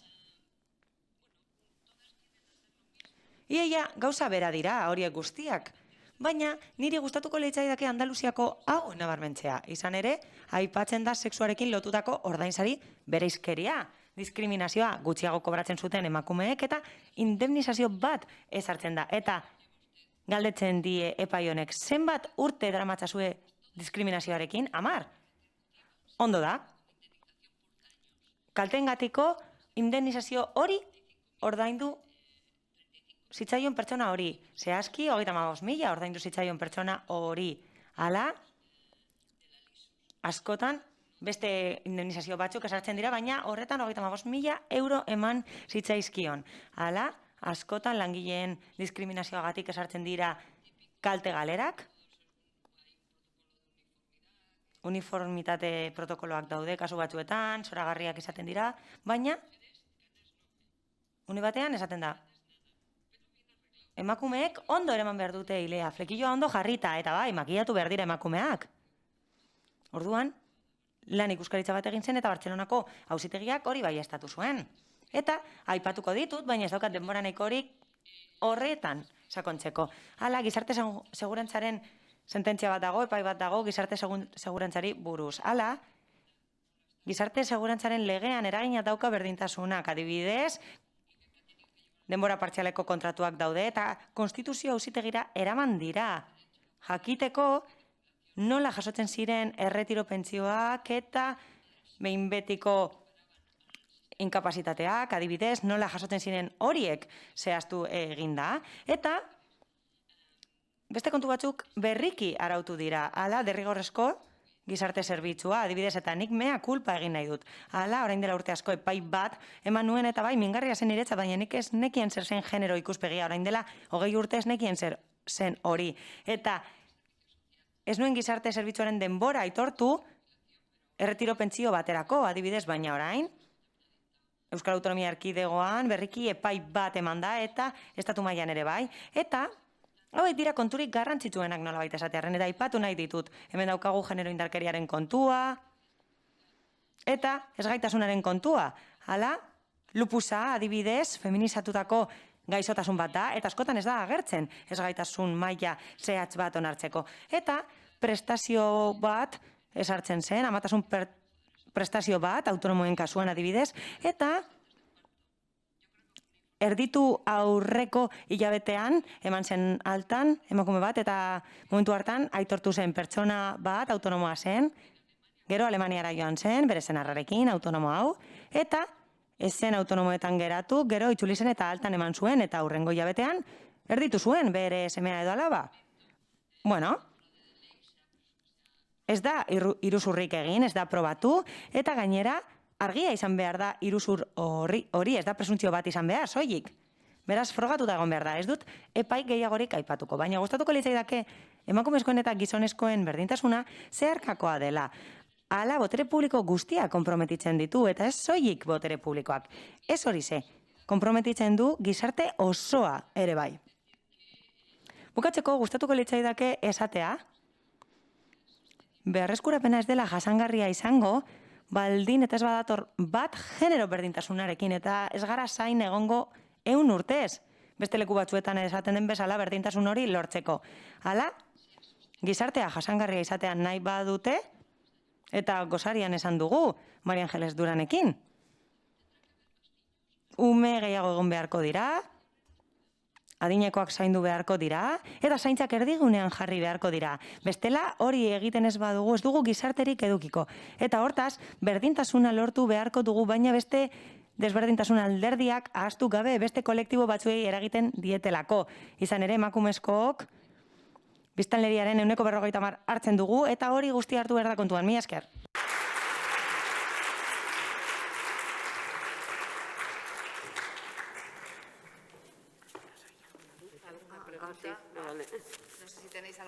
Galderaren bat daukazue, marrentzat?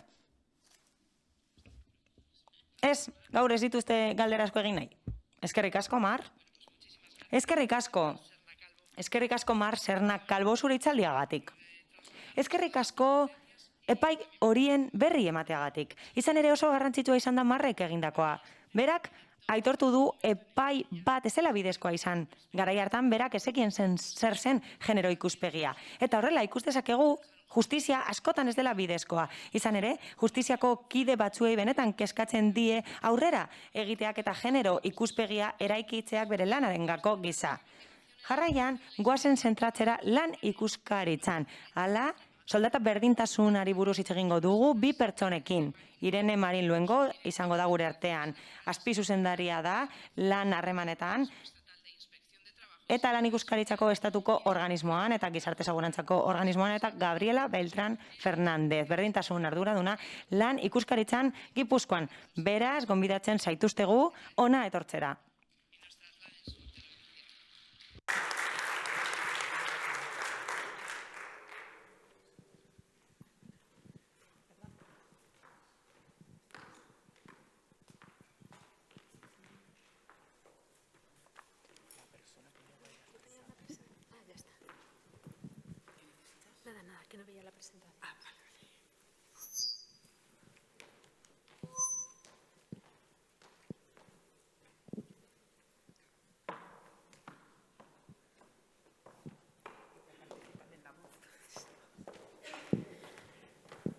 Muy buenos días a todos y a todas.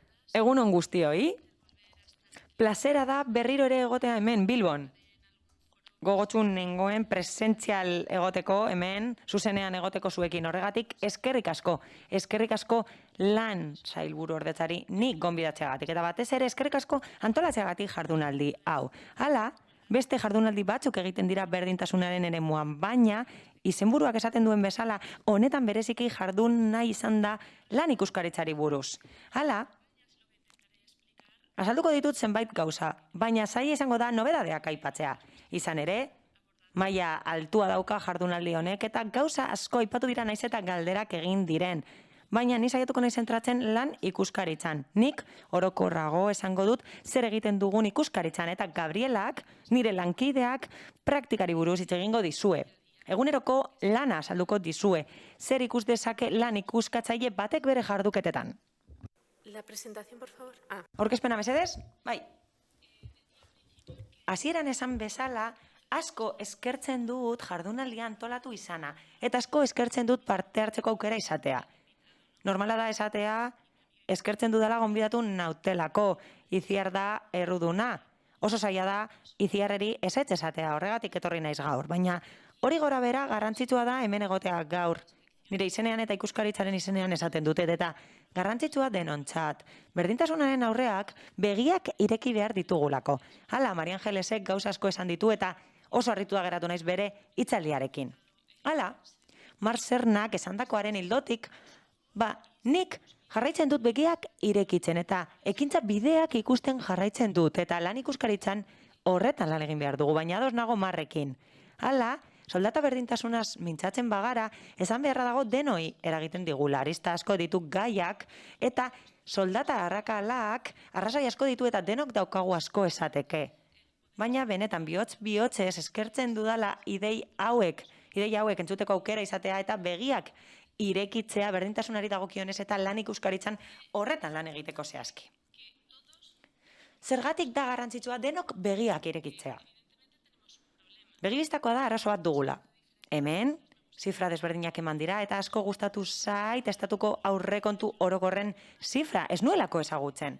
Askotan alde nabarmenak ikusten ditut estatistika desberdinen artean eta Estatistika Institutu Nazionalaren arabera soldata arrakala 1,6koa da. Dena dela, egia da, murrizten ari dela, baina arazo bat daukagula zifra gora bera. Batez beste, 1,6 gutxiago kobratzen dugu emakumeo gizonezkoekin alderatuta. Eta, orain dela gutxi irakurri nuen, murriztu egin dela soldata arrakala, hain zuzen ere, handitu denean 2019tik bereziki, lanbide arteko gutxieneko soldata. Baina horrek zer esan nahi du? Horrek esan nahi du, soldatarik basuenak hau da. SMIek eragina zuen horiek emakumezkoek jasotzen zituztela. Adibidez, etxeko langileak dira horiek eta horien inguruan hitz egingo dut nire aurkezpenaren amaierako partean. Hala, erne egon behar dugu denok. Pilarrek azaldu du bere hitzaldean, eta arrazoi asko ditu soldata arrakalak. Batzuetan, lan ikuskaritzari eskatzen digute, gehiago zehatzeko jarduketa eta jokabide batzuk.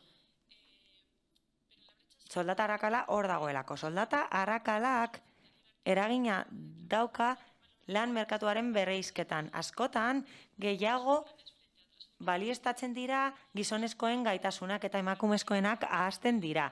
Hala, partzialtasuna nabarmentzen da lanean eta horrek eragina dauka beste arrakala batean eta hori da pentsioen arrakala noski. Gainera, soldata arrakala kontuan hartzen badugu, batez ere handiagotzen da adin handiagoetan eta emakumeengan dauka eraginik handiena lan merkatuan. Eta gero badago beste kontu bat, araudi berria daukagu, hemen aztertu da, konplexua da, edo behintzat niri iruditzen zait konplexua dela lehenengo irakurketa batean. Oraindik ere, uste dut konplexua dela hori aplikatzea. Edo behintzat, uste dut nolabait neketsua dela enpresentzat hori egitea. Eta araudi berri hori ezagutu behar dugu denok. Hala, enpresek hori ezagutu behar dute. Eta esan da, soldata erregistroa derrigorrezkoa dela enpresa guztientzat, naiz eta langile bakarra eduki. Familiarizatu behar dira langileen ordezkariak. Ezagutu behar dugu denok. Lan ikuskaritzak ezagutu behar du araudi hori. Eta langileek ere bai. Izan ere, jakin behar dute, zeintzuk diren bere eskubideak eta araudiak eskaintzen dizkien tresnak. Egia da denok ezagutzen dugula, baina zein da lan ikuskaritzaren eta gizarte segurantzaren papera. Hala, 2015ko antolamendu araukagu guk eta lan ikuskaritza zerbitzu publikoa dela esaten du.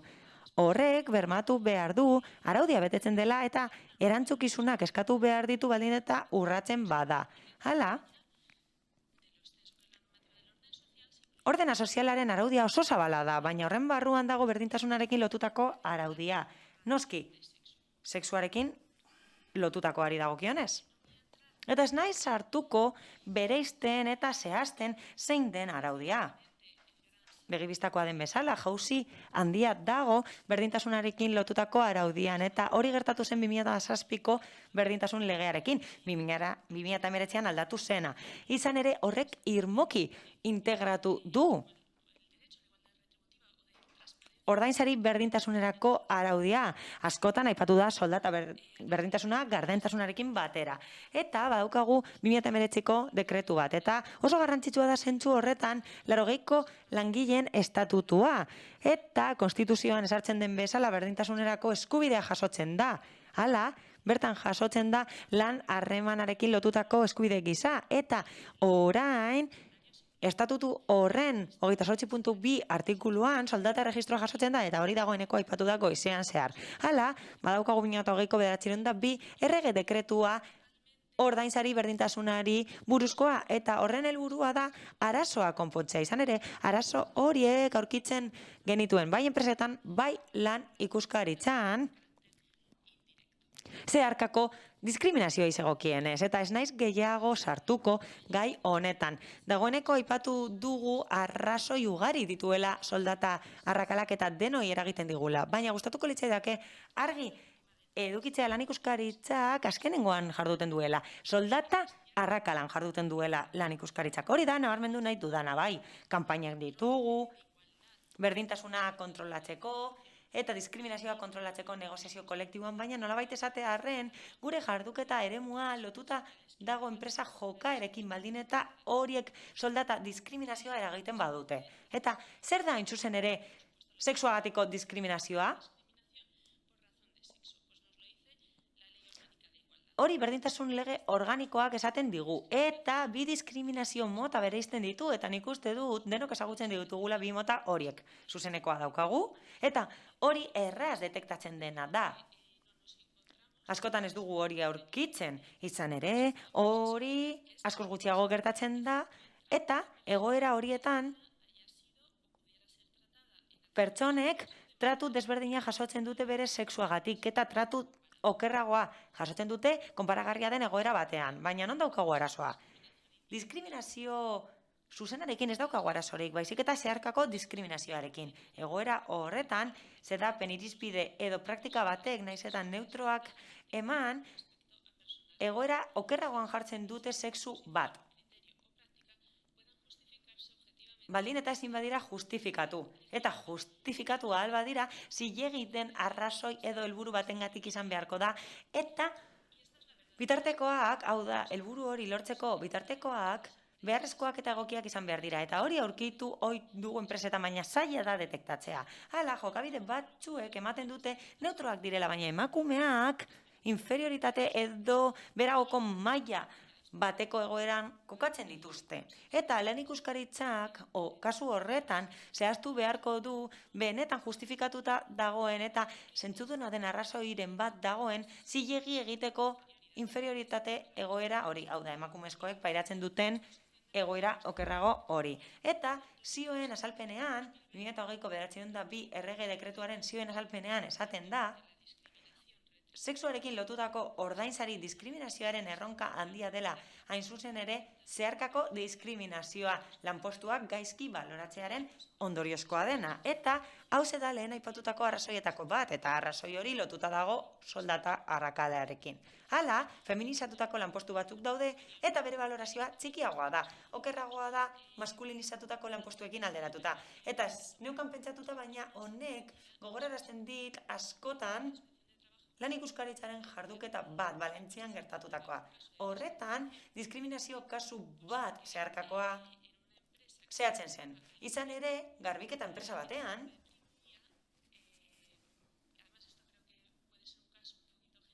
eta bai, kasu hau orokorra izan daiteke, kasu horretan gehiago ordaintzen zen kristalak garbitza baino. Hala, askotan, pisua daukan makineria behar da kristala garbitzeko. Hala, emakumeek lan arriskutsua egiten zuten, askotan emakumeek garbitzen dute eta lanpostu horiek egiten dituzte, eta ez zuten plus hori kobratzen. Hala, eskaintzak egiten zizkieten bezeroei, eta horien arabera, gizonezko batek garbituko zuenean etxea, gehiago kobratzen zen ordua, eta emakumezko batek egiten zuenean lana gutxiago kobratzen zen. Zergatik, makineria behar zuelako gizonak eta emakumeak ez zuelako hori erabiltzen. Eta nik uste dut kasu hau Valentzian gertatu zela. Bien. En estas situaciones, Soldata diskriminazioan zentratuko gara eta kanpaina asko ditugun arren horretan zentratuko gara, baina zer egiten du lan ikuskaritzak eta gizarte segurantzak? Hala, etengabeko jarduketa eremu bat da lan ikuskaritzarentzat eta gizarte segurantzarentzat ikuskapen sistema osoan. Nabarmendu behar da, 35/2010 legearen xedapen iragankorrak edo kasu honetan xedapen gehigarriak esartzen zuela dagoeneko lan ikuskaritzaren plan guztietan nazio mailan kanpaina bat egon behar zuela soldata berdintasunari dagokionez. Hala, nik ez dut ezagutzen beste xedapenik horretara behartzen duena lan ikuskaritza. Hau da, berariazko kanpaina bat egin behar dugu legez. Legez, urtero egin behar dugu sexuagatiko diskriminazioaren inguruko kanpaina bat egitera. Eta hori egiten da nazio lurralde osoan. Hau da, Espainia osoan. Eta nabarmendu nahi dut, 2019tik asko indartu egin dela kanpaina hori. Hala, modu desberdinetan indartu da, eta Gabrielak hori azalduko du. Prestakuntza ekintzak egin dira adibidez, oso trinkoak izan direnak, espezializatzeko ikuskatzaileak dagonego egiten ari ziren, baina orain gehiago egiten ari dira.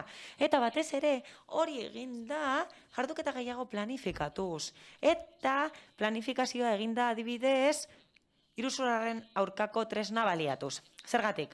Zintzoak izan behar gara, lan ikuskaritzara salaketa gutxi heltzen zaizkigu diskriminazioari dagokionez. Berdintasunarekin lotutako oso gauza gutxi heltzen zaizkigu. Horregatik, nola ez, planifikatu behar dugu gure jarduketa eta saiatu behar gara, gero eta hobeak izaten plangintzan. Hau da, gero eta hobeto detektatu behar dugu non gerta daitezkeen ezbedetze, urratze edo diskriminazio egoera horiek. Eta jauzi kualitatibo bat egin zen 2019 urtean. Eta hori egin zen iruzurraren aurkako borrokarako tresnarekin HLF deitzen dugu guk, eta ez dakit ezagutzen duzuen. Hala, lan ikuskaritza eta gizarte segurantzako unitate bat da, eta datuak aztertzeko teknikak erabiltzen ditu, subjektuak detektatzeko baldin eta iruzur indizioak edo seinaleak badituzte, eta hautatzen ditu horiek planifikatutako jarduketak garatzeko. Hau da, datu baseak gurutzatzen ditu eta batzuetan ezbetetxeak detektatzen ditu. Hala, gerta daiteke aldi baterako kontratu bat egotea, zerbitzuagatik izatea kontratu hori, eta 4 urte baino gehiagokoa izatea. Eta adibidez, soldata arrakalari dagokionez, detekta ditzake diskriminazio egoerak. Hauze pasako dut, eta beste gai batera pasako naiz. Hala, iruzurraren aurka borrokatzeko tresna jaio zen, tresna gisa jarduketak planifikatzeko gizarte segurantzan eta ekonomian. 2018 beste urrats bat eman zen, eta hasi zen jarduketak planifikatzen lan ikuskaritzaren eremuan, iruzurraren aurka egiteko aldi baterako kontratazioan adibidez. Ez dakit ezagutzen dituzuen gure txoke planak. Baina 2019an hasi ziren jarduketak planifikatzen berdintasunari dagokionez. Zehazki, soldata diskriminazioarekin lotutako jarduketak sustatu ziren, eta urte horretan zehazki lehentasunezko kanpaina bihurtu zen, eta lan ikuskaritzak lehentasunezko kanpainatzat ezarri zuen. 2020tik aurrera hasi zen jarduketak egiten lan osasunari dagokionez, eta saiatu ginen genero ikuspegia txertatzen. Hala, feminizatutako sektoreak hartu genituen barne. Hala, ezbeharren tasak askotan ikusezinak dira eta lan ikuskaritzak horretan lan egin behar du. Eta aurten, eta geroago azalduko dut, sortu dugu kanpaina zehatz bat diskriminazioari dagokionez eta kasu honetan enplegurako sarbidean zentratuz. Baina guretzat zeintzuk dira arauak. Hala, parametro batzuk ditugu, iruzurrak neurtzeko eta ezbetetzeak neurtzeko. Guk horiek aztertzen ditugu juridikoki, eta gero horiek eramaten ditugu plangintzara, eta hori da ikuskapen jarduera berez. 2 arau ditugu diskriminazioari dagokionez, eta kontuan hartu behar dugu, arau horiek aurretia sortzen direla. Hala, soldata erregistroa sortu aurretik jarri ziren martxan, eta horren inguruan hitz egin dugu goizean. Kontua da, lehenik eta behin arau bat daukagula. Hala, enpresak hautatzen dira baldin eta soldata alde nabarmena eta objektiboa badago gizonezkoen eta emakumezkoen artean.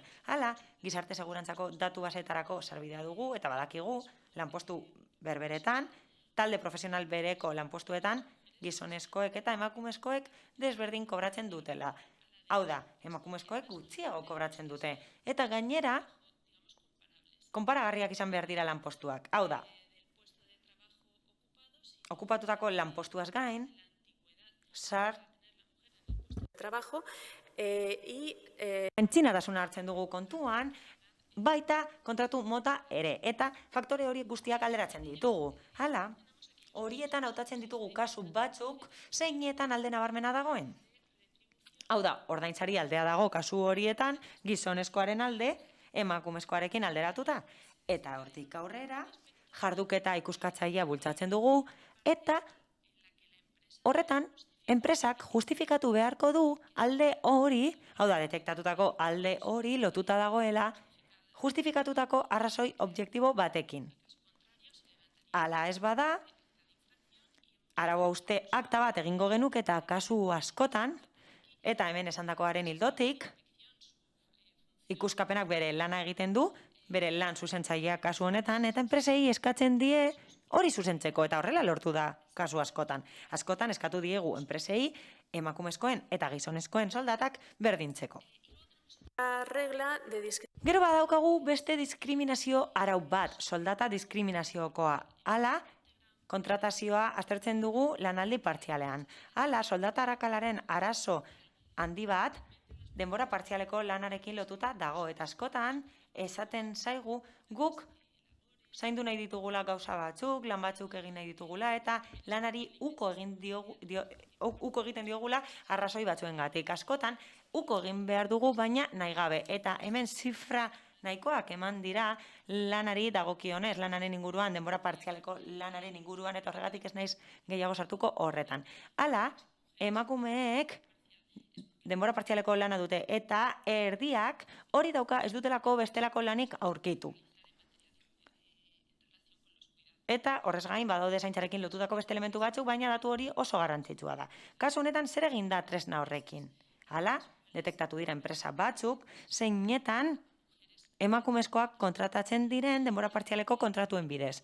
Eta iruzurraren aurka borrokatzeko tresnak ez du argazki finkoa aztertzen, ez du egoera bat aztertzen soilik.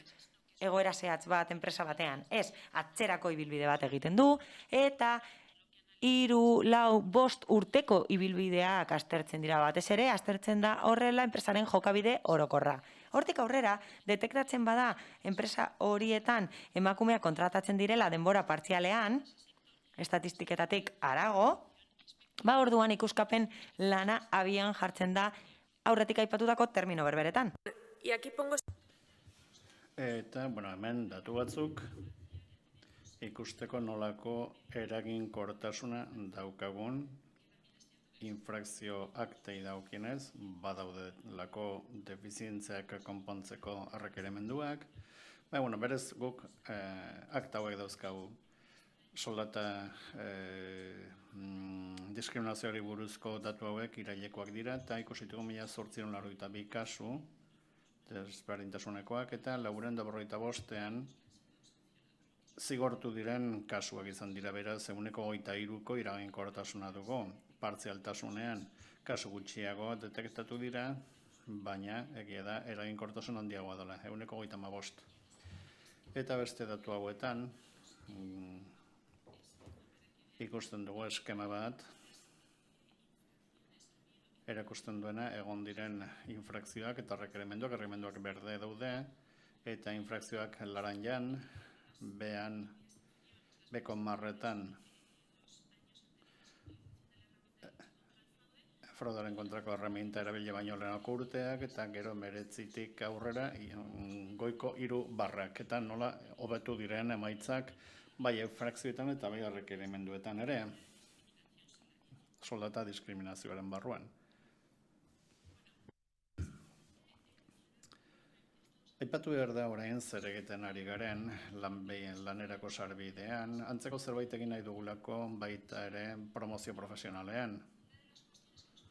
Izan ere, oso lan eskaintza diskriminatorio gutxi daude, arroba bat ipintzarekin nahikoa izaten da, batzuk egoten dira gutxi, baina kasu gehien txuenetan diskriminazio argi eta nabarmen hori eskaintzetan ez da aurkitzen. Batzuetan denuntziak biltzen dizkigute, baina gutxi izaten dira. Baina zer gertatzen da, buelta eman diezaiogun eta ikusi dezagun enpresa batzuetara bakarrik gizonak sartzen direla. Ordan zerbait gertatzen ari da bertan. Eta lehendabiziko urtea izan denezkero, hartu ditugu referentzia bezala sektore batzuk, patologiarik ez dutenak printzipioz, emakumeen eta gizonen presentzia berdinduta daukatena. Baina gero ikusten da, 3-4 urteetan bakarrik gizonak sartzen dira lanean. Orduan ikuskapen bat egiten da, eta urtebete honetan, nik uste dut emaitza positiboak lortu direla. Gainera urtea ez da osoa, 2019an, 272 aktuazio egin ziren, 31 infrakzio eta 30 errekerimendu. 2020an hor dauzkazio datuak, eta 2001an asko igo dira aktuazioak, kasu gehiago detektatu dira, eta infrakzioak eta errekerimenduak ugariak dira baita ere.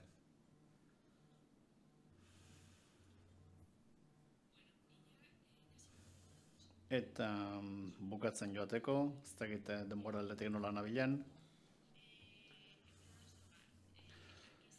lan enplegatuak, men batez ere, emakumeek egin dituzte, ordaindu gabeko lanak eta aipatzen dira, zainketa lanak eta, baina gu batez ere ikusi dugu nolako egoeran dauden lan enplegatuak, kolektibo zaurgarri bezala, ikuskaritzen saiatzen ari gara, genero ikuspegian txertatzen gure ikuskatzen lanetan, eta noski oso ezkutuan dagoen talde bat baldin bada, lan enplegatuak dira, edo etxe enplegatuak dira, beto esan da.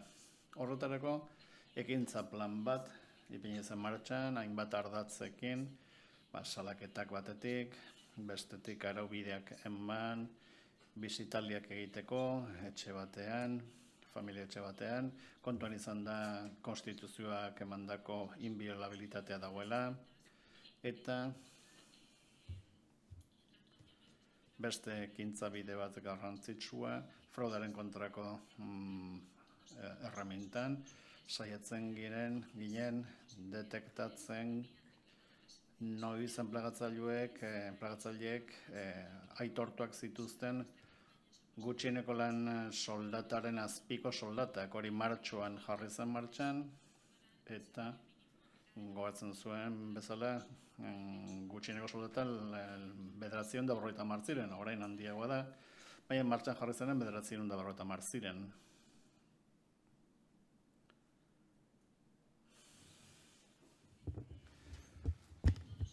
Kasu hauetatik, detektatu zen langile batzuen kasuan ordain bat deklaratzen zela eta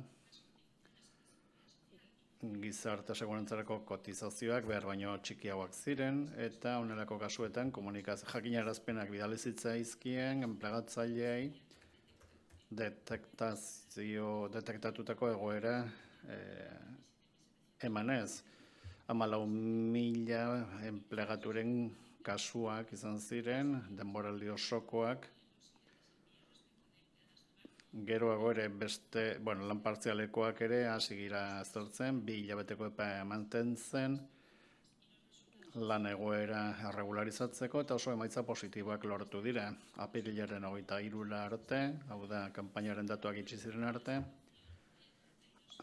32.000 langileren egoera erregularizatuta zegoen, beraz, detektatutako kasu guztietako 77, kontuan hartzen baldin badugu erregularizazio voluntarioa, 557 zeuden denbora tarte honetan.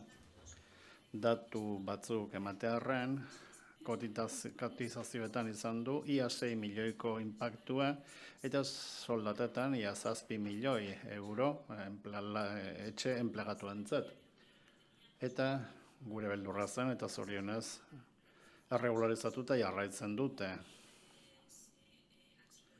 Hau da, ez dituzte etxetik kanporatu, edo lanetik kanporatu, ez dakitene jarraitzen dute egoera berrian, egoera erregulatuan. Eta bukatzen joateko zer topatzen dugu orain ikuskaritzen? Tresna berriak ditugu, hemen aipatu direnak, ez dut irakurreko diapositiban esaten dena, baina soldata registrori dagokionez, ordua registroi buruz esaten duguna. Lan tresna garrantzitsu bat, frogatzeko bide garrantzitsu bat, sindikatuei aukera emango diena, baita enpresei ere, egoerak diagnostikatzeko, baina batez ere garrantzitsuna da atzean dagoena. Probabide hau ikaskaritzak edukiko du, desberdintasun kasurik agertzen ote den ikusteko, eta egon daitezke kasuak zeinetan behar bada diferentzia 25% azpitik badago, diskriminazio egoera gerta daiteke.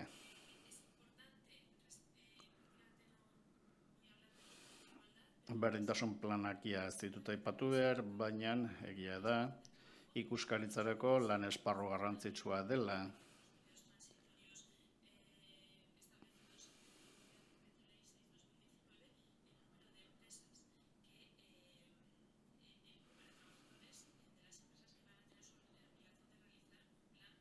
Berdintasun plan auki behar duten enpresen langile kopurua gutxitu egingo da.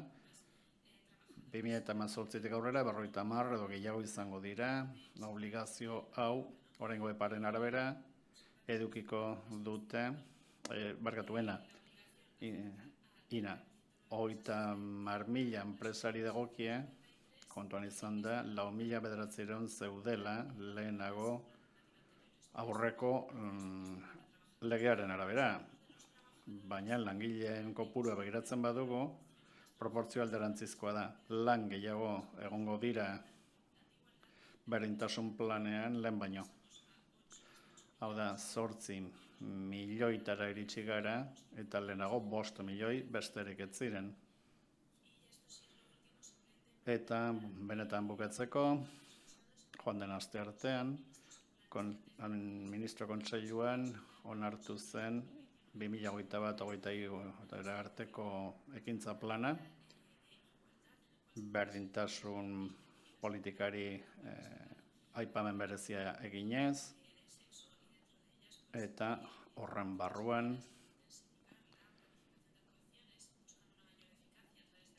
aurreikusten diren neurrien artean sartzen da diskriminazioaren kontrako bulegoa sortzea, eta baita ere jarraitu behar dugu aurrerapausoak ematen administrazio publikoan genero ikuspegia txertatzen ikuskaritza lanetan, bai zerbitzu zentraletan eta baita lan ikuskaritzan ere. Eta honekin Gabrielari emango nioke hitza, eskerrik asko.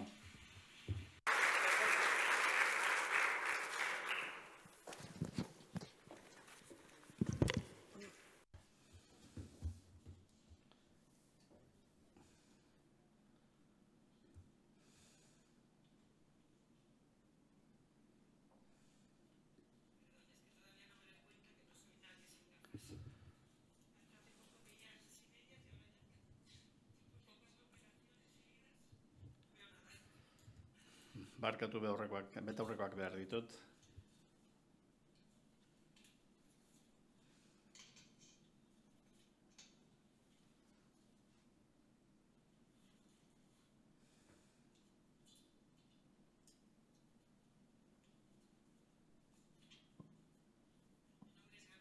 Bueno, Gabriel Beltrán naiz. Gaur egun Gipuzkoako lan ikuskaritzako arduraduna naiz.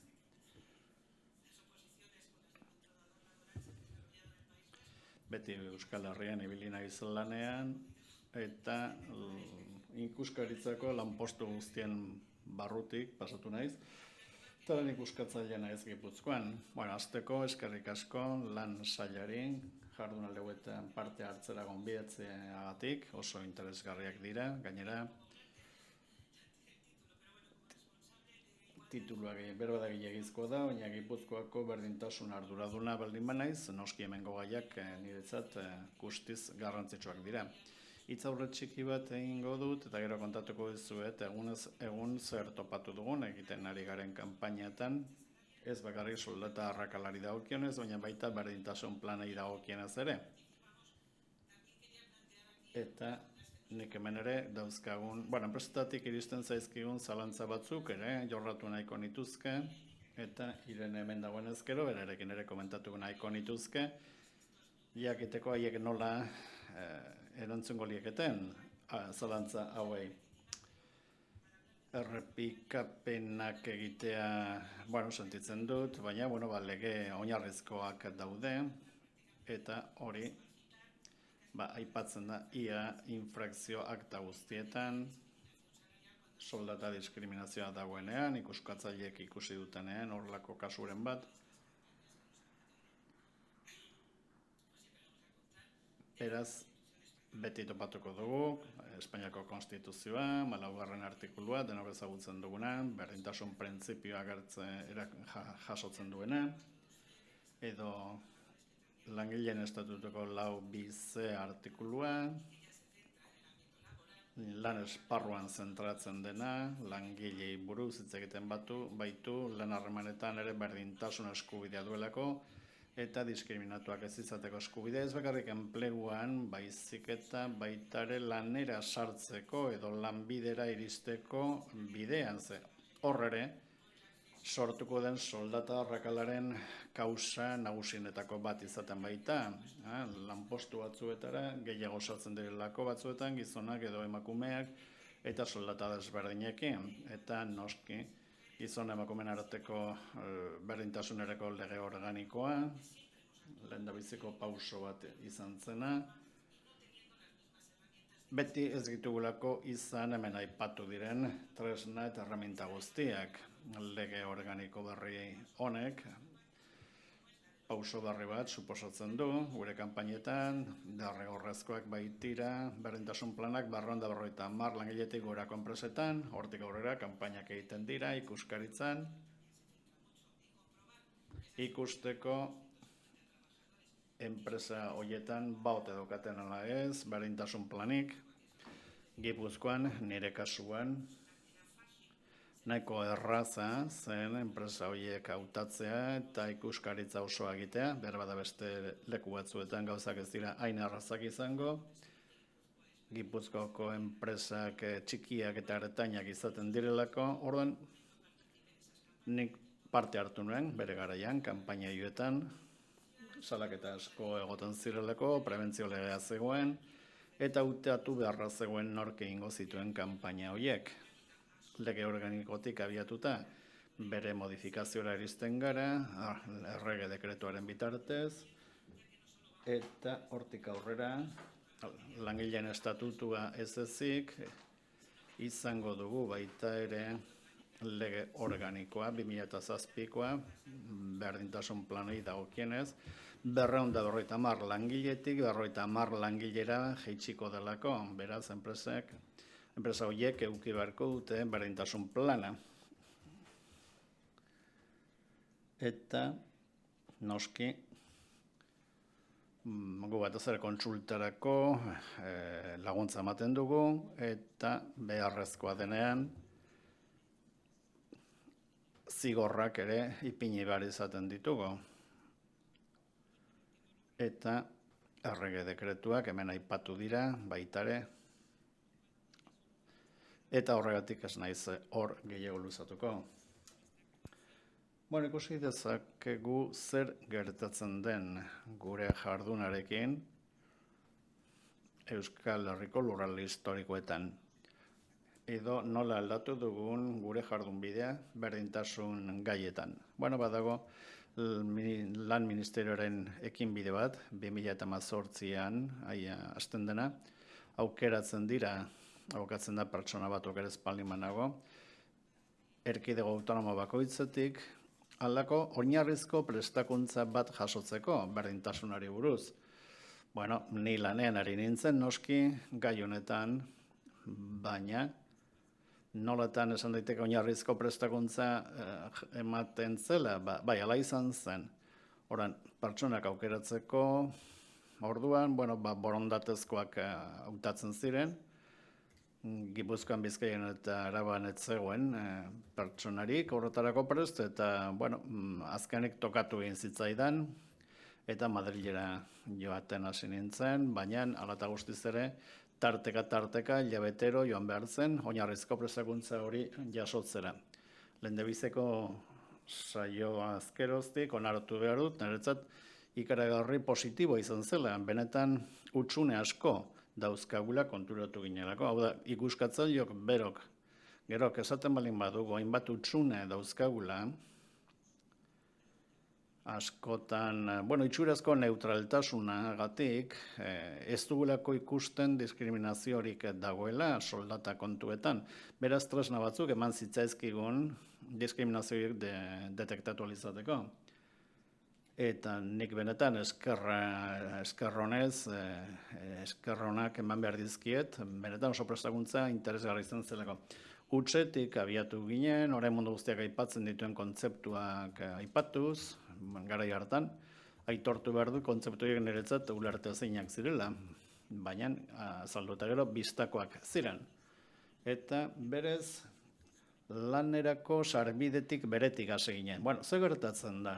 Denak ikusten genuen, adibidez, lan eskaintza batean diskriminazio bat egoten zela. Bakarrik gizonak, bakarrik nahi duzuena. Hor, orduan noski, hasten ginen zerbait egiten. Baina, itxuraz, guztiz neutuak ziren beste lan eskaintza ere bat zeuden. Mehatzaritza, ingeniariak behar ditugu, ardura postu baterako, bidaiatzeko, ingeniarei gizonak edo emakumeak. Horrez genuen ikusten printzipioz inolako arazorik.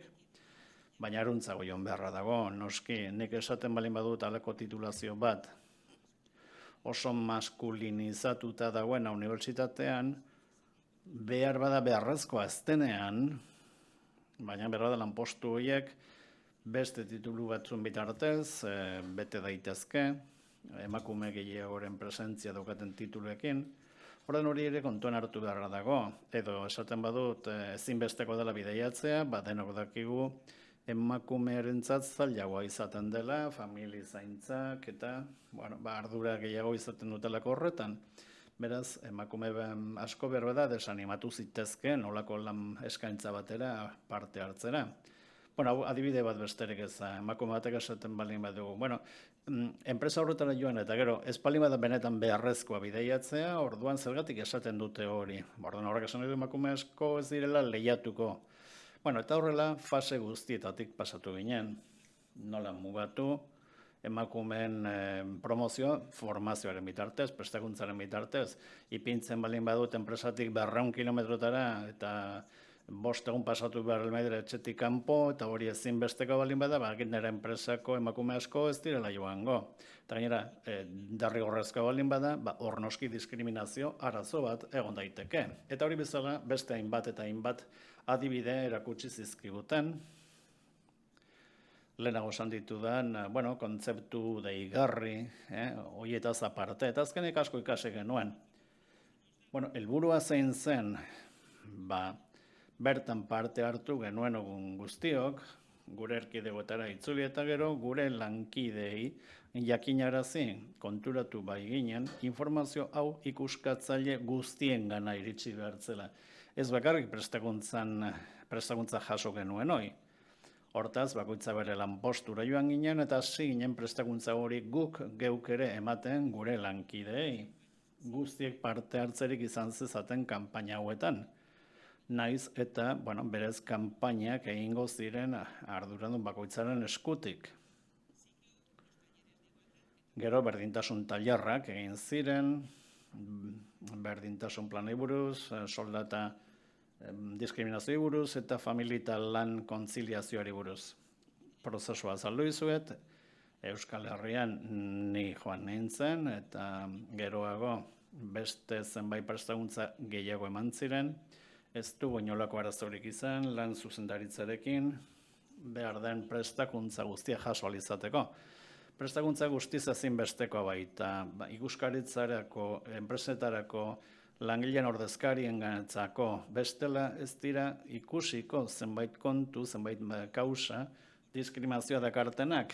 Nik eman nuen prestakuntza hori, 2001an eman dira beste prestakuntza espezializatu batzuk, soldata desberdintasunari buruz, Toledotik ekarritako lagun baten bitartez.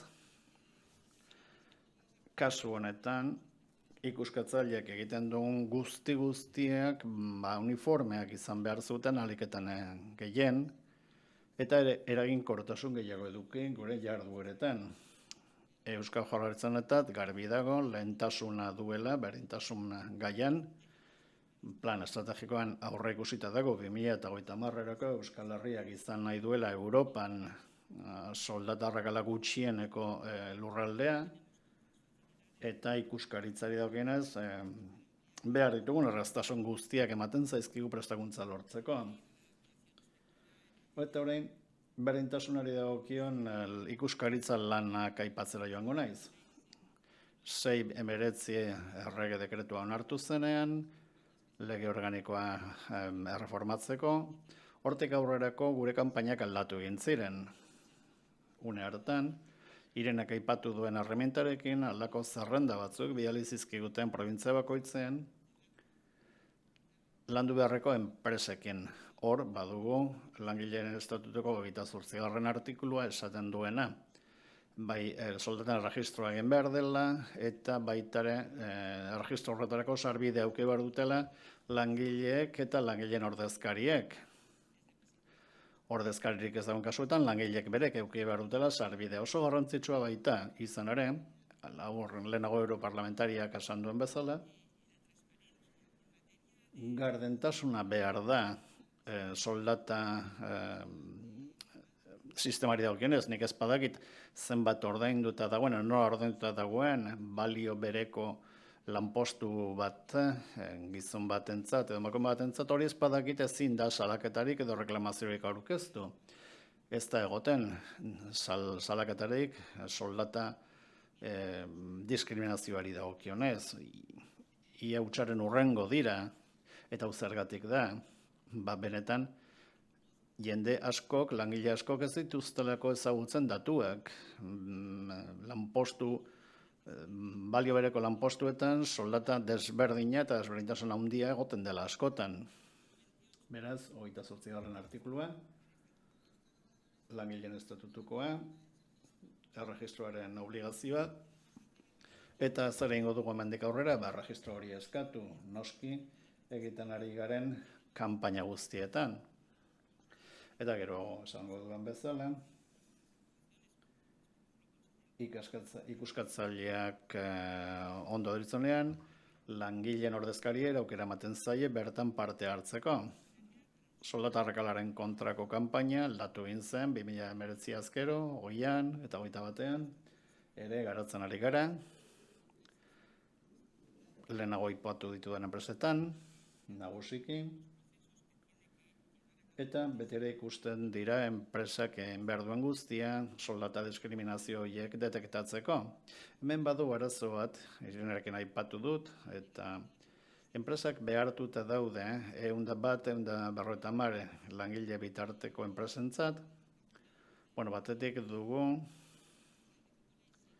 6/19 errege dekretua, 3/7 lege organikoa aldatzen duena, eta esaten digute, 150 bitarteko langileak dituzten enpresak berdintasun plana eduki behar dutela 2021ko apirilerako.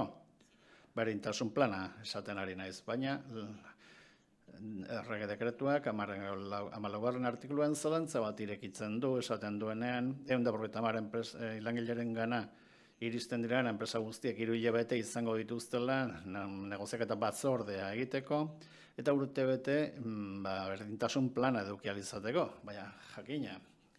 Joaten zara gero berdintasun ministerioaren web orrira eta galdera ohikoen artean, egiten dizu, edo esaten dizu, batetik enpresek eduki behar dutela berdintasun plan hori, 21ko martxorako, baina aldi berean esaten du, eman altzaiela 3 hilabeteko epea negoziaketa batzorde osatzeko eta urtebete, eta hori errege dekretua indarrean sartu ezkeroztik, beraz data guzti desberdinara. Eta hor sartzen dira, ez bakarrik berdintasun plana daukaten eta beraz egokitu behar duten enpresa, baizik eta beste enpresa hauek ere. Orduan, kanpaina bat egin behar alin baduzu, 150 langile bitarteko enpresekin, noski enpresek ere beren zalantzak dauzkate. Honi dagokionez, gero komentatuko dugu, Irenek zer dioen hori buruz, baina, guzi honek ere zerikusi handia du soldata arrakalarekin, noski. Erregistroa, kontu honetan ere arazoak edukitzen ari gara. Hau da, berdintasun planen erregistroa arazorik ez, langileen ordezkariak dauzkazunean, negoziatu egiten duzu ordezkariekin eta aurrera. Ordezkaririk ez daukatan enpresetan, jakina, legeak dioenera jo behar dute. Hau da, sektoreko sindikaturik representatiboen gana jo behar da, baina ze gertatzen, enpresak oso kezkatuta daudela, berdintasun planik ez daukatelako, inork ez dielako erantzuten, egin duten deialdiari, inork ez dielako erantzun, eta berdintasun plana egiteko epea pasatzen ari zaie. Beraz, erantzun ofizial bat behar dugu enpresa hauei emateko. Nik uste dut, niri enpresa batek justifikatzen baldin badit saiatu direla negoziatzen eta berdintasun plana egin ere egin dutela, adok batzordeak ez direlako baliozkoak, ez zindugu adok batzorde bat berdintasun plan bat egiteko. Horan ze gertatzen da, erantzun bat eman behar diatela, ikuskaritza bat jasatzen dudanean eta espaldin badut berdintasun planik ze gertatzen da. Horretaz hitz egin nahiko nuke Irenerekin, bere iritzia ezagutzeko, guk ez dugu araua interpretatu behar, epaileek baizik, guk egiten duguna da arauak aplikatu. Beraz, esaten diegu, haiek deialdi guztiak egin baldin baituzte, ondo justifikatuta baldin badukat, egin duten guztia, eta erantzunik ez badute jaso, ez ditugula zigortuko. Bueno, hori da nire iritzia, nik ez dut uste hori egin beharko denik, baina gai horri eman beharko zaio erantzun bat, enpresek hori galdetzen digutelako inspekzioak egiten ditugunean, eta horregatik garri dutuna. El procedimiento de negociación. Negoziazio prozedurari dagokionez, nik uste dut konponduta dugula, enpresa batzuek esaten zuten. Aizue, langileen ordezkariak ditugu eta legeak ez du esaten zein den gehiengoa eta 15 etorri nahi dute negoziazio batzordera eta horregatik moldatu behar gara. Ematen du 13 dela muga. Hori guztia langileen estatutua betez, alde bakoitzeko noski. Langileen ordezkariak daudenean gauza bera, ez dago arazorik batzordearentzat. Eta bestela, enpresa batzuetan ez badute eta enpresa batzuek zentro desberdinak badute eta batzuetan horiek badaude eta besteetan ez, legeak oso ondo esaten du nola egin behar den. Baina enpresa hauek arazo berbera izango dute. Izan ere, lantoki batzuek ez badute langileen ordezkaririk, kasu horietan arazoak ere badaude. Hemen, ematen du egokia izango litzatekeela eta idatziz jaso behar da, zeintzuk diren ordezkaritza handiena duten sindikatuak bere ordezkaritza eskuordetzeko beste lantoki batzuei baldin eta lantoki horietan langileen ordezkariak badaude azaldu den bezala. Eta ez naiz gehiago luzatuko. Hala, berdintasun planak esartzen ari gara gaur egun eta kanpainak egiten ari gara gaur egun berdintasun planak esartzeko eta enpresa batzuk apur bat haserre daude. Izan ere, bere berdintasun plana egin zuten zegokienean eta orain araudi berriak esaten direte berriro ere egin behar dutela. Hala, batzuek badute 4 urterako plan bat eta askotan berregokitu behar dute eta esaten diegu, sentitzen dugula, baina legeak hori esartzen duela eta egokitu behar dela. Besterik gabe, gustatuko litzaidake hori azpimarratzea askotan arazo hori dugulako. Hala, ez dira aurka agertzen, baina egia da kezkak dituztela. Askotan egin dut plan bat, berdintasun plan bat egin dut, dirua gastatu dut, nahiz eta laguntzak eman dizkidaten, eta orain eskatzen didazue berriro ere egokitzeko. Eta zergatik, legeak esartzen duelako, baina hori da egoera. Legeak esartzen du eta kitzo, ezin dugu gehiago esan, baina hori da askotan daukagun arazoa. Erregistroari dagokionez, plan batzuk ez badira negoziatu, ezin dira erregistratu. Legeak esaten du denak erregistratu behar direla, baina egia da erregistroak ez duela planik onartuko baldin eta ez bada negoziatu.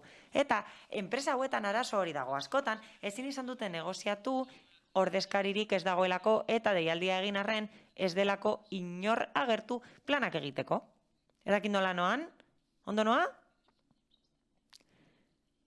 Eta 35 dira, eta nik uste dut terdiak arte geneukala denbora. Ez dakit denbora daukadan, minutu batzuk ematen dizkidazue, ez dago arazorik? Minutu batzuk ematen badizkidazue, ondo, eta bestela hemen utziko dut. 2 minututan esango dut zer aurkitu dugun soldata Arrakalaren eremuan. Hala, arazo batzuk aurkitu ditugu eremu horretan eta lotuta daude osagarriekin. Hitzarmen kolektiboetan jasota ez daudenekin. Hala, alde bakarreko erabakiak hartzen dira, kasu batzuetan, eta arau hauste aktak idatzi dira soldata arrakalaren inguruan. Eta gehienetan, ezin da frogatu gizonezkoek antzinatasun gehiagorik zutenik. Beraz, ezin da arrazoitu, eta ezin izan da arrazoitu alde hori. Ezin izan dute frogatu bere lanak zailagoak zirenik, eta akta batzuk egin dira lan berberak zirenean, askotan kategoria berbera zen, baina soldata oso desberdina, eta edo zertan oinarritzen dira, eskuragarri daude, arratsaldez etor daitezke, adibidez, galdetzen diegu, aukera hori eman diezue emakumezkoei? Ez, hori ez da bidezkoa, eta soldata diskriminazioa sortzen da, eta hori ikusi dugu kanpainetan, eta luzatu naizenez, hemen geratuko naiz. Barkamena eskatzen dizuet, mila esker.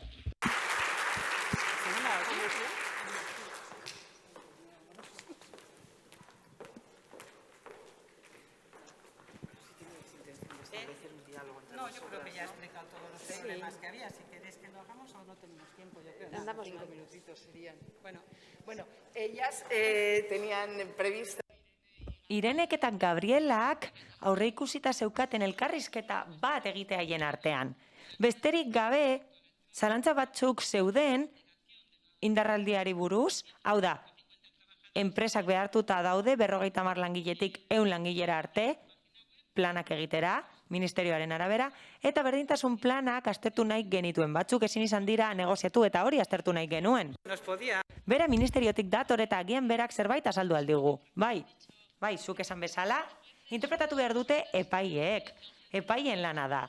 Eta lan zuzendaritza nagusiak egin behar du lan hori. Hala, indarraldiari dagokionez, nik argi daukat Gabrielak esandakoa, arauak esaten duena eta ni irakurlea naiz, eta fak horietan sartzen naiz gauza batzuetaz enteratzeko, baina hori zehazki ez dut irakurri. Hala, epe bat ematen da egoerengatik, hau da, egoera bereziengatik epea luzatzen dute, eta errealitate hori gertatzen ari denez kontuan hartu beharko dugu lan ikuskaritzan. Hala, berdintasun ministerioaren webgune bat dago, fak batzuk daude, ohiko galdera batzuk daude, eta lan ministerioarekin batera idatzi dira. Beraz horiek irakurri beharko genituzke. Berdintasun planei dagokienez, Marrek esan bezala ez dira asko erregistratu. Hala, soldatarekin gertatzen den bezala, faktore asko egon daitezke. Ziurazki enpresa batzuek ez dute hori beteko, eta beste enpresa askok ziurazki ez dute erregistratu, eta ezin izan dute erregistratu ez delako negoziatu, naiz eta hori egin nahi duten langileen ordezkariekin, sindikatuekin, ezin da ad hoc ordezkaritza egon, eta zer gertatzen da nik deialdia egin badiet sindikatuei eta ez badidate erantzuten, batzuetan ez daukate denbora nahikorik, eta ez daukate astirik eskaera guztiei erantzuteko eta horregatik ez doaz. Izan ere, Kataluniako zuzendariak esan digu, zerrenda batzuetan asko daudela egoera horretan, eta plan horiek ezin dira erregistratu. Hala, ikuskaritzaren ikuspegitik, eta Gabriela eta biok ados gaude. Bai, argi eta garbi frogatuta badago saiatu dela, enpresa hori deitu dituela sindikaturik garrantzitsuenak, batzordea sortzen saiatu dela, ez dugu erantzukizunik eskatuko kasu horretan. Hala, oso gauza pertsonala da, baina adibidez, ezer eduki beharrean, nik nahiago nuke plan bat edukitzea berdintasun neurria jasoko dituena, naiz eta alde bakarreko plana den. Hauze, autu pertsonala da, baina ez litzateke negoziatutako plan bat izango, eta ez litzateke erregistratuko. Eta beste gauza bat komentatu nahi nuke. Batzuetan ez dago erregistrorik. Hala, berdintasun plana edukitzeko bete beharra martxoaren 8an hasiko da. Martxoaren 8an 50-tik gorako enpresek eduki behar dute berdintasun plan bat, ez dute negoziatu behar orduan, ez. Eta 100 langileko enpresekin gauza bera, ez ziren hasi behar martxoan, 2021ko martxoan baizik, eta lehenago egin behar zuten plana. Beraz, faktore ugari egon litezke. Batzuetan, gerta daiteke ikuskaritza jarduketa gehiago egin behar izatea, baina badaude faktore ugari eragina dutenak erregistrorik eza horretan. Hori da guztia, mila esker. Muchísimas gracias.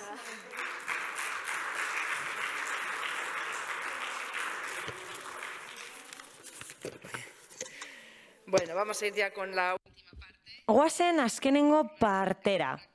Hala, Ditugu mahai inguruan. Las intervenciones van a estar moderadas.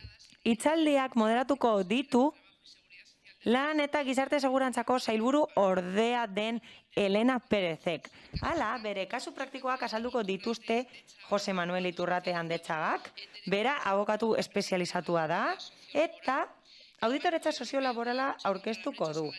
Hala, generoko soldata arrakalaren borroka azalduko digu, eta horren inguruan hitz egingo du Dolores Morondo Taramundik, eta Eva Peru Juaniz Bermúdezek hitz egingo digu.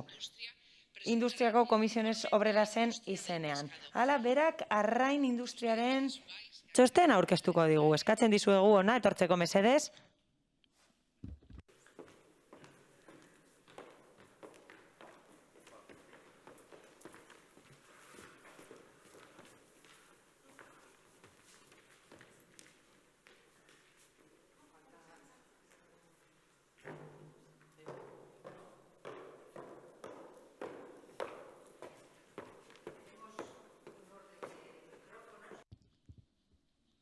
Mikrofono, por favor. Mikrofonoa mesedez.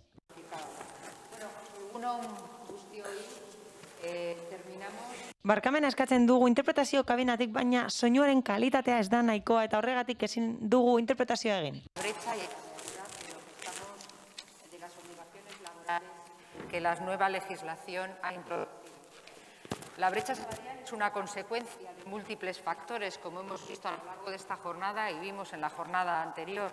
Algunas son de carácter discriminatorio y para eso tenemos a la inspección de trabajo y otras son debidas a la desigualdad que las mujeres sufren en el mercado laboral y fuera del mercado laboral.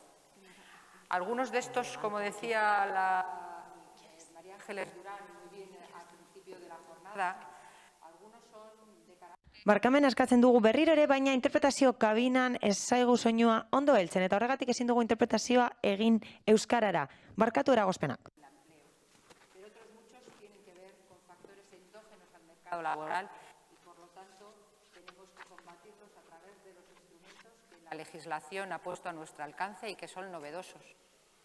Es verdad que aún estamos lejos de que esas obligaciones sean de igual cariz que otras obligaciones laborales. Me recuerda un poco a... Lan arriskuen prebentzioaren antza dauka.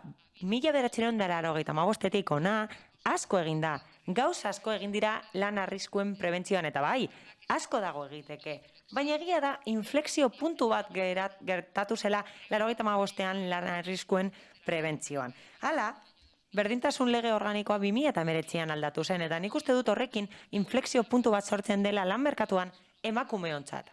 Orain, enpresa buruen bete beharrak dira, eta horregatik horrela hartu behar ditugu. Hala eta guztiz ere, beste gauza asko egin ditzakegu orain, ez dugu soilik deitu behar lan ikuskaritza. Ez, hori baino lehen, enpresei lagundu behar diegu, bete behar berri horiek betetzen. Horregatik, Euskadiko Elkarrizketa Sozialerako mahaian, irailaren 14an, akordio handia lortu genuen.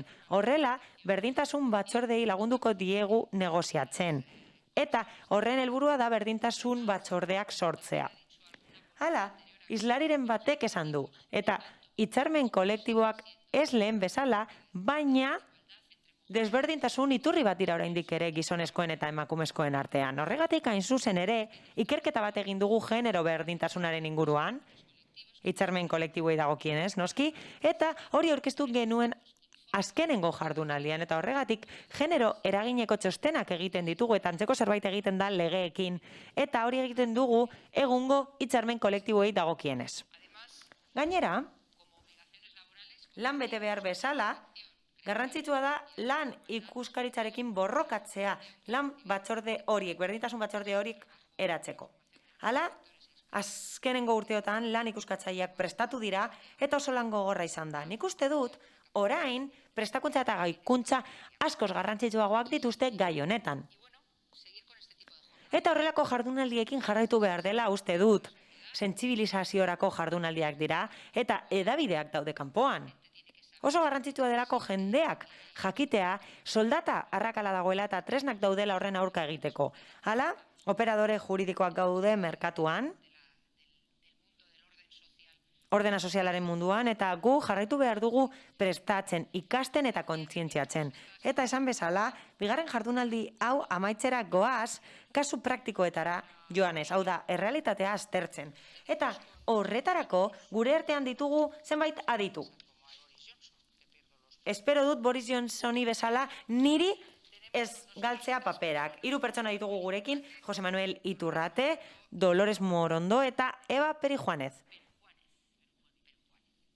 Perujuanez, bai. Hala, hasiko gara zurekin edo berarekin, ez dakit. Ni hasiko naiz, bai? Bai. Bai, Jose Manuel Iturrate Handetxaga abokatua da eta presidentea da Pedro Arrupe Institutuan.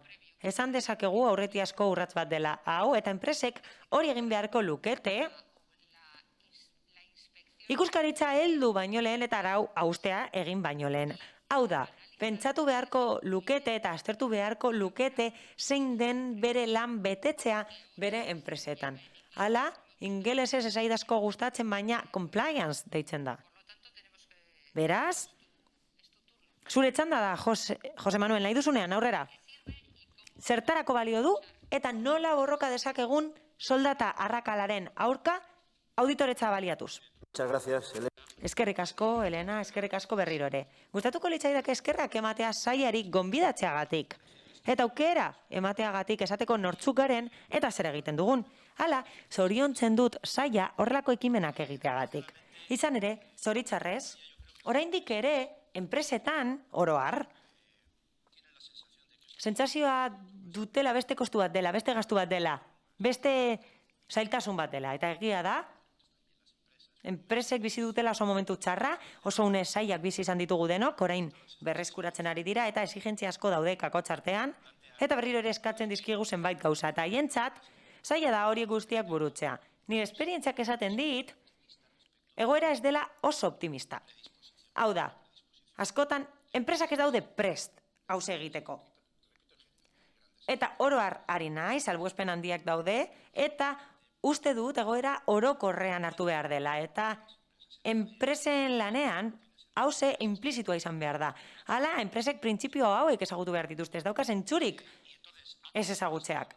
Hala, horrelakoa bezalako ekitaldiek, hau da, zirimiria oso garrantzitsua da. Ekitaldi hauek eragin handia dutelako. Islariak zoragarriak izan dira goizean eta zoriontzen zaituzte horregatik. Hala, horrek guztiak aukera eman dezake aldaketa bultzatzeko, eta bai, ekaitza beharrezkoa izan daiteke, eta lan ikuskaritzak, zehapenek, ekaitza eragin dezakete. Batzuek arau hausteak egiten dituzte eta ez dute bete nahi. Hala, epaitegiek, auzitegiek, juridikoki zehatu behar dute ezbetetzea. Hau da, enpresa batzuek jokabide horiek badituzte, hori zigortu beharko genuke. Eta nik uste dut, apurka, hori guztia ezarriko dela. Hala, berak esan bezala, lan arriskuen prebentzioaren antza dauka egoera honek. Hala, ezarri zenean oso atzeratuta ezarri zen, Europako zuzentarauei zegokienez, eta 1985ean ezarri zen Espainian. Eta kunplomiento bat zen, hau da, jendeak esaten zuen, betetzen zuela, eta gero gezurretan ibiltzen ziren, eta berdintasun planetan gauza bera gertatzen da gaur egun. Askotan kopiatzen zen eta esaten zen, betetzen zela, baina beste kontu bat da benetan betetzea, ezta? Hori hala izan zen. 2003 arte gutxi gora bera. Orduan, prebentzio kultura indartu egin zen, eta ondarean txertatu zen, hala, enpresen ondare genetikoan txertatu zen, eta nik uste dut gaur egun lan arriskuen prebentzioaren legea asko betetzen dela, askoz gehiago betetzen dela, garai horrekin alderatuta, eta nik uste dut konfiantza izan behar dugula. Hala, lan handia egiten ari gara, administrazioa lan egiten ari da, bai ikuskaritza, bai lan agintaritza, bai administrazio judiziala lanean ari dira horretan, eta horretan lan egingo dute, eta nik uste dut, sentsibilizazioarekin eta prestakuntzarekin lortuko dugula hori errealitate bihurtzea epe laburrera. Apur bat azalduko dizuet zer den auditoretza soziolaborala, eta esparrutik aterako naiz, eta gero itzuliko naiz jardunaldiaren gaira. Hala, oso ondo azaldu da ordainsari araudia, Patricia Nietok oso ondo azaldu du, eta nik bera entzun dut beste hitzaldi batzuetan, eta berak oso ondo ezagutzen du egoera, eta nik ez dut ezer esango horren inguruan. Eta beraz, auditoretza soziolaborala handiagoa da, zabalagoa da, integratzaileagoa da. Hau da, enpresa baino eremu gehiago hartzen ditu barne.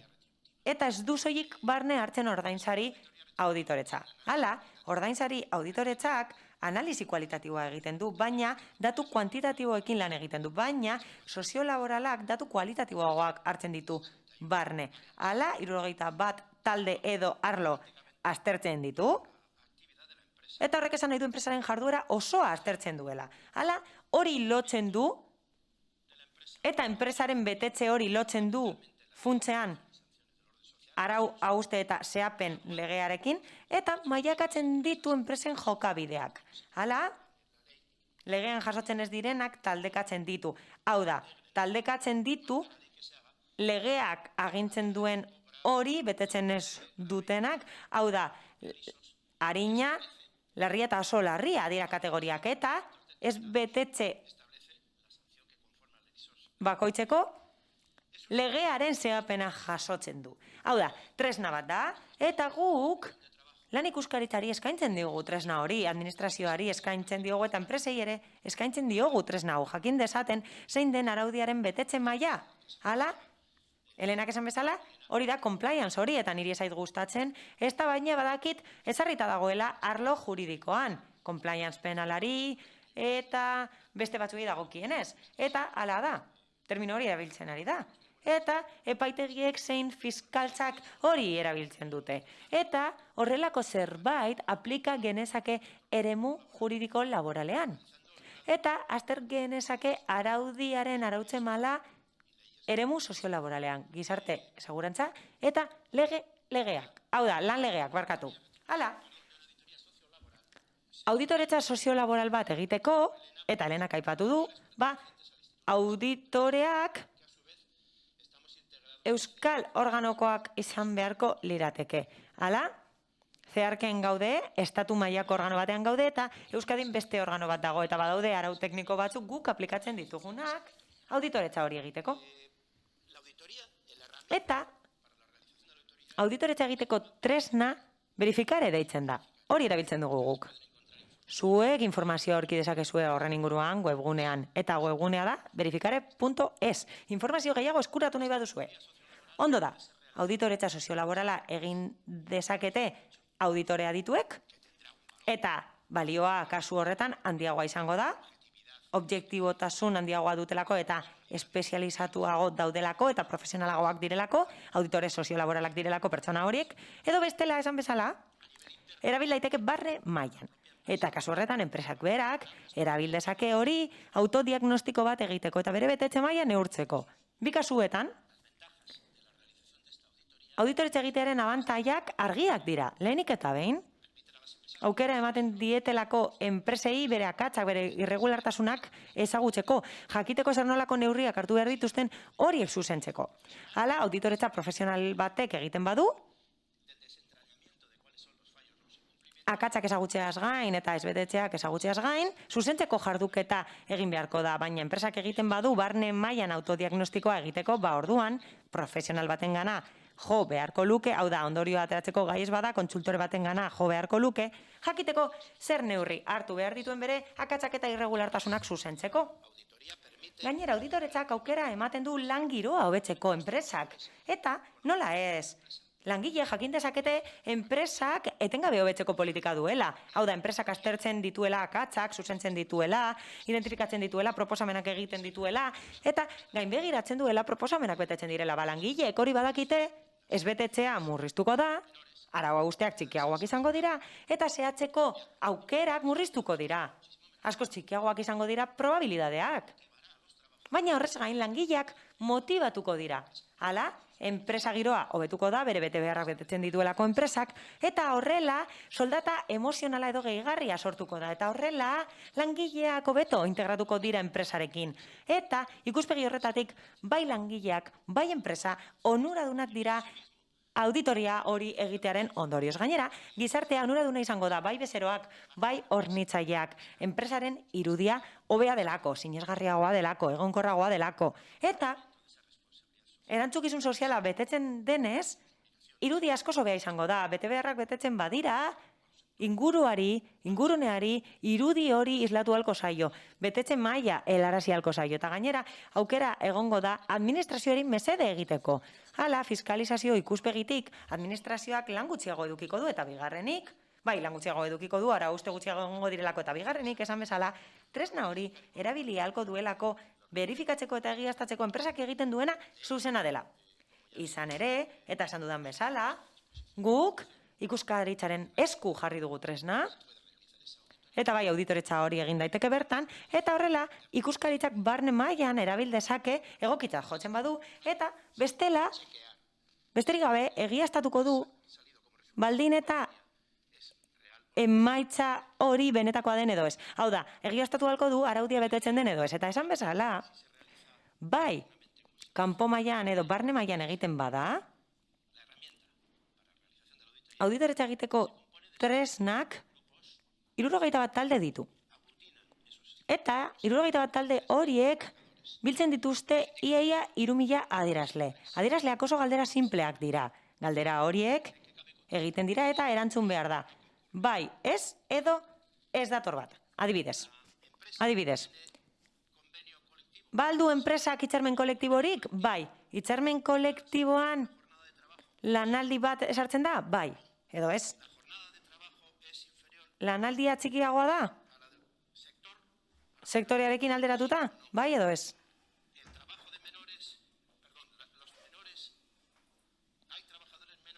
Langile adingaberen bat dago enpresan? Bai, ala ez. Horiek dira erantzunak adibidez. Horrela, aztertzen dira artikulu desberdinak, legearen artikuluak, alegia, eta horren arabera, ondorio bat ateratzen da talde bakoitzaren amaieran, ondorioztatzen da enpresak maila nahikoa betetzen duen edo maila nahikoan betetzen dituen legeriak, indarreko legeriak ezarritako bete beharrak.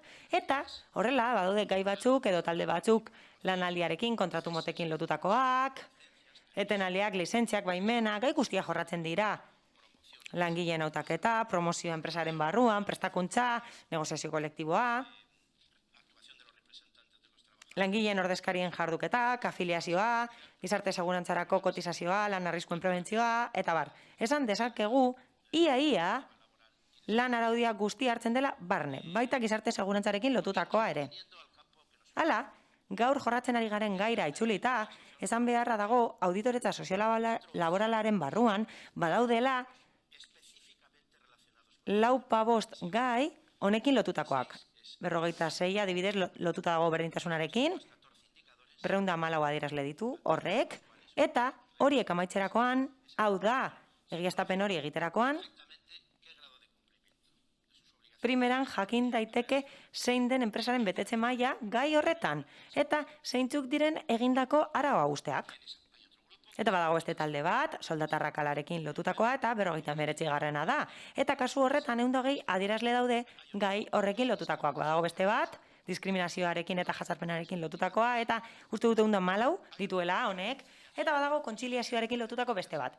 Bitzia bada ere, talde horretan ez da lisos aipatzen, ez da arau hausten legea aipatzen, baina badaude neurri praktikoak eta protokoloak. Enpresak martxan jarri behar dituena, adizkidetze hori bermatzeko badago, urruneko lanarekin lotutakoa, eta horrek jasotzen ditu adierazleak berdintasunarekin lotutakoak. Eta ez gara soilikari ordainsari berdintasunaz baizik eta berdintasun orokorraz. Edo sexuarekin lotutako diskriminaziorik eza gai guztietan. Eta berariazko tratamendu horrez gain, zeharka talde guztietan, gainerako 71 talde horietan, badaude galderak berdintasunarekin lotutakoak. Lanaldia, promozioa, kanporatzeak, hau da, erteak egon badira, kanporatzeak egon badira, ereak egon badira, aztertzen da nolakoak izan diren, zer nolako eragina izan duten, generoa kontuan hartuta, kaleratzea, kontratuak, lanaldi partzialak, kontratu partzialak, mugagabeak diren edo ez, item ugari daude, eta arlo horietan guztietan, adierazle batzuetan, zeharka aztertzen da eta genero ikuspegiarekin betetze maila berdintasunaren eremuan. Eta horren guztiaren emaitzak, argazki bat ematen digu, argazki oso bat, oso argazki sakona da, esan dezakegu, oso zabala da, eta horrela jakin dezakegu zein den enpresen betetze maila araudiari dagokionez, araudi aplikagarria zenbateraino betetzen duten noski, eta zehazki neurtzen dira gaur aipatzen ari garen gaiak. Auditoria. Auditoretzaren emaitza gisa, auditoreak txosten bat idazten du, eta gure helburua izango litzateke lan hori, egindako txosten hori, behar bezala baliozkotzea protokolo batzuk betez eta metodologia adostu bat betez, gure helburua da aitortzea txosten hori. Gizarte mailan aitortzen dira txosten horiek, baina administrazioak aitortu beharko lituzke. Izan ere, zigor arloan gertatzen den bezala, bai auzitegiek, bai Ministerio Fiskalak, badakite compliance sistema bat dagoela eta compliance officer bat existitzen dela, eta horrek egiaztatzen duela eta enpresei laguntzen diela arriskuak saiesten eta ez betetzeak saiesten. Analogiagatik, hori eraman beharko litzateke arlo soziolaboralera. Eta eremu horretako enpresek horrelako auditoretzak egiten dituztenak, zuzendu beharko lituzkete auditoretzatik abiatuta, akatsak eta irregulartasunak. Eta administrazioak desberdin tratatu beharko lituzke eta auzitegi laboralek ere bai, tratu desberdina eman beharko liekete. Eta gauza bera gertatzen da zigor arloan, baina ikusiko dugu hori gertatzen den etorkizunean, baina bada gure asmoa eta horretan lan egiten dugu administrazioarekin batera. Nola nahi ere, esan bezala, tresna ikuskaritzaren esku dago eta lan agintaritzak erabil dezake nahi duenean. En definitiva. Beraz, laburtuz, badago alako eszeptizismo bat, edo resistentzia bat baitare, enpresen aldetik, esparru honetan aritzeko, egin behar duguna da, administrazioak edo eragile juridikoek, zerbitzu sozialek, norabide horretan bultzatu behar dugu. Eta noizan ben bultzada txiki bat eman, zigorren bitartez, batez ere zalantza gehien daukatenen kasuan bultzatzeko.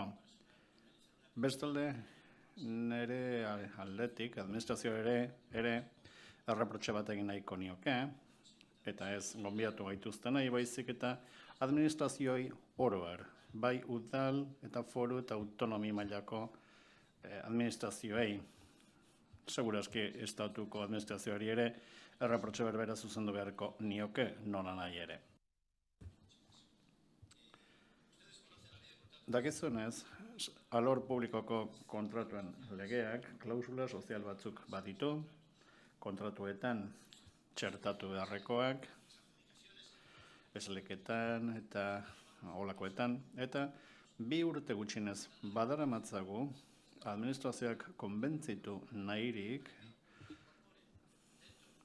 hain zuzen ere beraien baldintza orrialdeetan sar dezaten berrezkoa dela, derrigorrezkoa dela, batetik, ahalik eta klausula sozial gehien sartzea, eta gainera, kontrol tresnak ipini ditzaten, baldintza horiek benetan betetzen direla ziurtatu ahal izateko.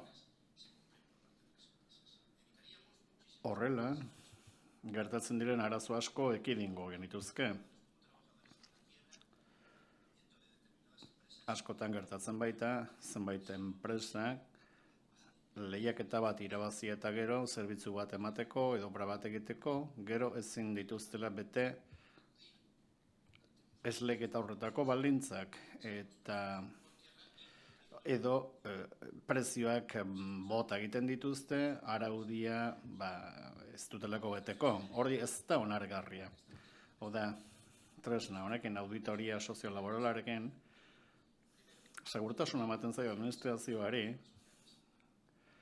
baldintza pleguetan bete beharreko klausula sozialak sartzen direla, bestalde lehiaketa esleketetan ziurtatzen da pertsona bat egon behar dela azterketa bat egiteko, auditoria bat egiteko, eta gero auditoriak esan behar du araudi soziolaborala betetzen den ala ez. Eta azkenik, kontratua burutzen den bitartean, kontratuaren iraupenean, ziurtatu behar da klausula horiek betetzen diren ala ez.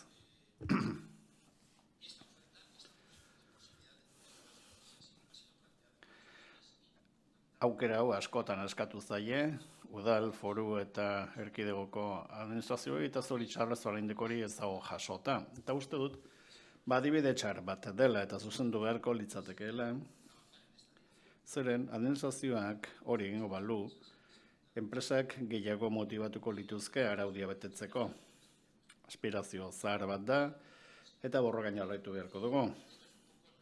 Beraz, hauxe da, gure lan tresna, gure modus operandia, hortaz, galderaren bat edo balin baduzue, saiatuko naiz erantzuten, baina, esan bezala, informazio gehiago nahi olengo duzue, baduzu gure web horria. Esan nahi dudan beste gauza bat, auditoria sozio-laboraleko paketea osorik edo zatika edo espezifikoki landu daiteke.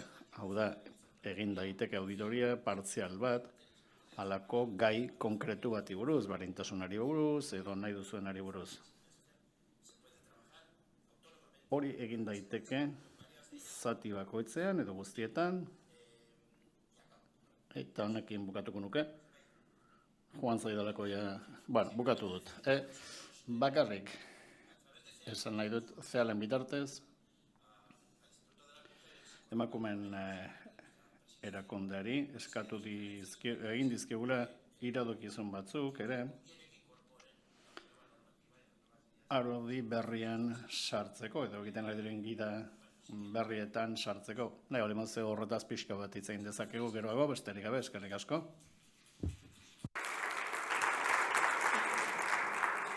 Gracias, Manu. Lo que nos has explicado es lo que... Eskerrik asko, Manu. Prebenitzea garrantzitsuago da sendatzea baino. Ondoren Dolores Morondo Taramundi daukagu, Deustuko Unibertsitateko ikerlaria, Pedro Arrupe Giza Eskubideen Institutuan, eta aditua da, hain zuzen ere, diskriminazio esparruan Europar Batasunari aholkularitza ematen dioten bietako bat. Berak aipatuko digu zer ikasi dezakegun Europan egiten ari diren gauzetatik.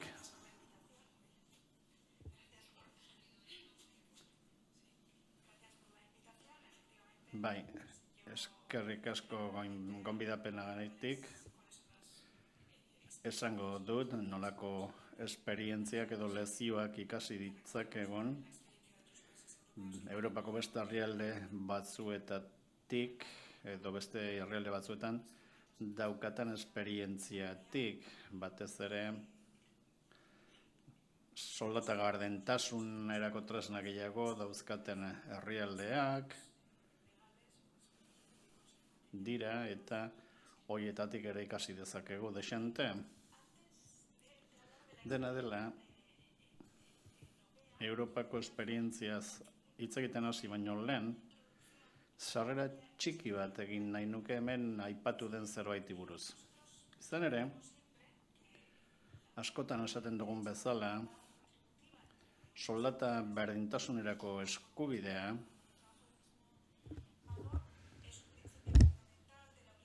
oinarrizko printzipio bat dela Europar Batasunerako. 1950ean bertan agertzen da sorkuntza itunean eta pixka bat ezagutzen baldin badugu Erromako ituneko 119. artikularekin zer gertatu den, bertan agertu baitzen soldata berdintasunaren aipamena, orain jasota dago baita ere, oraingo itunetan. Eta behar da, hori ikusita hobeto loratuko dugu nolako arazoa daukagun aurrean. Erromako itunean, artikulu hau azken orduan, sartu zen, Frantziak eskatu zuelako, ez bereziki kezkatuta zeudelako, bertako lan merkatuan emakumeak ez duten egoeragatik, baizik eta Frantziak dumping ekonomikoa saiestu nahi zuelako, garai hartan, 1950ean, Frantziak debekatzen zuen emakumei lanarteko gutxieneko soldata baino gutxiago ordaintzea, beraz soldata berdintasuna edo ezarrita zeukan, eta sektore feminizatuetan, batez ere ehungintzan, bazeuzkan arazoak Italian edo Belgikan horrelako araurik ez zutelako. Beraz, Erromako ituneko artikulu horren kasuan, eta hori zen emakumeen eta gizonen soldata berdintasuna aipatzen duen gauza bakarra, artikulu honek azaltzen du zergatik 20 urte baino gehiago pasatu behar izan ziren artikulu hau erabili ahal izateko. Esan nahi dut, 2 hamarkadatan zehar lo egon zen artikulu hau, harik eta Belgikako langile emakumeek azalera atera zuten arte. Lehen frenten sententziak atera ziren garai hartan, badira 50 urte geroztik, eta hortik hasita sortzen da Europako diskriminazioaren kontrako araudia, geroago handituz eta zabalduz joan dena.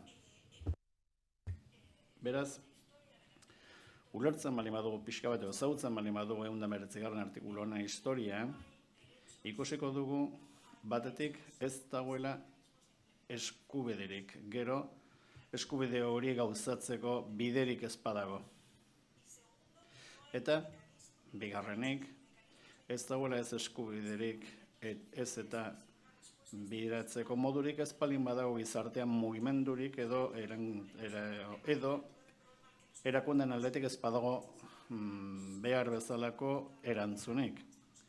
Orduan, hemen, arrakala 14,6 bitartean gaude, bataz beste, Europan, eta gero pentsioetan 30-33 bueltan ibiltzen da.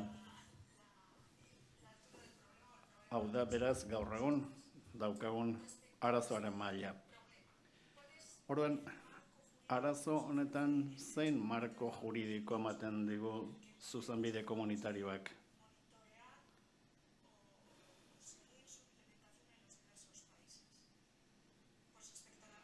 Kasu honetan, soldata arrakalari dagokionez, marko juridikoa 70 urteetan hasi zen, 75ko zuzentarauaren bitartez. Zuzentarau honek debekatzen du soldata alorreko diskriminazioa zuzenekoa naiz zeharkakoa. Zuzentarau hau gauzatzeko dagoen tresna bakarra da auzietara jotzea. Eta hau ez da bakarrik Espainiarentzat, zan ere Europako herrialde guztietako txostenetan agertzen da, auzietara jotzea diskriminazioaren kontrako borrokan, batez ere egiturezko diskriminazioa gertatzen denean, tresna hau oso mugatua dago. Edo muga asko ditu, eta ez bakarrik Espainian, askotan salaketa oso gutxi egoten direlako, eta jurisprudentzia ere gutxi egoten delako. Zergatik tresna mugatua da edo eraginkortasun gutxikoa arazo honetan? Batetik,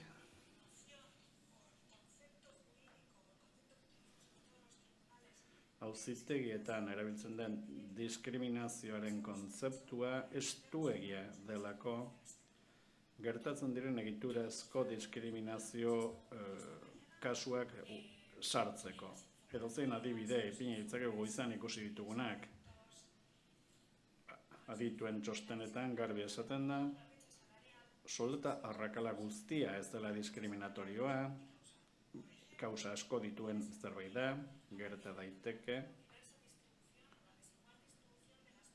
desberdin banatuta daudelako gizon emakumeen arteko zainketa zereginak, edo merkatuak bereizten dituelako segmentu desberdinak, kristalezko sapaiaren gatik gerta daiteke gizonek aparteko ordu gehiago egiten dituztelako, edo gerta daiteke genero desoreka dagoelako, lanaldi partzialetan.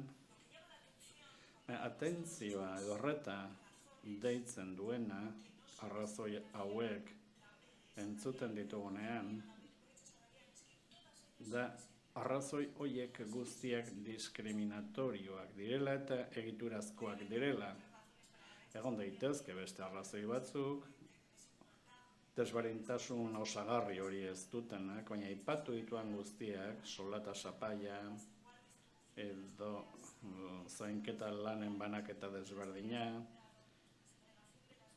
emakumeen segregazioa, gutxiago ordaindutako lanetan, lan femeninoaren prekarizazioa, lanaldi partzialetako emakumeen presentzia, eta hori guztia diskriminazioa da. Eta beraz, hemen, divergentzia bat gertatzen da, jurisprudentziak erabiltzen duen kontzeptuarekin. Eta divergentzia oso arriskutsua da, gerta daitekelako diskriminazioari buruz daukagun ulerbide juridikoa freno bat izatea desberdintasun estrukturalaren kontra borrokatzen duten politiketarako. Hau, oso ondo ikusi dezakegu, zenbait kasutan, adibidez, badago epai bat, Berlingo Landerreko auzitegi nagusiarena, honetan, soldata arrakalako kasu batean, auzitegiak dio, 157. artikuluak debekatzen duena, ez dela soldata desberdintasunak izatea, hau da, lan berdinagatik soldata berbera izatea, baizik eta diskriminazio sexuala egotea. Honek, auzitegaren arabera, esan nahi du, soldata desberdintasun bera ez dela diskriminazio zantzua. Orduan, probaren karga inbertitu egiten da, eta ez zaio aukerarik ematen eskatzaileari informazioa eskuratzeko bere gizonezko lankide kobratzen dutena jakiteko. Auzitegiak gero esango du soldata desberdintasun horrek bazuela justifikazio objektiboa. Eta auzitegiak dio, kasu honetan,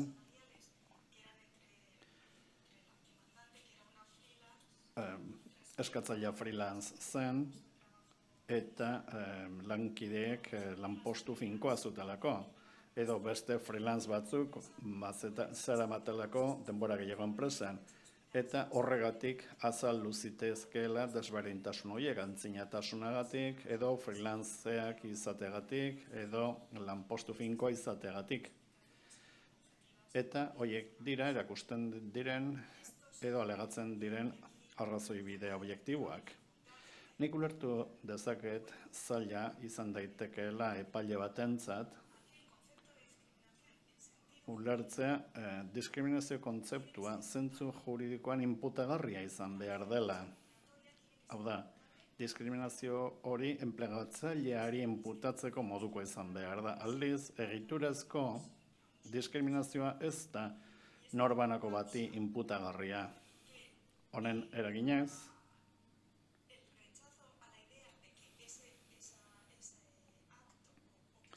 halako emaitza bat zeharkako diskriminazio hori ez da inputagarria enplegatzaileari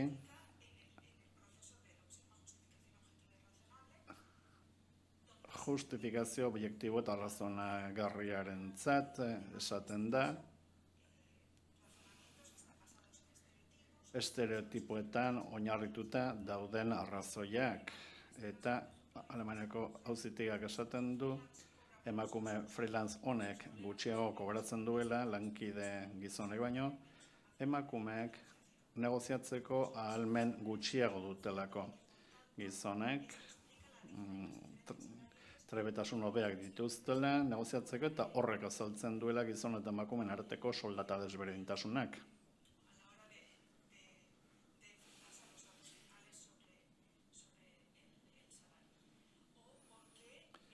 Edo, baita ere, emakumeek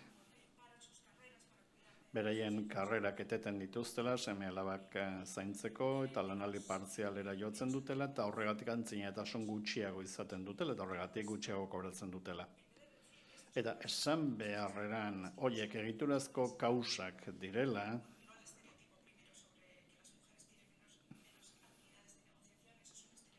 aurrekoa estereotipo bat da, eta enplegatzaileari enputagarri izan daiteke, baina adibidez karreretako etenak ezin zaizkio egotzi enplegatzaileari. Arazoa da, hala eta guztiz ere ezin dugula esan arrazoi objektiboak direnik. Hau da, soldata desberdintasun horiek ez datoz, egotozen da, egiturazko desberdintasun batetik datoz. Eta beste gauza bada esatea justifikatu daitezkela, hori esaten baldin badugu, esaten ari gara gure kontzeptu juridikoak azken batean freno bezala funtzionatzen duela berdintasun politikentzat. Eta divergentzia hau, diskriminazioaren kontrako beste jurisprudentzia askotan ikusten dugu, baina hori lan esparruetan oso ohikoa da. Beraz, soldata gardentasuna bezalako tresnek lagundu nahi izaten dute ikusi dugun hirugarren oztopo bat sartzeko. Berdintasun zuzentaraua aplikatzerakoan. Eta da, ikerketaren karga, hau da, soldata desberdintasunak aurkitzeko lana biktimari botatzen zaiola.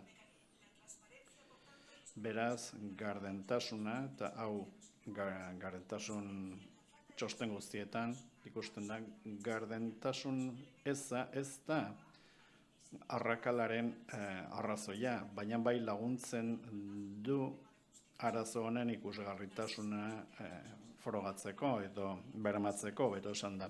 Tresna, hauek azken batean bi betekizun dituzte.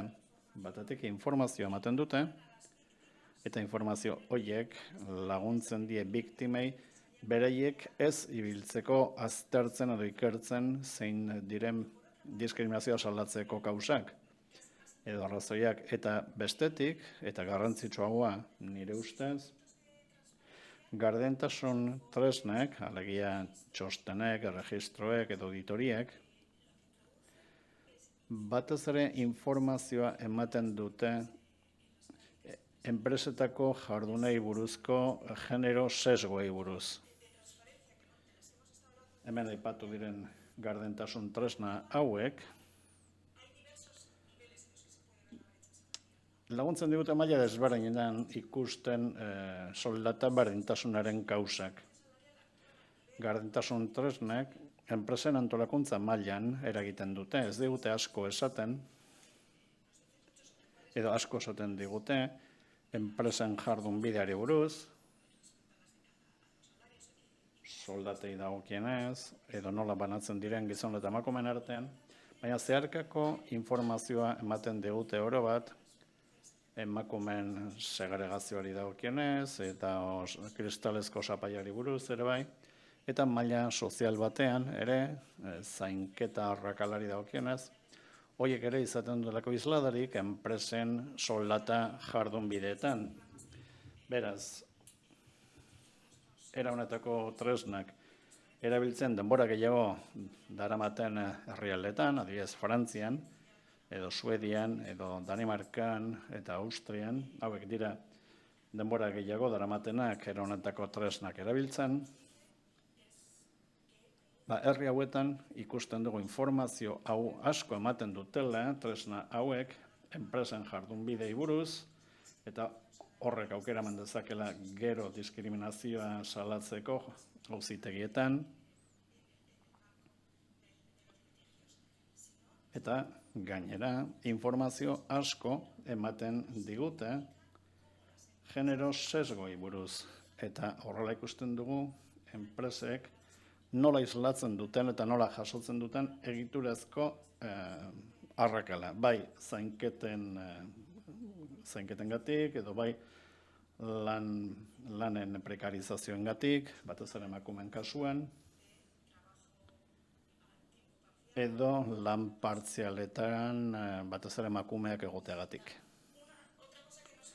Eta beste gauza bat ere irakasten digute, edo erakusten digute, herrialde hauetako esperientziak.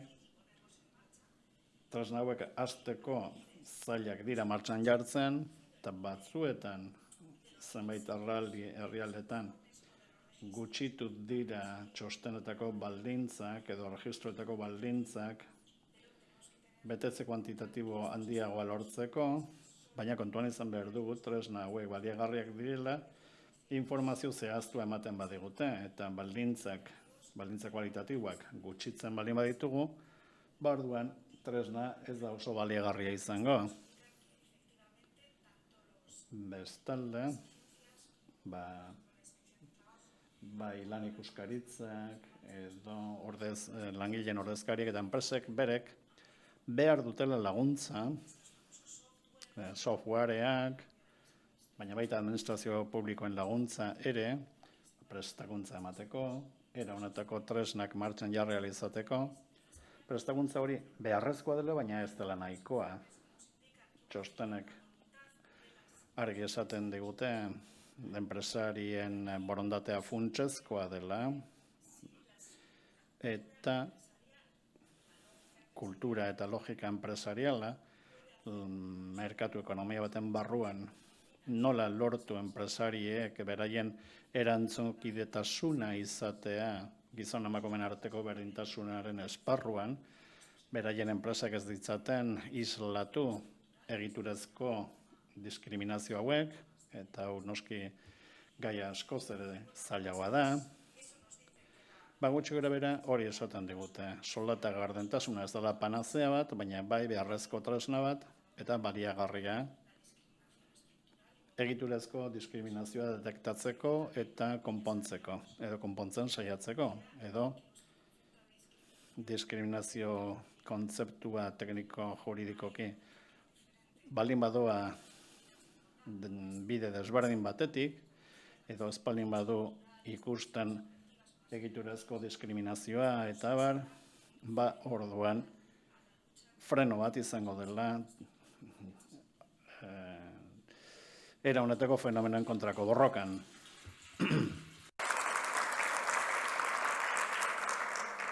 Gracias, Dolores.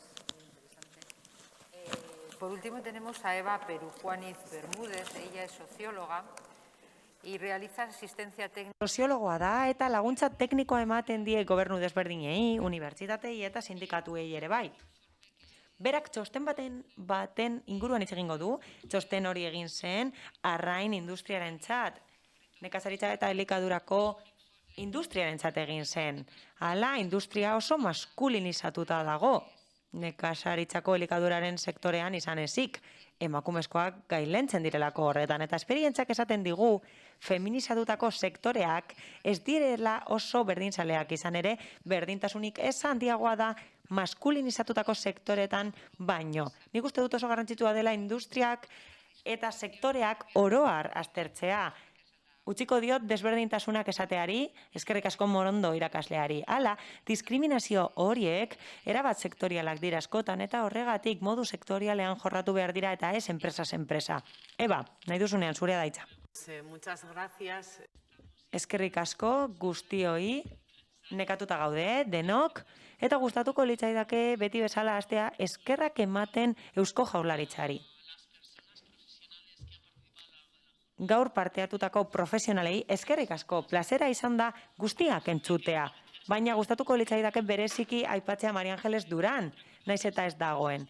Hala, oraindik gogoratzen ditut jardunaldi batzuk, denbora generoa izenekoak, Bartzelonan egon dinen lehenengo aldiz, aipatu zen lehenengo aldiz, barkatu, ez zaitut ikusi. Berarekin espazio hau partekatzea niretzat paregabea da. Gustatuko litzaidake eskerrak ematea lan teknikoari, aldi bereko interpretazioa egiten ari dira, zeinu interpretazioko langilei ere bai, eskerrik asko interprete horiei. Hala, askotan emakumeak dira zeinu interpreteak, eta azkenik gustatuko litzaidake eskerrak ematea, eskerrik beroena ematea, lan ordezkari guztiei. Hala, industriako lan ordezkariek lagundu zidaten lan hau egiten. Haiek gabe ez nuke egingo lan hau. Eta horregatik gustatuko litzaidake bereziki eskertzea, naiz eta hemen ez gauden. Emakume horiek galegoak dira, euskaldunak, gaditanoak, eta egunero lan egiten dute sektore hain gogor honetan. Hala, jarraian aurkeztuko dizuet balorazio neutroko azterlan bat arrainaren industriako lanpostuetan. Hala, lanpostuen balorazio neutroko sistemetan normalean enpresetan aplikatzeko zentratzen dira. Hala, industria komisioetan sistema egokitu genuen, hala emakumeen estatu mailako sistema erabili genuen sektore batean aplikatzeko. Eta oso zaila izan zen, esan dezakegu, konplexua izan zela metodologikoki. Hala, ikuspegi soziologikotik, agian ez da azterlanik puruena. Baina egia da, elementu honek informazioa ematen duela ekintzarako. Hala, gonbidapen hau egin ziguten, aurkeztu genuelako ikerketa hau Euskadiko lan ikuskaritzaren aurrean, hori egin genuen Katalunian, Galizian eta beste leku batzuetan. Hau da, azterlan aurkeztu da neurriak hartzeko. Eta proiektu handiago batean dago sartuta. Industriako komisiones obrerasen Peskar Derechos proiektuaren barruan sartzen da. Bere ekintza zentratuta dago arrain kontserbetan eta itsaskietan. Hala, 30.000 pertsona daude lanean sektore horretan. Hala, epa zoragarri horrek ez du hainbeste banakatzen eta ez da hain fidagarria. Horregatik esan behar dugu 30.000 pertsona inguru direla enpresa askotan, 500 baino gehiagotan. Hala, proiektuaren helburua da prekarietatearekin amaitzea. Prekarietatea oso altua da, temporalitatea ere bai, soldatak oso basuak dira bai Euskadin, bai Nafarroan, kopuru horiek esatea eta aipatzea zorionez, zoramena da, hemen batez besteko soldatak oso altuak dira, baina soldata itzelak aipatuko ditut, ikargarriak direlako. Eta helburua da diskriminazioarekin amaitzea. Soldata eta lanbide diskriminazioa pairatzen dute emakumeek sektore horretan. Hala, oso feminizatuta dauden sektoreetan, soldata arrakalarik handienak aurkitzen ditugu.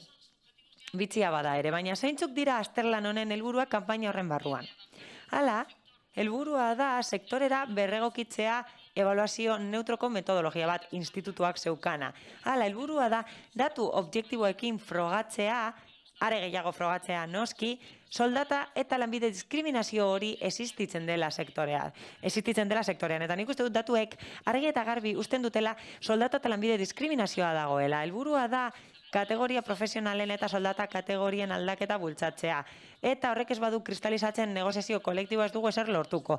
Hala, sektoreko langileen 80% hitzarmen kolektibo baten pean daude. Hitzarmen kolektibo sektorial baten pean, eta horregatik oso garrantzitsua da balorazio sistemak aplikatzea jarduera sektorei eta ez enpresei izan ere, aterki horren pean, hitzarmen sektorialaren pean, langile gehienak daude herrialde honetan. Hala, helburua da soldata murrizten laguntzea eta berdintasun helburuak eta justizia helburuak betea araztea sektore honetan. Eta helburu horiek aipatu berri dituzte, baina gustatuko litzaidake hemen ikastea. Orain ezin da aurrera egin soldataren eremuan edo soldata hobekuntzarik egin egoerak ez duelako aukerarik ematen. Hala, 2020an salmenta errekorrak lortu zituzten, bai volumenean, bai kopuruan. Errekor urtea izan zen. Momentu honetan, hitzarmen kolektiboa paralizatuta dago, patronalak ez duelako uste diskriminaziorik dagoenik. Ez soldatarekin lotutakoa, ez profesionala, eta uste dute soldatak bidezkoak direla, baina bukatzerakoan esango didazu ezer pentsatzen duzuen. Hala, urtea iztera doa salmenta errekorrarekin, eta ez dute soilik esaten estatistika ofizialek, baizik eta Ugasabako presidenteak ere bai hori aipatu izan du. Eta ondo dago, zoragarria da, enpresen egoera ona bada, langileen egoera ona izango da, eta denok bultzatu behar dugu itsasontzi hau. Baina goazen ikustera nola dagoen sektorea. Nola dago sektorea, eta lurreratuko dugu Euskadira, hemen gaudelako, eta bai, oso txikia da sektorea Euskadin, ez da sektore handia, ez da estatu mailan sektore handia ere ez. Baina nik uste dut, badagoela justizia kontu bat honekin lotutakoa, ezta? Produkzioari dagokionez, Euskal elikadura industriaren produkzioaren 9% da sektorea. Eta enpresei dagokienez, 54 baino ez daude, Euskadin eta gehienak iaia 80 Gipuzkoan daude. Hala, 80ak kontserbak egiten ditu, eta gainerako 11%ak prozesatua egiten du. Hala, enpresa bat dago Araban, eta bakailaoarekin lan egiten du enpresa horrek, ematen du dana dagoela lotuta kostaldearekin, baina ez. Esportazioa dagokienez, hala, 2020an elikadura industriaren, kanpo merkataritzaren 130 egin du sektoreak, eta batez ere Frantziara doa, Maurizio Islara, Italiara eta Ekuadorrera. Enpleguari erreparatuz, 1859 emakume daude, eta emakume esaten dut, 180 emakumeak direlako, eta horrek esan nahi du, 120 hartzen dutela industria osoan, Euskal elikadura industria osoan. Hala, sasoikotasunari dagokionez, esan beharra dago, lan baldintzen kontua, soldata diskriminazioaren kontua, oinarritzen direla horrelako gauzetan. Hala, egiturazko diskriminazio bat dago, eta hori da oinarria, eta kasu honetan, hasieratik amaiera arte betetzen da. Hasten direnetik, ateratzen diren arte. Diskriminazio hori egiturazkoa da eta eremu guztietan ematen da sektore honetan. Hala, sasoikotasun tasa handia da, enpleguan, eta hirukoitza da nekazaritzako elikaduraren industriarekin alderatuta. Eta esan beharra dago, industria sektore honetan, lan baldintzak oso txarrak direla. Ni Iruñakoa naiz, Volkswagen Navarra, auto. 80 kilometrora, herribera, tomatea, piperra, elikadura industria, oroar, eta herriberako langile asko joaten dira egunero Iruñara Volkswagenera lanera. Bertara joaten dira lanera egunero, baina zergatik? Zergatik, lan baldintzak, soldata baldintzak hobeak direlako. Hala, eman ditugu kontserba sektorearen zifrak arrainari dagokionez, baina bi krisialdiekin hasi da, 2008ko krisialdiekin hasi da, eta azkeneko krisialdiarekin hasi da sektore hori. Hala, sektorea mantendu da, oso egonkor mantendu da, eta hazkunde pikoak izan ditu, oso beheranzko piko gutxi izan ditu. Beraz, kontu ekonomikoak ez ditu justifikatzen bere soldatak, eta badago atzean beste arazo bat. Langile gehienak emakumeak dira, hori da arazoa, eta niretzat, hauze indarkeria mota bat da. Eta barkaidazue baina hala da. Ezin dugu justifikatu hori horrela denik. Hala, emakumeak dira gehienak eta horietan soldatak oso basuak dira eta ezin dugu justifikatu. Eta ez dugu soilik kontuan hartu behar denboraren banaketa. Hala, gustatuko litzaidake denboraren erabileraren inkesta bat egitea emakume hauei. Izan ere, horrela ikusiko genuke, benetan objektiboa den. 24 ordu ditu egunak. Eta hori egitate bat da. Ezin dugu ukatu. Beraz, gustatuko litzaidake bereiztu ahal izatea 2010ko inkesta hori. Bada garaia hurrengoak egiteko eta aldizkakotasun bat ezartzeko. Hala, langile horien egoera argiago ikusiko genuke. Hurrengo datua hauze da. 18% inguruk kontratu finkoa dauka, industria honetan, kontserbetan, eta ez dut konparatzen beste industria batekin, baizik eta industria agroalimentarioarekin. Hala, emakumezkoen kasuan 10%koa da 100 hori, beraz oso basua da. Hala, Euskadiko sektore honen egoerari dagokionez, arrain kontserba Euskadin. 180 emakumezkoak dira, eta industria agroalimentarioan 155 emakumezkoak dira. Hala, feminizatutako sektore honetan, hau da azpisektorerik feminizatuena. Eta Begira esazue kontu bat, azterlan egin nuenean eta supermerkatura joaten naizenean, lata bat hartzen zenuenean, antxoa lata bat hartzen zenuenean eta prezio ikusten zenuenean. Eta lata horretan autonomia erkidego baten kalitatea saltzen zenean, ikusten duzunean nola lan egiten duten eta zein lan baldintzekin, hartu behar dugu kontuan ez dutela egiten kalitate handiarekin, bere lan baldintzak kontuan hartuta, noski. Con los datos a nivel general. Guazen datu orokorretara, estatuko datuetara. Hala, arrain industrien batezbesteko soldata, elikaduraren eta edarien industriaren batezbestekoaren 125 txikiagoa da soldata. Eta berriro ere esan nahi dut, makrosektorearekin alderatzen dudala. Badaude beste sektore batzuk, adibidez, automobilgintzaren sektorea, eta beste sektore batzuk daude adibidetzat arditzakegunak industriaren barruan. Eta horiekin alderatuta oso datu txikia da. Hala, normalean, hilean, 1.000 garbi baino gutxiago kobratzen da. Eta niretza soldata hori ikaragarria da. Eta globalean ari naiz, baina bi kontratutik bakarrei bat da mugagabea. Hala, industria agroalimentarioan oroar, 10-tik 7 izaten dira. Datu horiek erakusten dute soldata diskriminazioa. Eta niri kontu hau oso garrantzitsua iruditzen zait. Uste garrantzitsua dela aipatzea. Eta hasieran esan dut, baina esan beharra dago. Industria lana da eta oso gutxi balioztatzen da oroar. Baina zergatik, hala, kontserberan egiten den lana eta orain industria agroalimentarioa da. Baina baseukan ezaugarri pejoratibo bat. Hala, askotan esaten ziguten emakumeoi kontserberara joateko ikasi bitartean joan kontserberara. Pejoratiboa zen eta ematen zuen laguntza bat zela kontserberan lan egiteak. Ezta? Eta zerkatean esaten genuen bezala, emakumeok ez dugu lanik egiten. Dirutxo batzuk ateratzen ditugu gauza hauetarako. Hori da egiten duguna, aberrazio bat da. Inoiz ez diogu lan egiterei utzi. Eta gainera etengabe lan egin izan dugu. Eta etxean modu jarraian lan egin dugu historian zehar. Beraz hori da erroa eta horrek justifikatzen ditu sektore horretako sektoreak. Baina badago diskriminazio bikoitza. Izan ere, diskriminazio bikoitza pairatzen dugu emakumeok. Hala, kontratu finko gehienen iaia guztiak daude denbora partzialean, eta askotan aipatu dugu denbora partzialeko kontratuak ez direla voluntarioak. Askotan esaten da baietz, badirela voluntarioa, baina batzuek esaten dute baietz, partzialtasuna voluntarioa dela, eta nik galdetuko nuke benetan voluntarioa den. Voluntarioa ote den partzialtasuna egunak 24 ordu ditu. Beraz, zenbateraino hori hautatzen dutenek hori nahi dute, edo beste aukeraren bat dute hori egiteko, edo bestelako zerbait egiteko.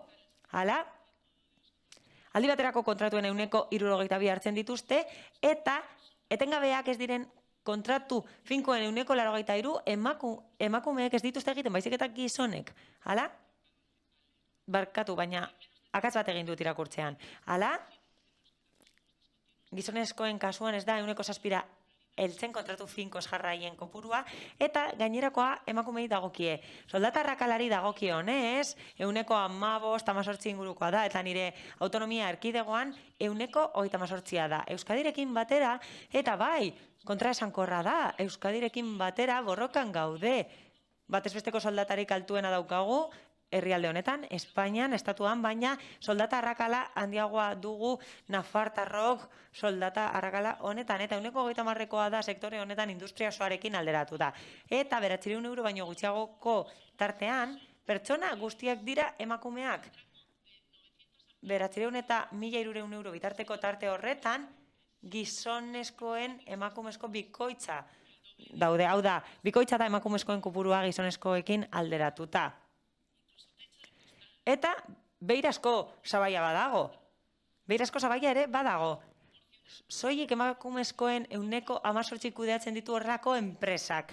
Eta industria agroalimentarioko zuzendaritzetan, emakumeak zuzendaritza talde horietan esan bezala 126 dira. Hala, azterlan hau egin da, eta garrantzitsua iruditzen zait, argi eta garbi ustea egiturazko diskriminazio hori dagoela. Oraintxe bertan aipatu du Doloresek. Hala, Bigarren mailako iturrietako datuek argi eta garbi uzten dute diskriminazio hori dagoela. Profesionala, soldatarekin lotutakoa, sarbidearekin lotutakoa, iraunkortasunarekin lotutakoa, aldi baterako kontratu ezari gara.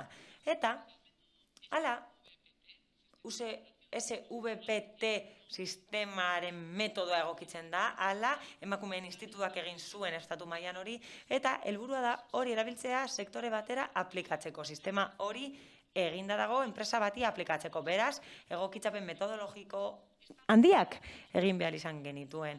Eta valorazio faktore objektiboen identifikazioan oinarrituta dago, eta hauze funtsezkoa da. Hala, aztertzen dugunean zenbat balio duen familia lanak, etxeko lanak, hori planteatzen dugunean, kontuan hartu behar da, zeintzuk diren baloratzeko erabiltzen ditugun faktoreak eta irizpideak, eta hori bere bizikoa da. Normalean, askoz gehiago baloratzen dira gizonezkoekin lotutako gaitasunak, emakumezkoen gaitasunekin alderatuta, noski, eta horregatik da garrantzitsua sistema hau. Hala, emakumeen institutuak garatu zuen, baina Europako metodoetan oinarritzen da. Hala, testatu dira metodo horiek eta baliozkotu dira azkenik. Baina zeintzuk dira valorazio faktoreak, 4 talde daude. Hala, zein da lanpostu baten balioa? Lehenik eta behin, balioztatzen dira ezagutzak eta aptitudeak, ikasketa maila, eta bestelako gaitasun batzuk balioztatzen dira makineria erabiltzen dakiten edo ez langileek, lanpostu onde egiteko gaitasuna, eta bat. Hala, valorazio talde desberdinak daude, eta nik balioa jartzen dut azkenengo nota batetik. Hala, kurtso amaierako edo ikasturte amaierako azterketaren antzekoa da hau. Denak ez du berdin balio, eta hauzek gauza bera da. Hala, bigarrenik daukagu erantzukizuna. Hala, pertsonekiko erantzukizuna, makineriarekiko erantzukizuna, eta hauze oso bitxia zen, kualitatiboak ziren galderak egin genituen. Hala, galdetegia egiterakoan, esaten zuten ez zutela erantzukizunik besteen lanarekiko. Eta gero, banakatzean lanak, esaten zuten bai, bete beharra zutela bestei irakasteko, beraz bai, bazuten erantzukizuna bestei irakasteko. Eta bageneukan 3. taldea, esfortzuarekin lotutakoa, baldintza deserosoak, porositatea, premiazko epeen betetzea, eta bar. Eta lan baldintzak. Hala, metodoa errespetatu genuen, eta horkila bat usten zigun 100 dagokien ez talde bakoitzerako. Hala, 135 hel gintezkeen lehenengoan, bigarrenean ez dakitzen bat, eta horkila bat zegoen funtzean. Eta 100 guztiak aplikatu genituen, baina batean bakarrik gainditu genuen, eta justifikatu da dago. Hala, 135 eman genion esfortzuari. Hala, sistemak ematen duena baino gehiago talde horretarako, baina zergatik. Zergatik, sektore honek penositate maila handia duelako. Oso altua da, beste sektore guztiekin alderatuta, eta ez naiz soilik industriasari penositate maila sektore honetan itzela da.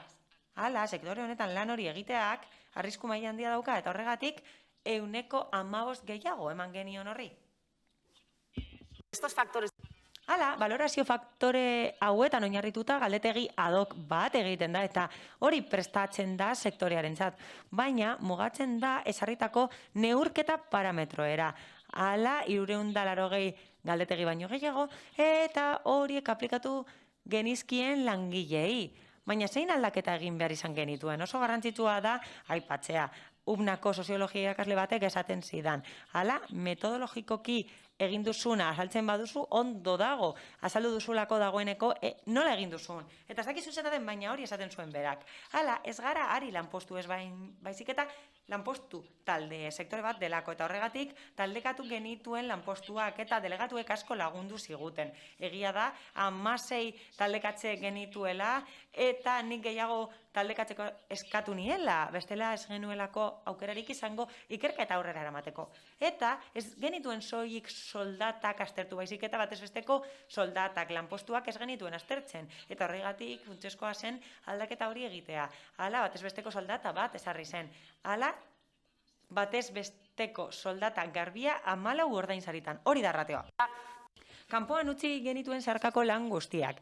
Eta lanpostuen valorazio neutroko sistemetan ez dira kanpoan utzi behar, baina hemen egin genuen azterlana mugatzeko eta sektorearen berariazko parte horretara mugatzeko. Kanpoan utzi genituen adibidez bulegoak eta bulegoetan gertatzen den guztia kanpoan utzi genuen. Eta hauek dira aztertutako lanpostuen taldekatzeak. Hauek dira taldekatzeak, multzokatzeak eta hemen daukagu garbiketa adibidez filetea doa, ontziratzea, laten itxiera, sukaldea, ontziratzailea, esterilizazioa, arduradunak, linea arduradunak, buruak eta maskulinoan ari naiz, bai, gizonak direlako mantentze langileak eta biltegi langileak besteak beste. Hala, zuek ziberazki jakingo duzuen non zeuden emakume gehiago eta non gizonezko gehiago. Hala, genero ikuspegia erabiltzea hitz egiterakoan ez da egokia. Hala, oso egokia da sexua aplikatzea hitz egiterakoan badakigulako nortzuk ari diren lanpostu horietan. Hala, lanpostuen taldekatze bakoitzerako mugatu genuen soldata bat. Eta, batez besteko soldata bat ezarri genuen, eta horretarako industriako komisioko delegatuek lagundu zidaten, eta nik uste dut oso lan ona egin genuela, eta batez besteko soldatak ezarri genituen, eta bai, akatz tarte bat egon daiteke, baina langileen 80% hitzarmen batean daudenez, hau da, akatz tartea oso txikia da, asko mugatzen dugulako hitzarmen kolektibo horretara. Eta zer ezarri genuen? Hala, batez bestekoa, soldata taldeak eta zeintzuk ziren feminizatuak, maskulinizatuak eta zeintzuk mistoak. Sistemak horrela sartzen du. Orain gustatuko litzaidake ondorioen zertzelada bat ematea, naiz eta interneten dagoen informazio guztia. Hau da emaitzen laburpena. Hemen lanpostuen taldekatzeak ikus daitezke eta lanpostu bakoitzak nota bat izan zezakeen valorazio faktore horien arabera. 0 eta 100 artekoa zen, eta hori da ratioa. Eta hauek dira lortutako ratioak. Hau da batez besteko soldata, taldekatze horiek duten batez besteko soldata. Horiak maskulinizatutakoak dira eta moreak dira feminizatutako taldekatzeak. Hau da, gehien bat emakumeak dauden lanpostuak dira morez daudenak. Hala, emaitzak irakurri aurretik gustatuko litzaidake hausnarketa bat helaraztea. Hala, emakumeek bere eskumen profesionala gutxi balioestatzen dituzte eta hori ezen gertatzen gizonezkoekin. Mesprezatzen zituzten bere gaitasunak, elkarrizketak egin genituen, langile batzuekin, eta bitxia zen ikustea hori. Hala, nik uste dut oro har emakume hori hauze gertatzen zaigula. Askotan, gure gaitasun profesionalak ez ditugu behar bezala estimatzen. Eta erro bat dago horretan, hala oinarria oso sustraituta dago, hala askotan lan hori osagarritzat ikusi da. Eta kontuan hartu behar da, emakume asko landa eremukoak direla, Galiziako kostaldekoak direla, Euskal kostaldekoak direla, eta haientzat lan hori osagarria izan da. Naiz eta lanaldi osoan lan egin, haientzat osagarri batzen besterik gabe. Eta nik uste dut hori oso garrantzitsua izan dela bere ikusmolde hori eraikitzeko. Hala, lehenengo ondorio hauze da. Hala, lanpostu guztietan sexuagatiko banaketa dago.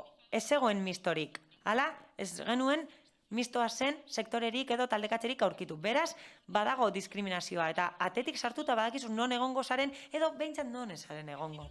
Eta, esan beharra dago, emakumeak produkzio prozesu osoan daudela. Produkzioa emakumeek egiten dute. Eta ez daude sukaldean baina postu guztietan daude. Bitxia da, ez da? Hala, produkzio kate osoan balio erantzik gehiena duena sukaldea da. Sukaldea da eta hor ez daude emakumeak. Hala, sarbide diskriminazioa dago eta horrek esan nahi du emakumeek produzitzen dutela eta produkzio prozesu osoan daudela eta gizonezkoek gainbegiratzen dute kalitatea, kontrola, hau da, emakumeek egiten dute lana eta haiek gainbegiratzen dute.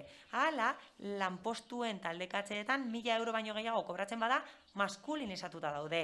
Eta soldata ratioa oso ikaragarria da, baina hori da sektorearen errealitatea. Hala, ez dago orekatuta soldata sistema eta taulan ikus daitezke emaitzak.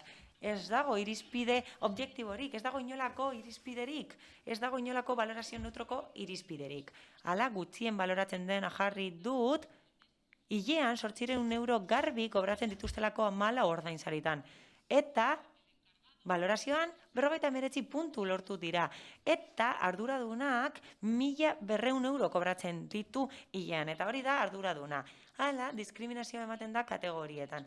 Hala, soldatari dagokionez kategoria gehiago duten lanpostuetan gizonak dira, hau da, maisuak dira gizonak, arduradun maisuak dira, kategoria horietan daude gizonak sektore honetan.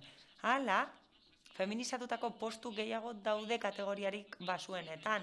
Laguntzaileak dira emakumeak eta feminizatutako talde guztiak hartzen ditu barne. Lan baldintzei dagokienez, temporalitateak daude, kontratu eventualak eta normalean horiek lotuta daude feminizatutako lanpostuekin eta gainera mantentze lana sartzen da. Eta egonkortasuna maskulinoa da gehien bat sektore honetan.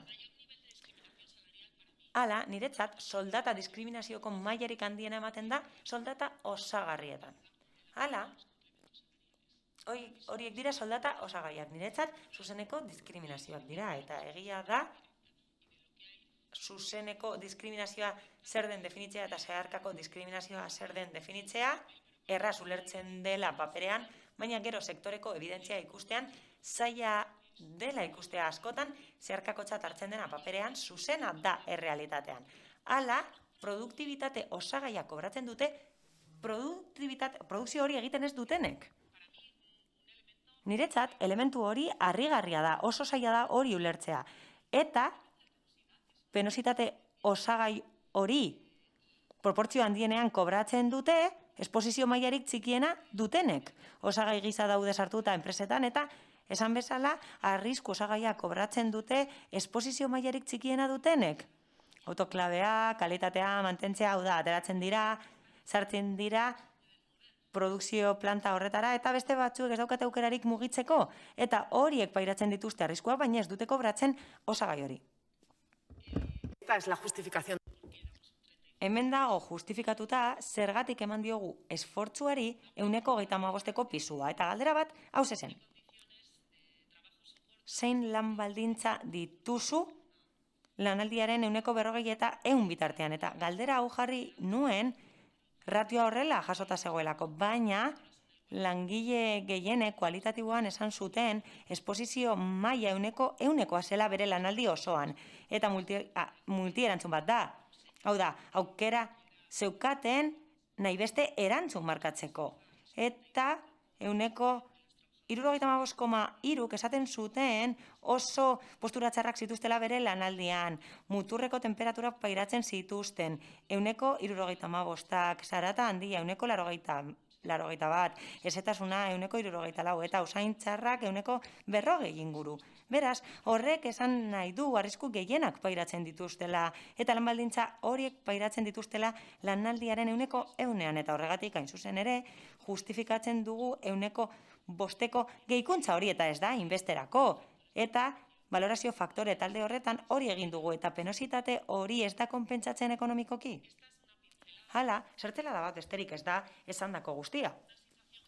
Eta nik uste dut egoera hau arago doala, lan eskubideetatik arago. Niretzat gizarte justiziako kontu bat da, gatazkak daude momentu honetan Galizian, Kadizen, baina oso ikusezina da. Edabideek ez dute horren berri ematen, ez dute inbeste hitz egiten horren inguruan. Eta bai, gatazkan daude, manifestaliak egiten ari gara, hitzarmen kolektiboa lortzeko orain, etenik dagoena, eta nik uste dut gizarte justiziako kontu bat dela. Ez soilik bertan lan egiten duten emakumeengatik, baizik eta iraganean horretan lan egin zuten emakume guztiengatik. Hala arrain kontserberetan lan egin duten emakume guztiengatik, hau ze lortu behar dugu. Mila esker.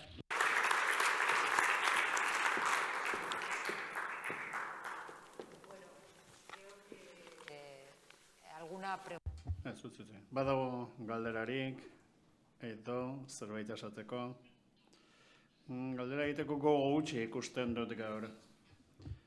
Bueno, behar bada oso ondo azaldu dute, eta horregatik eskerrak eman nahi dizkiet, inguruan egon diren guztiei, eta jardunaldia bukatuko dugu. Benetan oso interesgarria izan da guztiei entzutea.